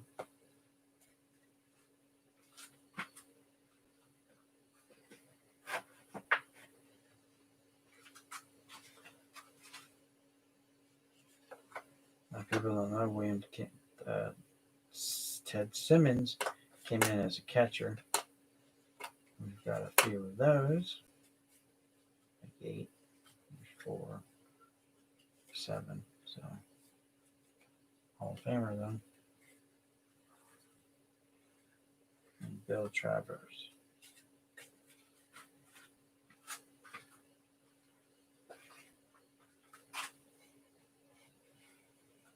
We're going to finish out this box and we're going to probably wrap it up for the day anyway. I got to get some sleep.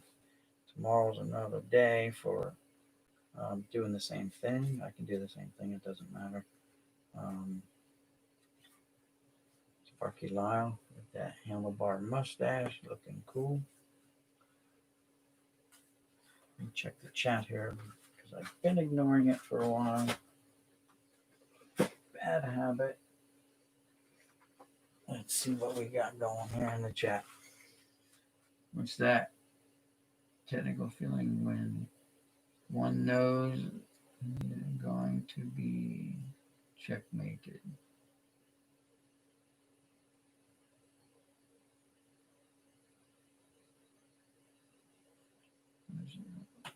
Rotisserie chicken in the trash and it ain't there now. There's a chicken in the trash. It ain't there now. Them damn raccoons eat the bones and everything. Darn it, I swore again.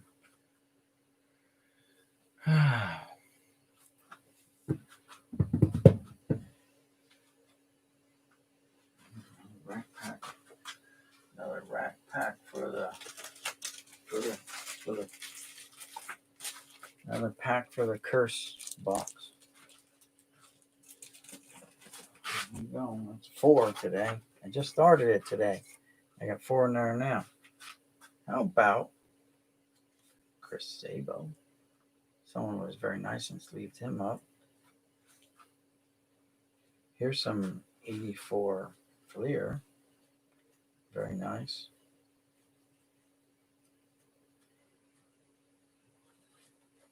Mike Boddicker, card number 1. Number 2 is Al Bunbury. 3, 4, 5, 6, 7, 8, 9, 10, 11, 12, 13. 14's missing. That must be Cal Ripken Jr. Let's see. Yeah, no. Nope. So, don't know. 15, 17's missing. 15, 19. That would be the Ripkins. They're both gone. Because we're in the S's now. 22, 23. Yeah. So, but still.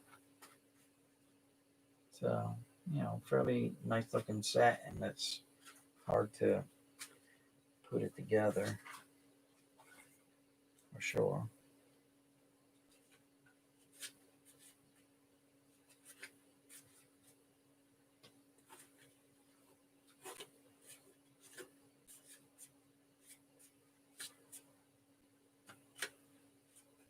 Yeah. Still nice.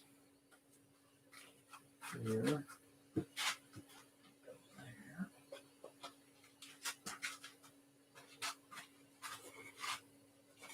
More tops. 90 tops. Game piece.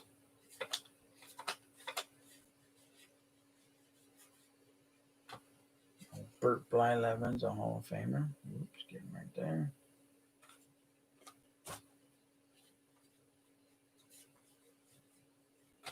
There's their advertising. Okay. That's it for the tops. I got some 80 tops that are showing some age, that's for sure.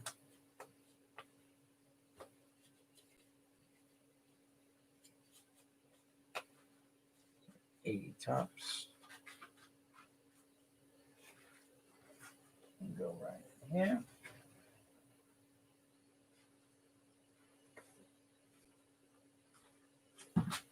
Looks like we got some more 84 Fleer.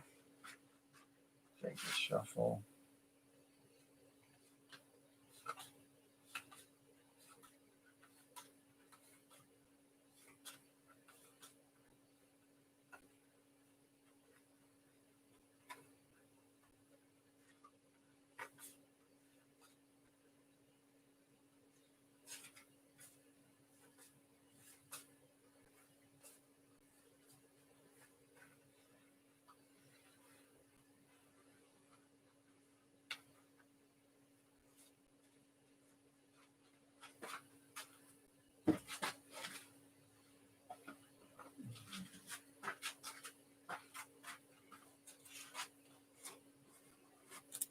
I don't know if you guys ever noticed this before or not, but some of the randomly, probably 1 per box, these Upper Deck stickers, they're gold versions.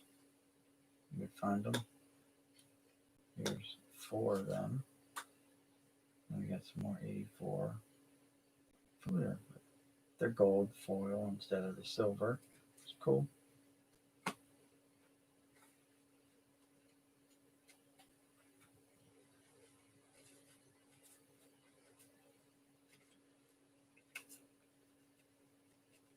Oops, and nobody there. But it was in the Fleer box. One more Fleer. Who's here? Alan Trammell. Like all-star card.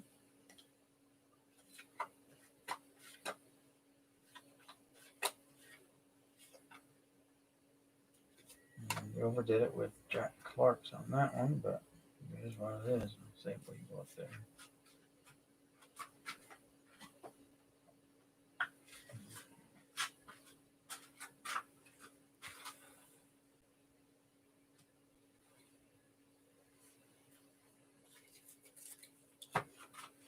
Russ. Jose Canseco.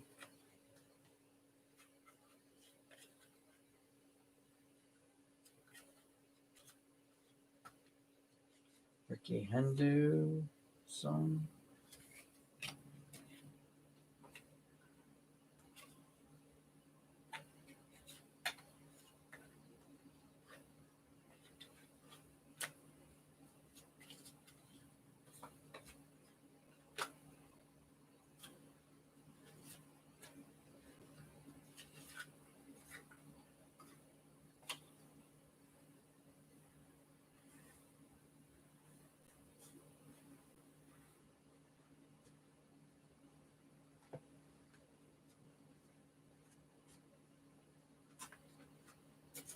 Some more here. Ready for a Fleer.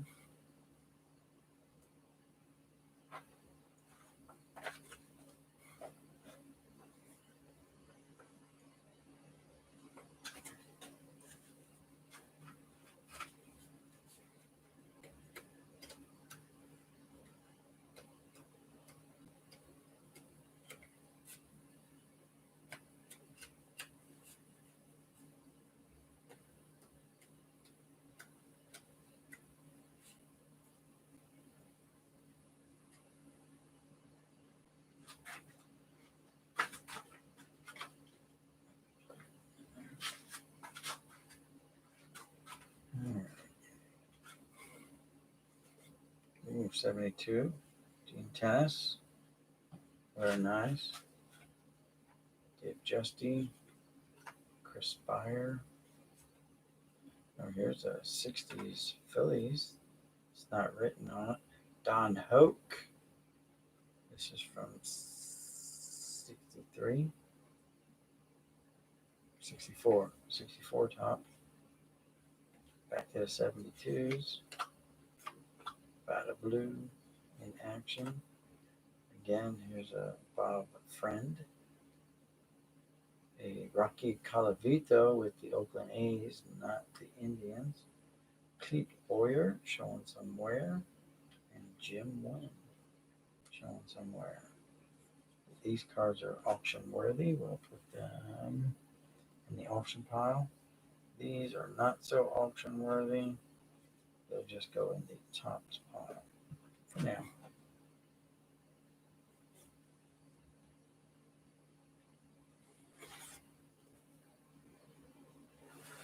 More 84 tops. That's a cool one. I don't know if John Jabs has ever seen that one there. He might have. But he's got the Budweiser umbrella hat thing going.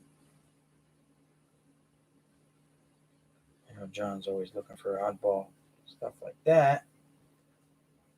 Advertisements. So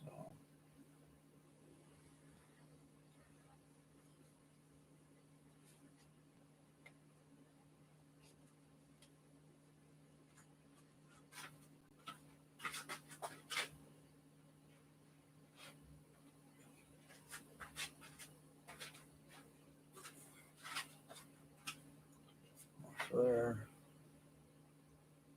Let's go over more 84 Fleer. 72. We got tops.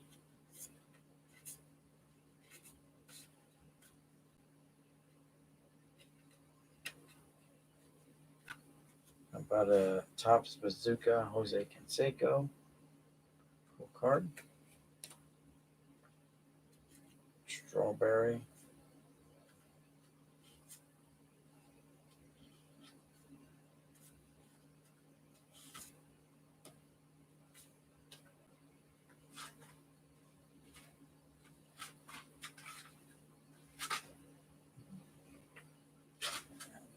For Fleer. All right, what else we got? Strawberry. Gooden.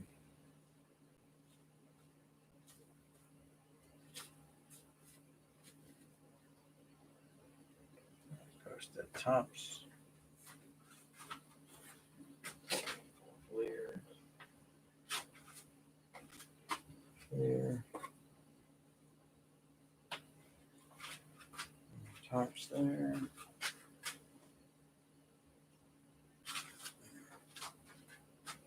Score.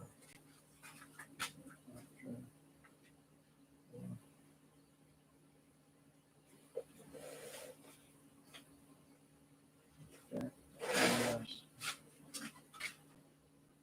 Okay.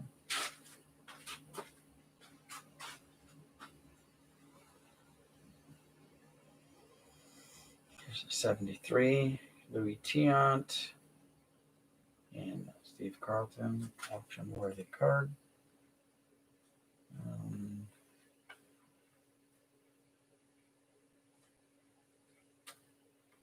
Bobby Mercer, who gave the eulogy for Thurman Munson.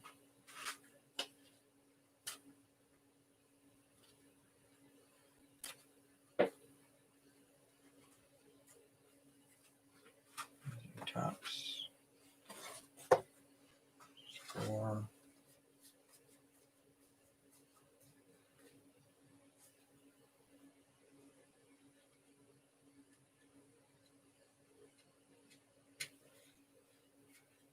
Score. Fleer.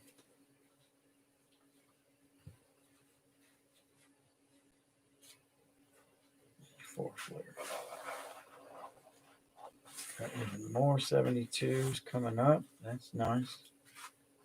I told you guys before, 72 is like my favorite design. There's some nice glossy scorecards that are header cards for rack packs and stuff like that. But cool nonetheless.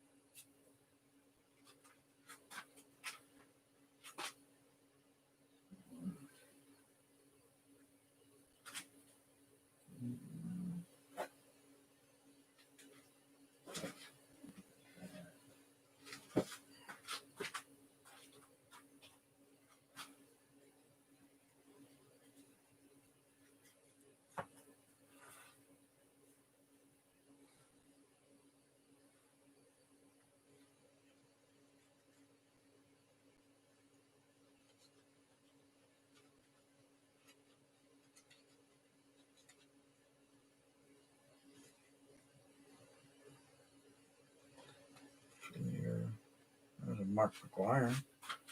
Tops. 92 tops. Mark McGuire. Let's see how that one looks. Boom. Winfield. Sheffield.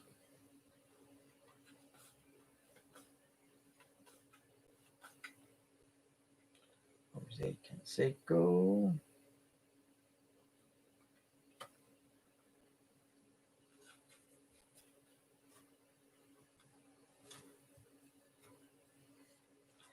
Dale Murphy. Oh, here's a 71, but it's got a little something on the corner here.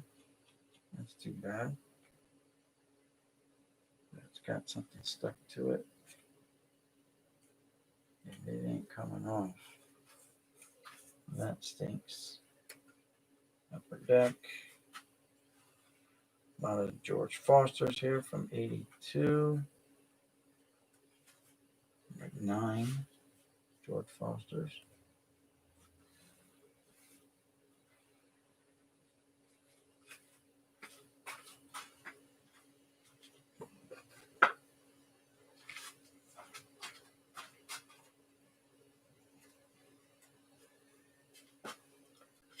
Hershiser.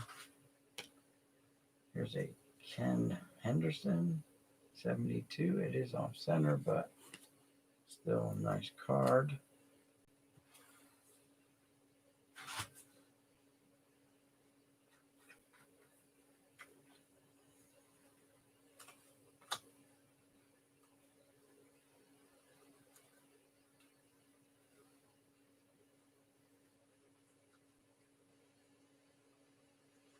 Upper Deck goes there. Score goes there. Score. Impact players. How about a 72 of Jeff Burrows? Very nice. And for Rick Peters. Get that off. There you go. And some All-Star players. Canseco. Clark.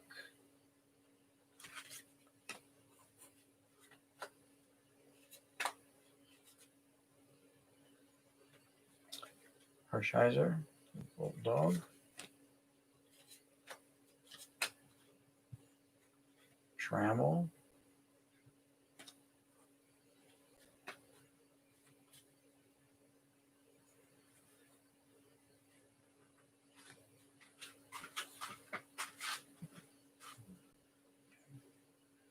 Put those there. Score. Upper Deck. I'm trying to fit them in there too, but no guarantee.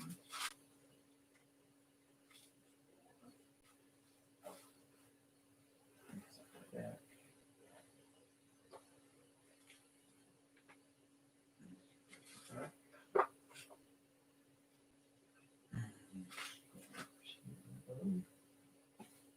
Yep.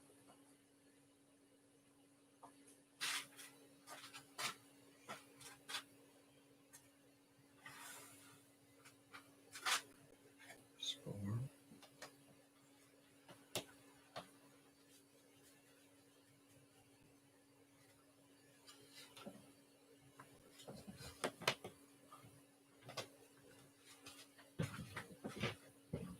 Tops. Bada boom. Bada bing. These are tops as well. That's a score. That's a donut. So we got score.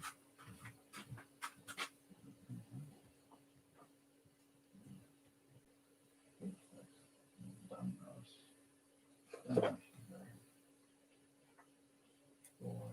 Score. Tops. Yes, like that. Whew.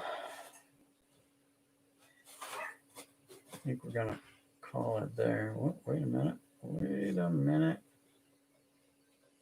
See, flipping through helps a little bit. Let's do this.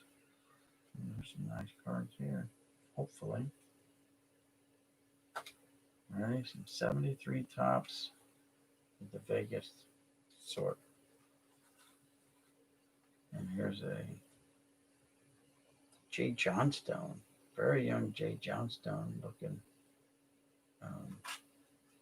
69 tops. Yep, 69 tops. Very nice Jay Johnstone. We got some tops here. Score. And more tops. 90 tops.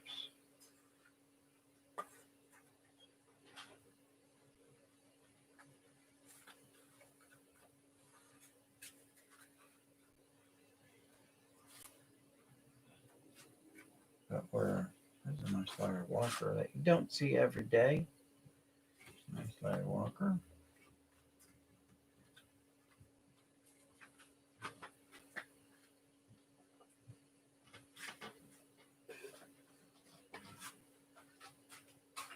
How about some 73 tops?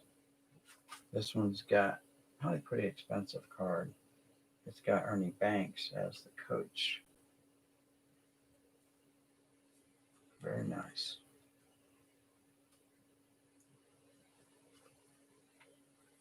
What's that 84 doing in there? More 84s.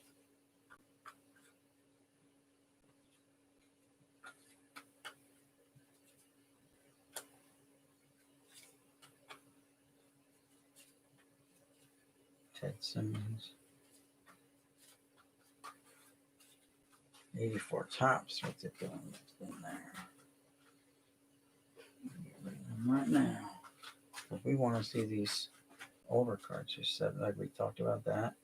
How about some Tony Perez times 2, 3, 4, 5, 1978 Tony Perez's. 5. Make a fan with them. Very nice. Here's the Coca-Cola checklist or cover card.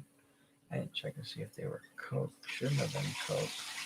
Usually Coke is the regional team.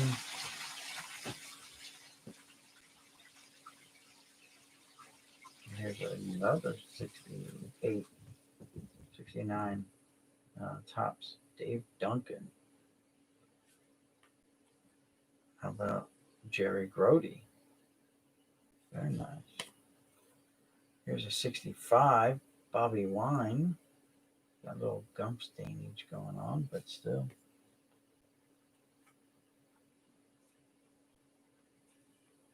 A 73, Lou Brock, Bert Campaneris.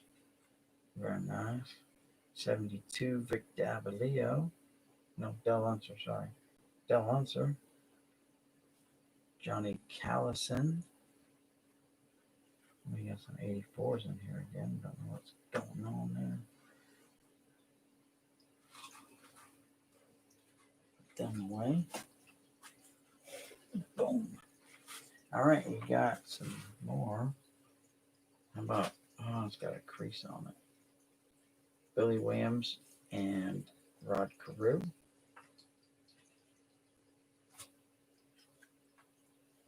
Here's Eddie Casco from the Boston Red Sox.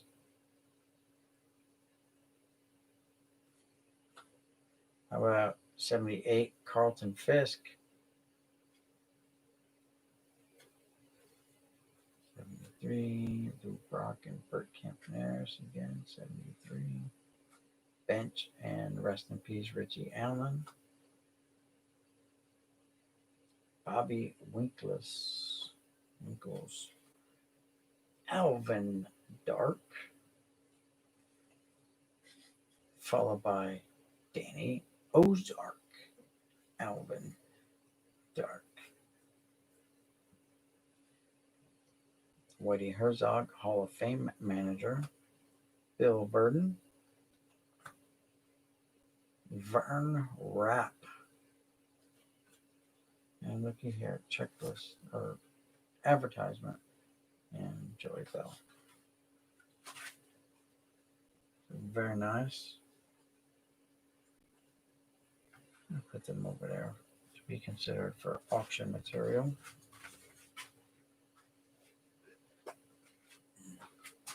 Check the chat real quick.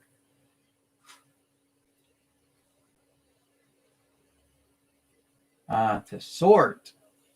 I don't know about the sort. My favorite manufacturer would be 72 tops for sure. That is like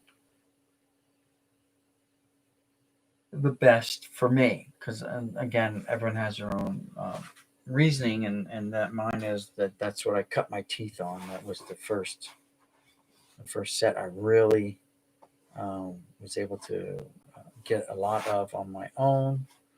You know, it wasn't involving my older brothers who kind of got me into it. So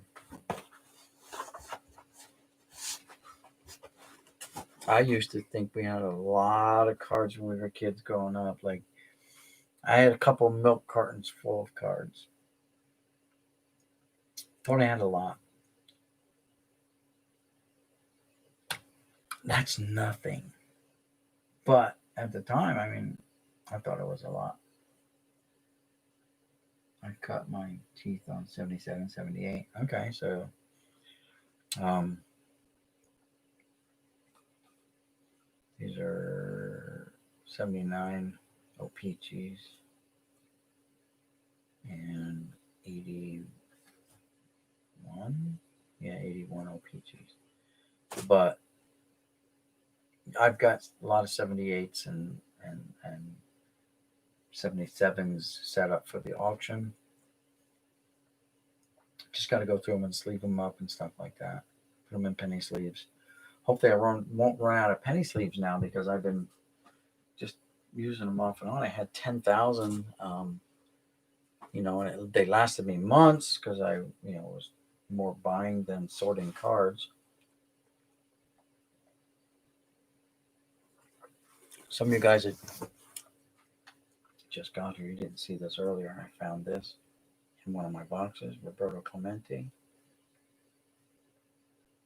In memory of Roberto Clemente, a courageous human being, August 18th, 1934 to December 31st, 1972. Pretty cool pin. And it works. It's got the thing on everything. It's like it's there. Came in a box, a lot that I bought along with these boxes here. I showed them earlier. They'll be going up on the rack. That's a 2001 factory set. Here's a 1995 factory set. 89 Bowman factory set. And a 2007 Fleer set.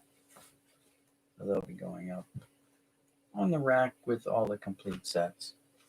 Guys, it's been 5 hours worth of going live, and I think I got like probably 8 hours total live today. So maybe it was only an hour and a half for the early one. Maybe the first one was only an hour and a half. But you get my point.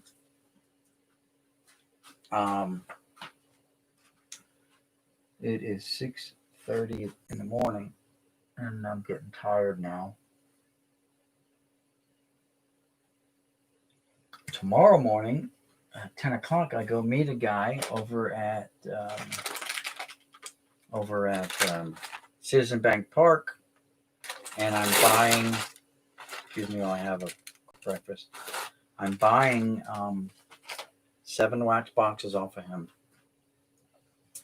One wax box is 93 Topps Series 1, which has the Cheater rookie card in.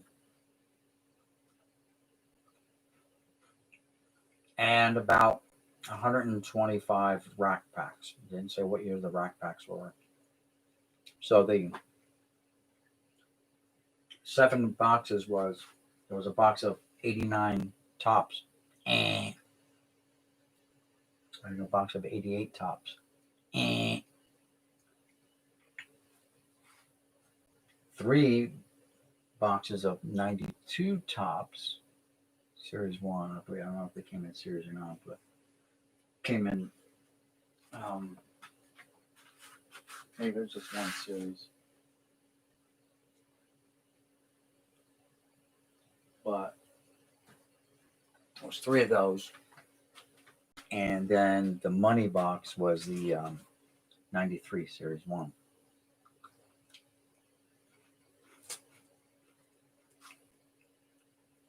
So I asked him what he wanted.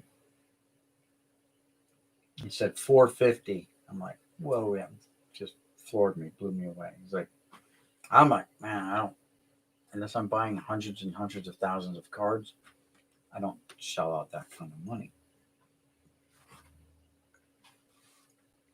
I said I bought that Philly collection, and that's a couple 100,000 cards, at least 100,000 or more. Um, and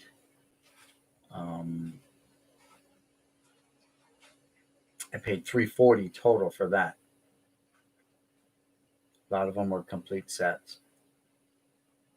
So this was just wax. But the money box was that 93 tops, which has a Jeter rookie, and it goes anywhere from like 200, 150 to 200, I guess, bucks on eBay. So we settled on 250 for everything. So I think basically I bought, the 93 box plus, a couple other, maybe two other boxes, and the rest was like just kind of thrown in freebie. So, but still.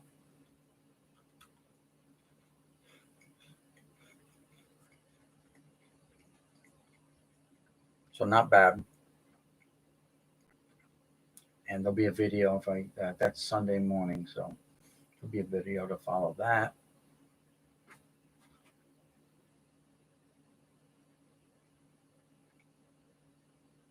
Pack Wars coming up. I haven't. I just kind of got back working with my boss like a month ago, and I actually, because I was moved to another part of the plant, and then he was there too. They both my bosses drugged me over there with them, and then they got reassigned back to their original places because we started getting everything running right. But according to the union rules, I was loaned out longer than 30 days.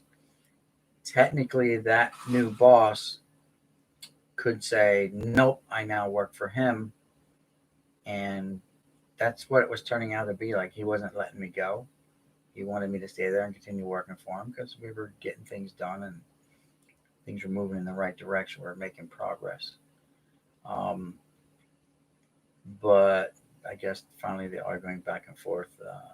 My bosses won out, and I was able to return. I've been back for like a month, and haven't even brought up the subject. Like I said, with all the holidays and stuff, then we were shut down. Not shut down, but I took the holiday off, which is like 10 days they give us off, and then whatever weekends fall on there too. So I took the time off because I enjoy my time off away from work, and we just kind of just got back in it now a couple of weeks. I haven't even brought it up. We haven't even talked baseball. I did give them the first day back their Christmas gifts, which was the 1983 Fleer set, hand collated, and the 1984 Fleer set, hand collated, and that was it. So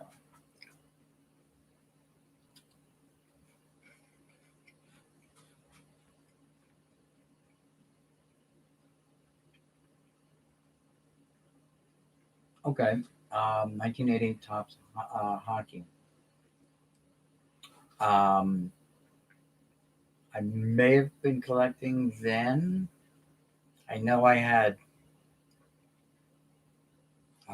three Gretzky rookie cards. What were they, like 78? Was that 78 tops? I'm not sure.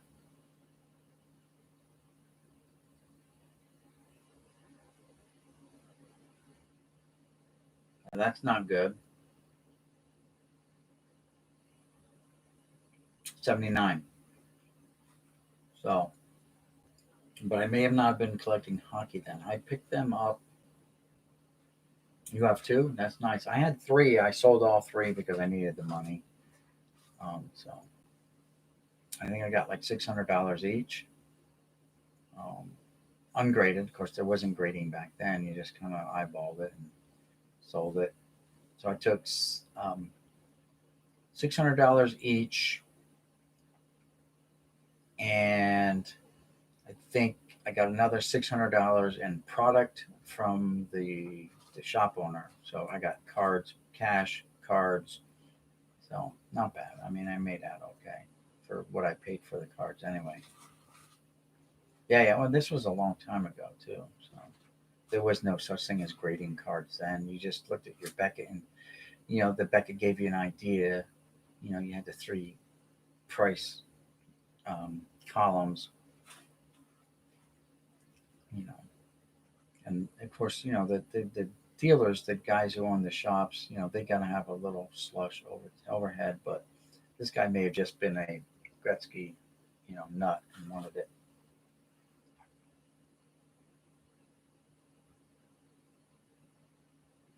Nice. Yeah, we haven't gone out in a long time. We used to go out, all the time, obviously. Go to the diners and have, like 3 egg omelet and the toast and everything that goes with it. Now, it's like there's nothing like going out for breakfast, but we haven't done that in a while. The vid shut it down even harder now.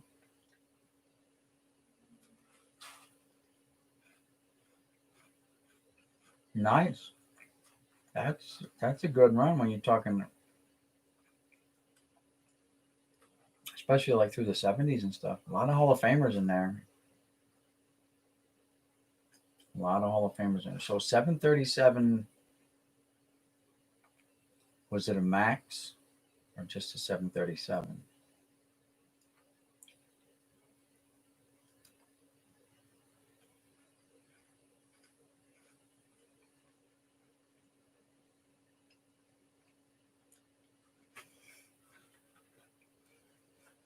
That's not good for my company because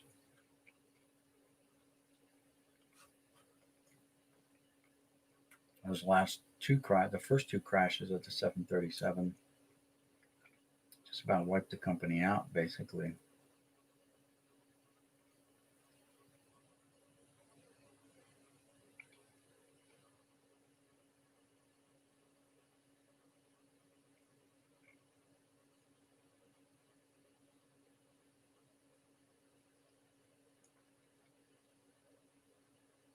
Jakarta. Oh, great. That's in Africa. Am I wrong there? North Africa? It's near Djibouti.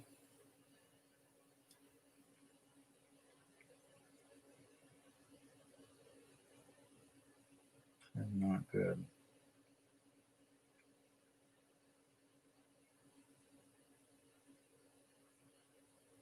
Indonesia. Okay. Man, what's going on?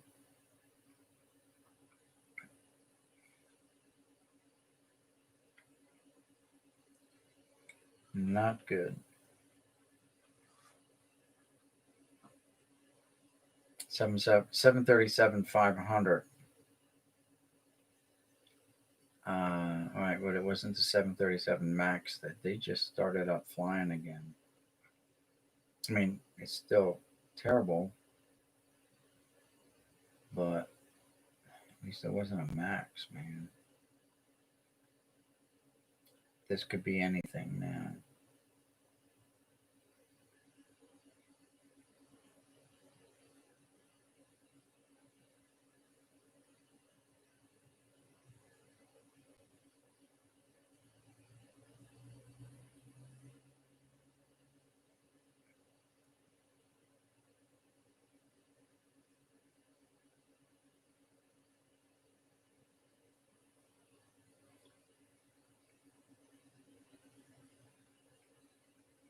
Hmm,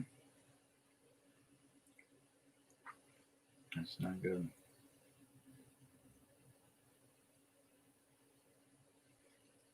Not good.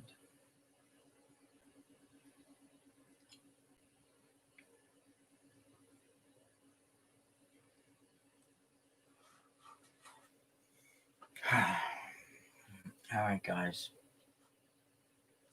Couldn't disable until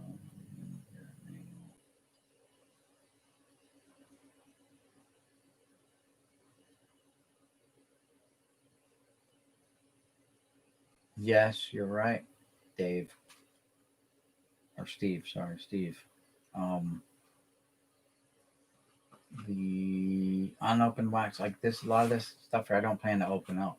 It's just eye candy, guys. It's there to make people salivate, whatever. I don't plan to open up any of that. I have a lot of other stuff that I'm going to be opening anyway, so that's not boxed. It's just raw packs. I still have boxes down there in those cases, so I have plenty of other stuff to open up. I've got 6 boxes of Pinnacle. Um,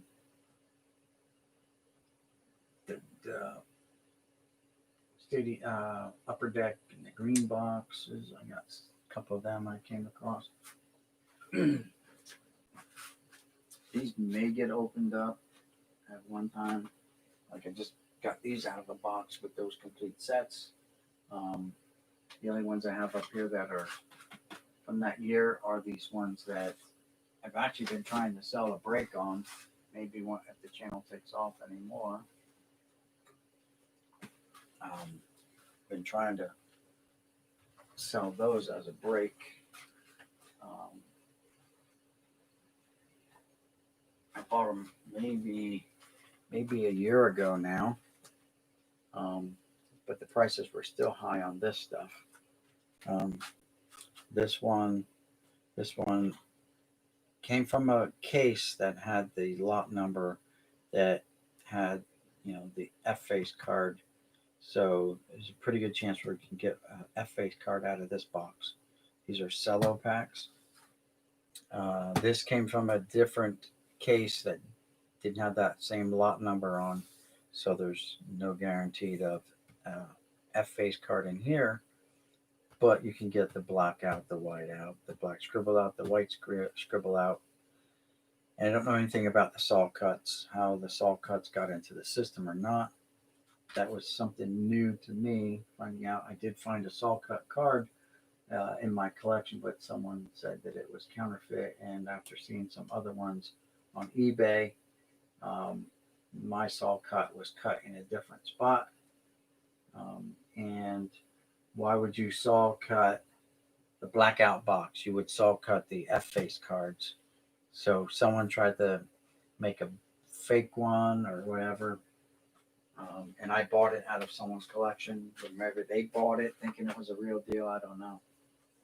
But those I was trying to sell those for, breaks and sell packs to people. But I got no feedback on it, so they just sit here, and I don't really care one way or the other. It's more or less, eye candy right now. Just it's a decoration. It's something that'll be in the background while I'm doing my videos or whatnot. It'll be there. And whatever I get tomorrow will just be added to the racks. So not a big deal.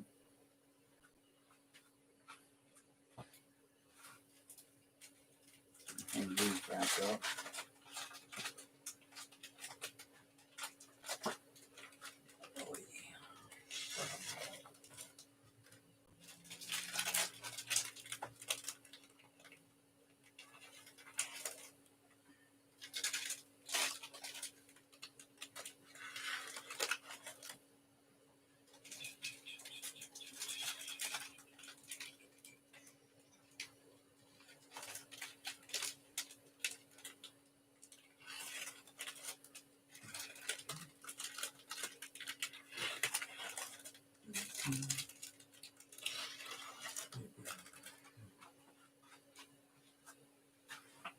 Alrighty.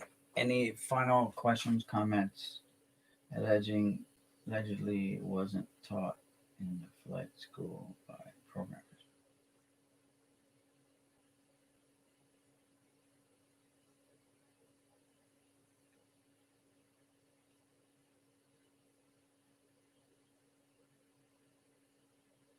Right. They had altitude. They had time to recover and figure things out. The other ones were closer to the ground. And once the um, stall warning went in to effect, it caused the nose down condition. And obviously, if you don't have time and altitude, you can't get out of a dive when you're fighting the flight controls and the computer's telling the flight controls to do one thing and you're yanking back on the stick and not reading the manual because you're focused on saving your life.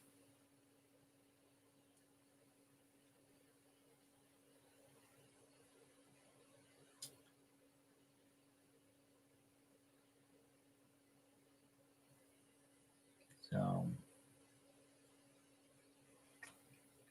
yep. All right, guys. Thanks, guys. We're at 5 hours and 15 minutes on this second stream. Thanks for all the thumbs up. Thanks for tuning in and just hanging out. Again, it'll be on a Friday when I do this grand opening. Right now, my wife is on a quarantine lockdown because on Monday she's having a procedure done. So yesterday she went and got her test, and now she's just got to hang around until she gets the results, and then she'll be free to go and get her procedure done for her. She's getting the upper GI. She's having like heartburn and indigestion and stuff like that. So trying to figure out what's causing that. And yeah, that's about it.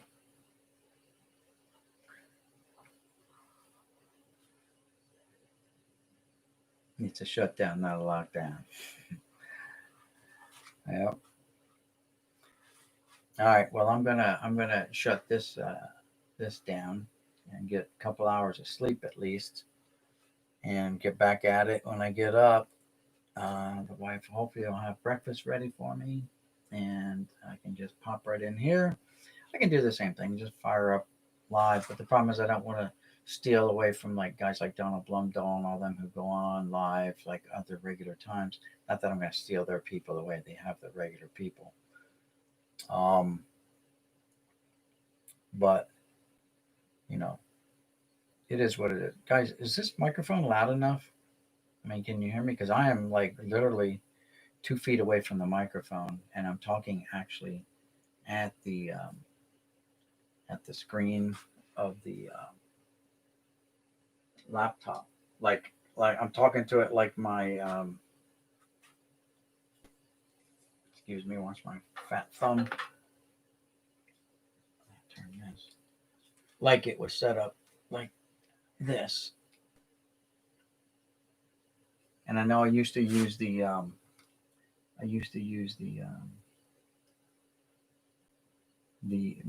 microphone in the webcam to um,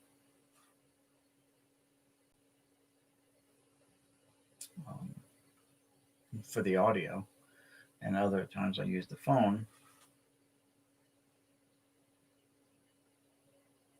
Hey, Troy's cards, welcome.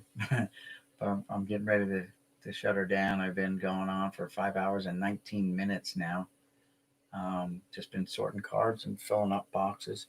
Not really sorting cards, just filling boxes, filling up boxes. Man, I got the orders from the wife to move some more product out here. So good, because it's literally, look, that's where the microphone is. It's over there. Yeah, I can reach it. So I'm a good 2 feet away from it. That's why I got the mic. It supposedly it picks up sound in the room. I like with just the webcam, it sounded tin can-ish, and I didn't want that tin can sound. Now, obviously, it might still sound tin can-ish because I'm not like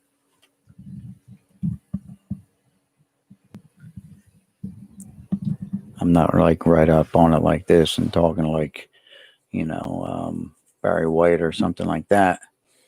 But and there's a volume knob here too. You can turn it down or turn it up. I have it up pretty far, but I don't know. Don't want to mess with it too much. If it's working, it's working.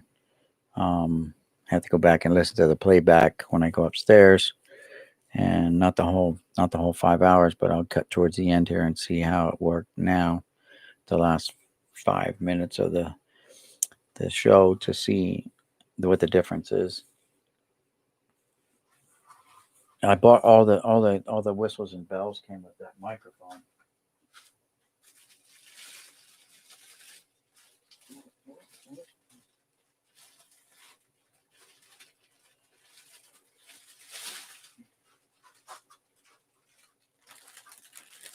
So the whistles and bells came with it. This nice boom, so you can just clip it to the side of the desk, and then you can bring it down, and you can, point it right at your face,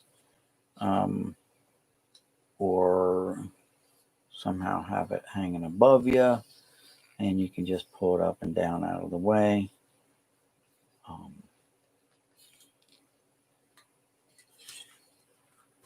And of course, if you're gonna be doing any kind of singing, then to keep that pop, that puff sound, then you talk through this thing here, and supposedly it's supposed to help.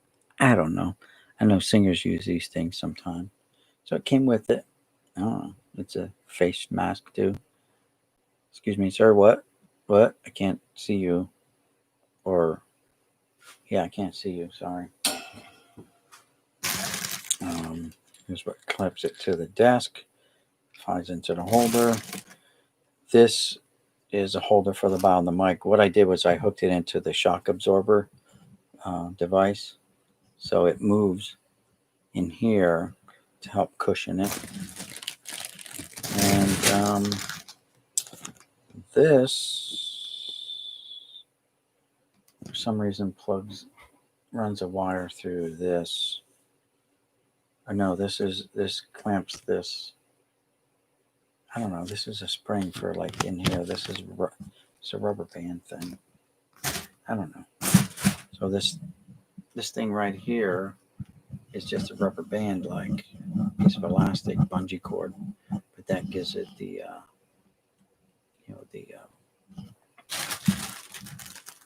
the shock absorber, to lessen any kind of shocks. I guess if I were to hit the table with something, it may not be as loud a jarring of a sound as without that being in the shock absorber.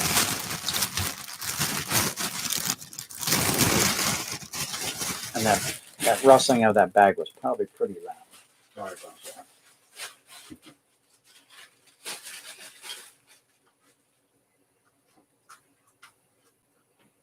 So yeah, that's it, guys. I'm gonna shut her down. I gotta get some shut eye. So kill the fire here. Ready? Let's do this. Let you guys see the old romantic fire before I turn it out. Ready? Set. And there it is.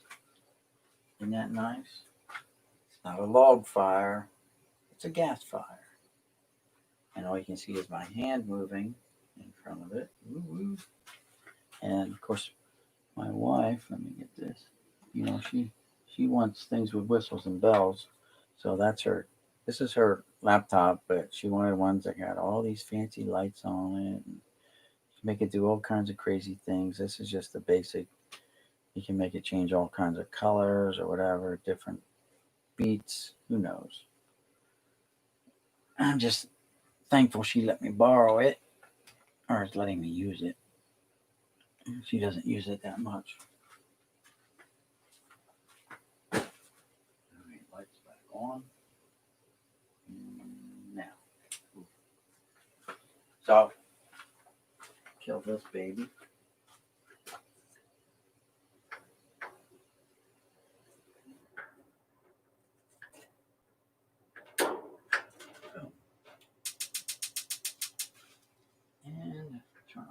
propane gas.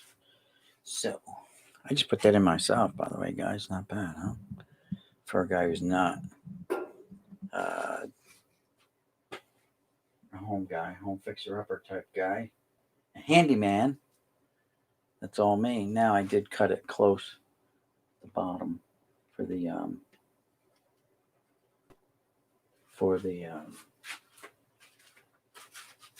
that's a drain, kind of a trap.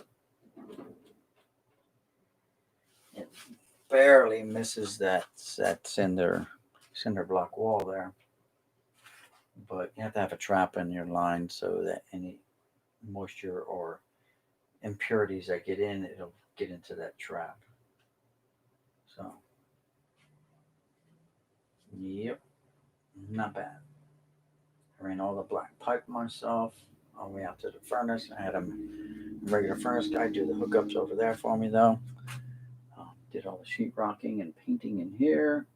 So I'm learning to be pretty handy in my old age. Guess I'm going to have to when I retire. I'm going to have to do a lot of stuff, I guess.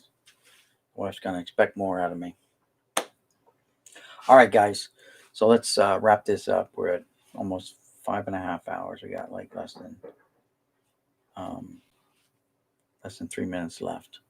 What did we find today? So stuff that I found off screen was I got this opening day Stadium Club, Dave Valley. I found this 70 Tops Pilots card, catcher named Don Bryant. This was off camera, I believe. Yes, it's got something on it there. I'll have to work on that. California Angels, Jim Spencer. Found this in the box. Pilots outfielder, Steve Hovley. This Topps black gold, or whatever they call these things. Yeah, Topps black gold. John Allrood. Now this is like a 93. I'm not sure the year on that, but I think it's 1993. Then I found some regular gold cards, 92 and 93. Topps gold. So I'm going to be working on putting a set of these together. So I've been rounding up all of them that I find, and I'm going to throw them in penny sleeves, and I put them in a box. These I've never seen before. These are Topps Finest. Pretty cool, shiny cards. Is that Mondesi? Blue Jays. Yeah, Raul Mondesi, outfielder. Never saw these before today. These are 2001 Topps Finest. Pretty cool.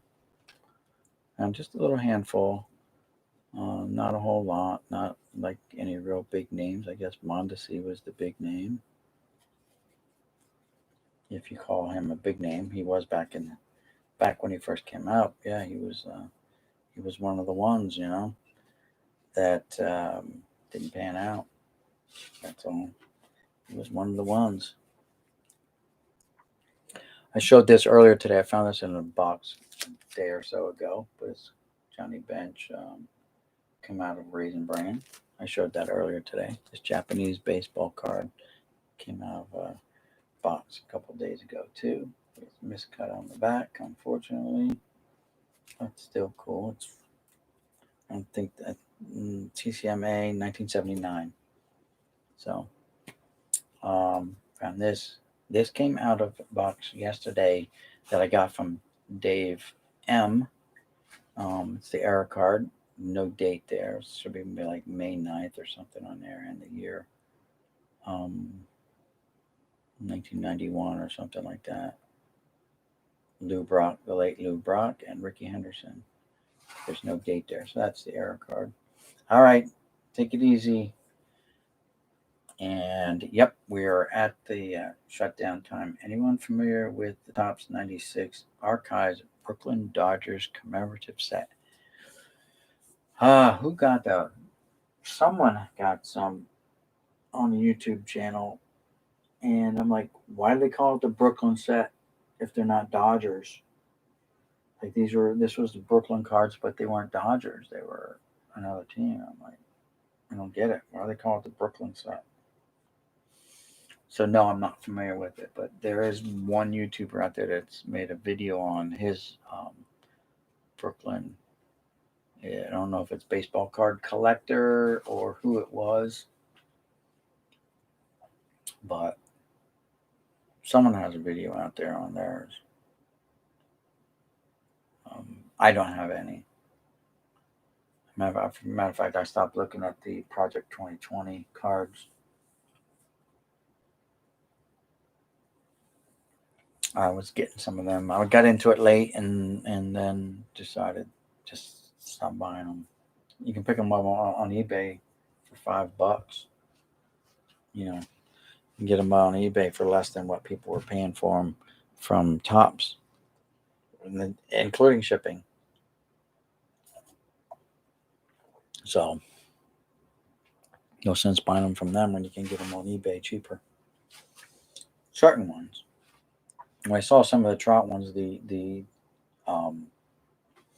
Ben Baller trout, that's the one that like really caught my eye. I'm like, man, I like that Ben Baller trout.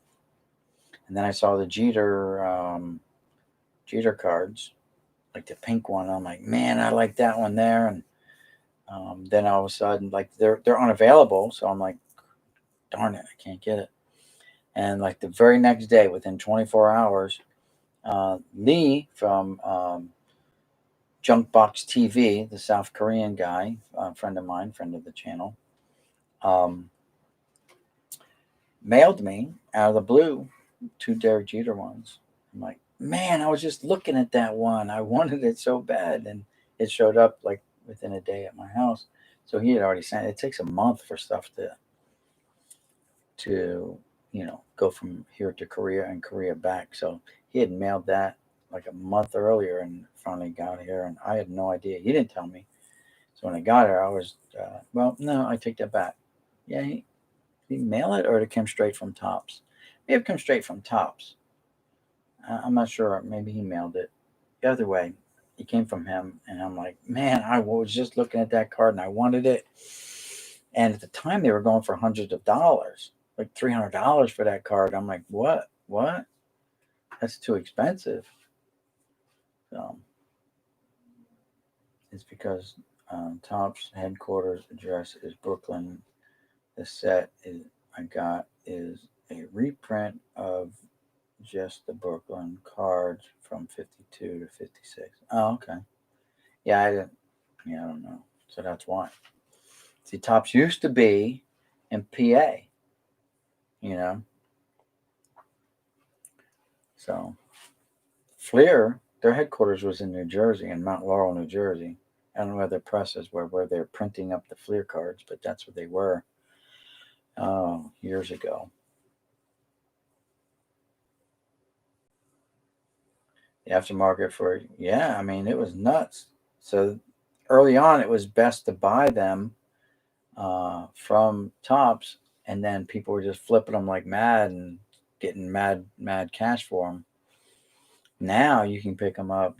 I've seen whole collections of them, like 40 cards for like $50 or $100, and I'm like, yeah, that's a good deal. You're only paying like $2 or $3 a card. Sure, you know. And guys put out like number whatever through whatever, like a 25 card set, like boom, here to here, $50, $60. I haven't checked in a while. I haven't checked in months. I mean, there are some I still like to get, but some of them oh God, the one that I think Pepino Man or someone said it, put it out there, the Ken Griffey Jr. one that like ended it all basically for Topps was that one cartoonish one of Ken Griffey Jr.'s rookie card.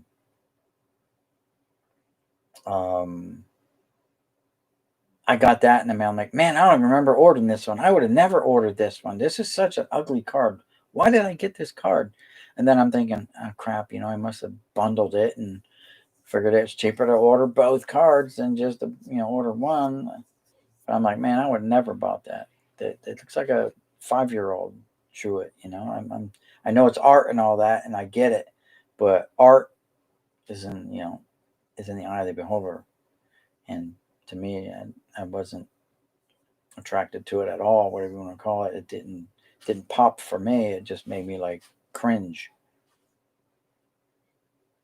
Yes, the '89 Topps traded Griffey. That's the one, but it just was the guy who draws like a 5-year-old, paints like a 5-year-old. You know what I'm saying? It just didn't do it. It didn't do it for a lot of people. Yet a lot of people ordered it and really hated it. And I think it was Pepino Man who said that was the one, man. That was the one that ended it all for Project 2020, just about.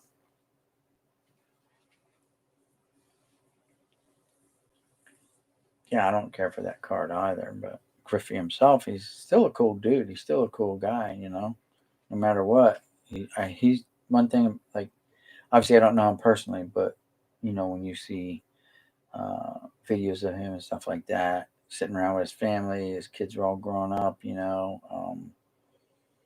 that he just seems like a regular guy, he never. I saw the different Frank Thomas ones, and yeah, I just, I might get one later. I don't know. I'm just dropping my money on other stuff like wax boxes and stuff like that. Stuff that, like I said, that stuff behind me is just eye candy. It's not. It's basically for backdrop. You know, when I do my videos and stuff like that, that's kind of gonna be behind me, so people just be able to kind of see it. You have to. I've watched videos about how to set up your YouTube stuff, your studio, your room, whatever, the lighting and all that stuff. And some people say, a lot of the experts say you need like a lamp or something behind you, some kind of light, that kind of draws the people in too, instead of just, like blank background or a bland background. So I'm working on that. I did see on Facebook Marketplace, a guy had an Upper Deck neon sign, looked like legit, like from the Upper Deck company, you know. But he wanted, a crazy amount, like $100 for it or something like that. And I'm like, if I get it, where am I going to put it? How am I going to hang it? Where, then I got to look at everything else. Like, does it mount to the wall? Does it hang? And there's other things I want to hang from the ceiling. I still got work to do in this room. I pick stuff up off of like other YouTubers and how they have their room set up. I like the idea of Pepino Man just putting that dowel rod across the ceiling and suspending his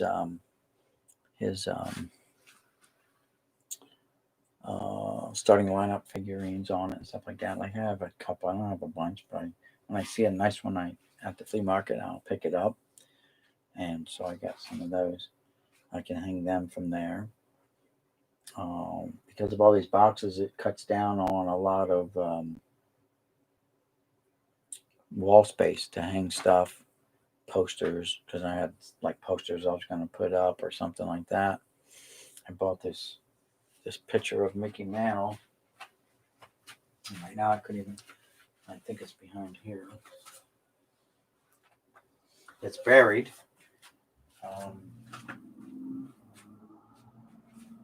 But I wanted to hang it up. Right here.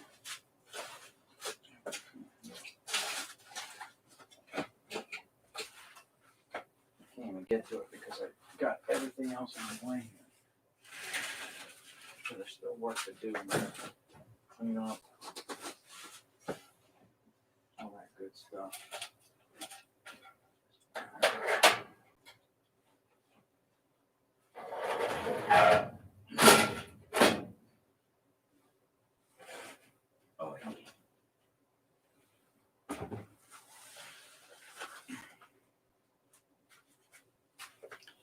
I bought this. It's all dusty now because I had it in here while I was sanding and all that good stuff, and it just became a magnet for dust. So I got to clean it off. But I picked this up off of, it's just not a real autograph or anything like that. Just a big picture of a young Mickey Mantle. And I wanted to, like, I could hang that up in here somewhere. And it turns out I don't have a whole lot of wall space now, so I don't know what I'm going to do with it. But I got this off of Big Dog, who I bought the Feynman collection off of. And that was a big collection. Still haven't gone through all of that. I went through some of it tonight, but got to go through more of it. So, you know, he gave me a good price on it, like a couple bucks. I think it was like $10. So, all right, guys, we're now 5 hours and 42 minutes. And so it's time to hit the hay for me. I know some of you guys are probably just getting up, but I've been up all day since noontime. So there's only so much Mountain Dew can keep you going, and the ice is all melted out of this. It's still cold, but it's a little watered down now. So we're gonna shut it down here. Thanks for the sharing. Yeah, no problem. I didn't do much sorting. I just kind of was stuffing boxes. And tomorrow's going to be more of the same. I got to get boxes in here and I got to stuff them. Problem is now I'm running out of, I had 25 empty boxes and I'm down to 3 empties and 1, 2, 3, 4, 5 partials. So, I got 3 empty boxes and I got a ton of stuff yet to get into here. So I can figure out maybe get another 30 boxes stacked up there. I can probably fit maybe another 50 boxes in here. That get me closer to my 400. But it's not, 400's not everything. 400's just a number. There was a goal. And I got way more than that. All right, guys. 400 boxes is only 2 million cards. I still have another 100 boxes sitting out in the house. Roughly 100 boxes worth. So that's 95 when there's 100 boxes. If I had one more box on top of them, that's 500,000 cards. Over here, I'm going to have 220 some boxes, maybe. I needed to get 400 boxes in here to get to 2 million.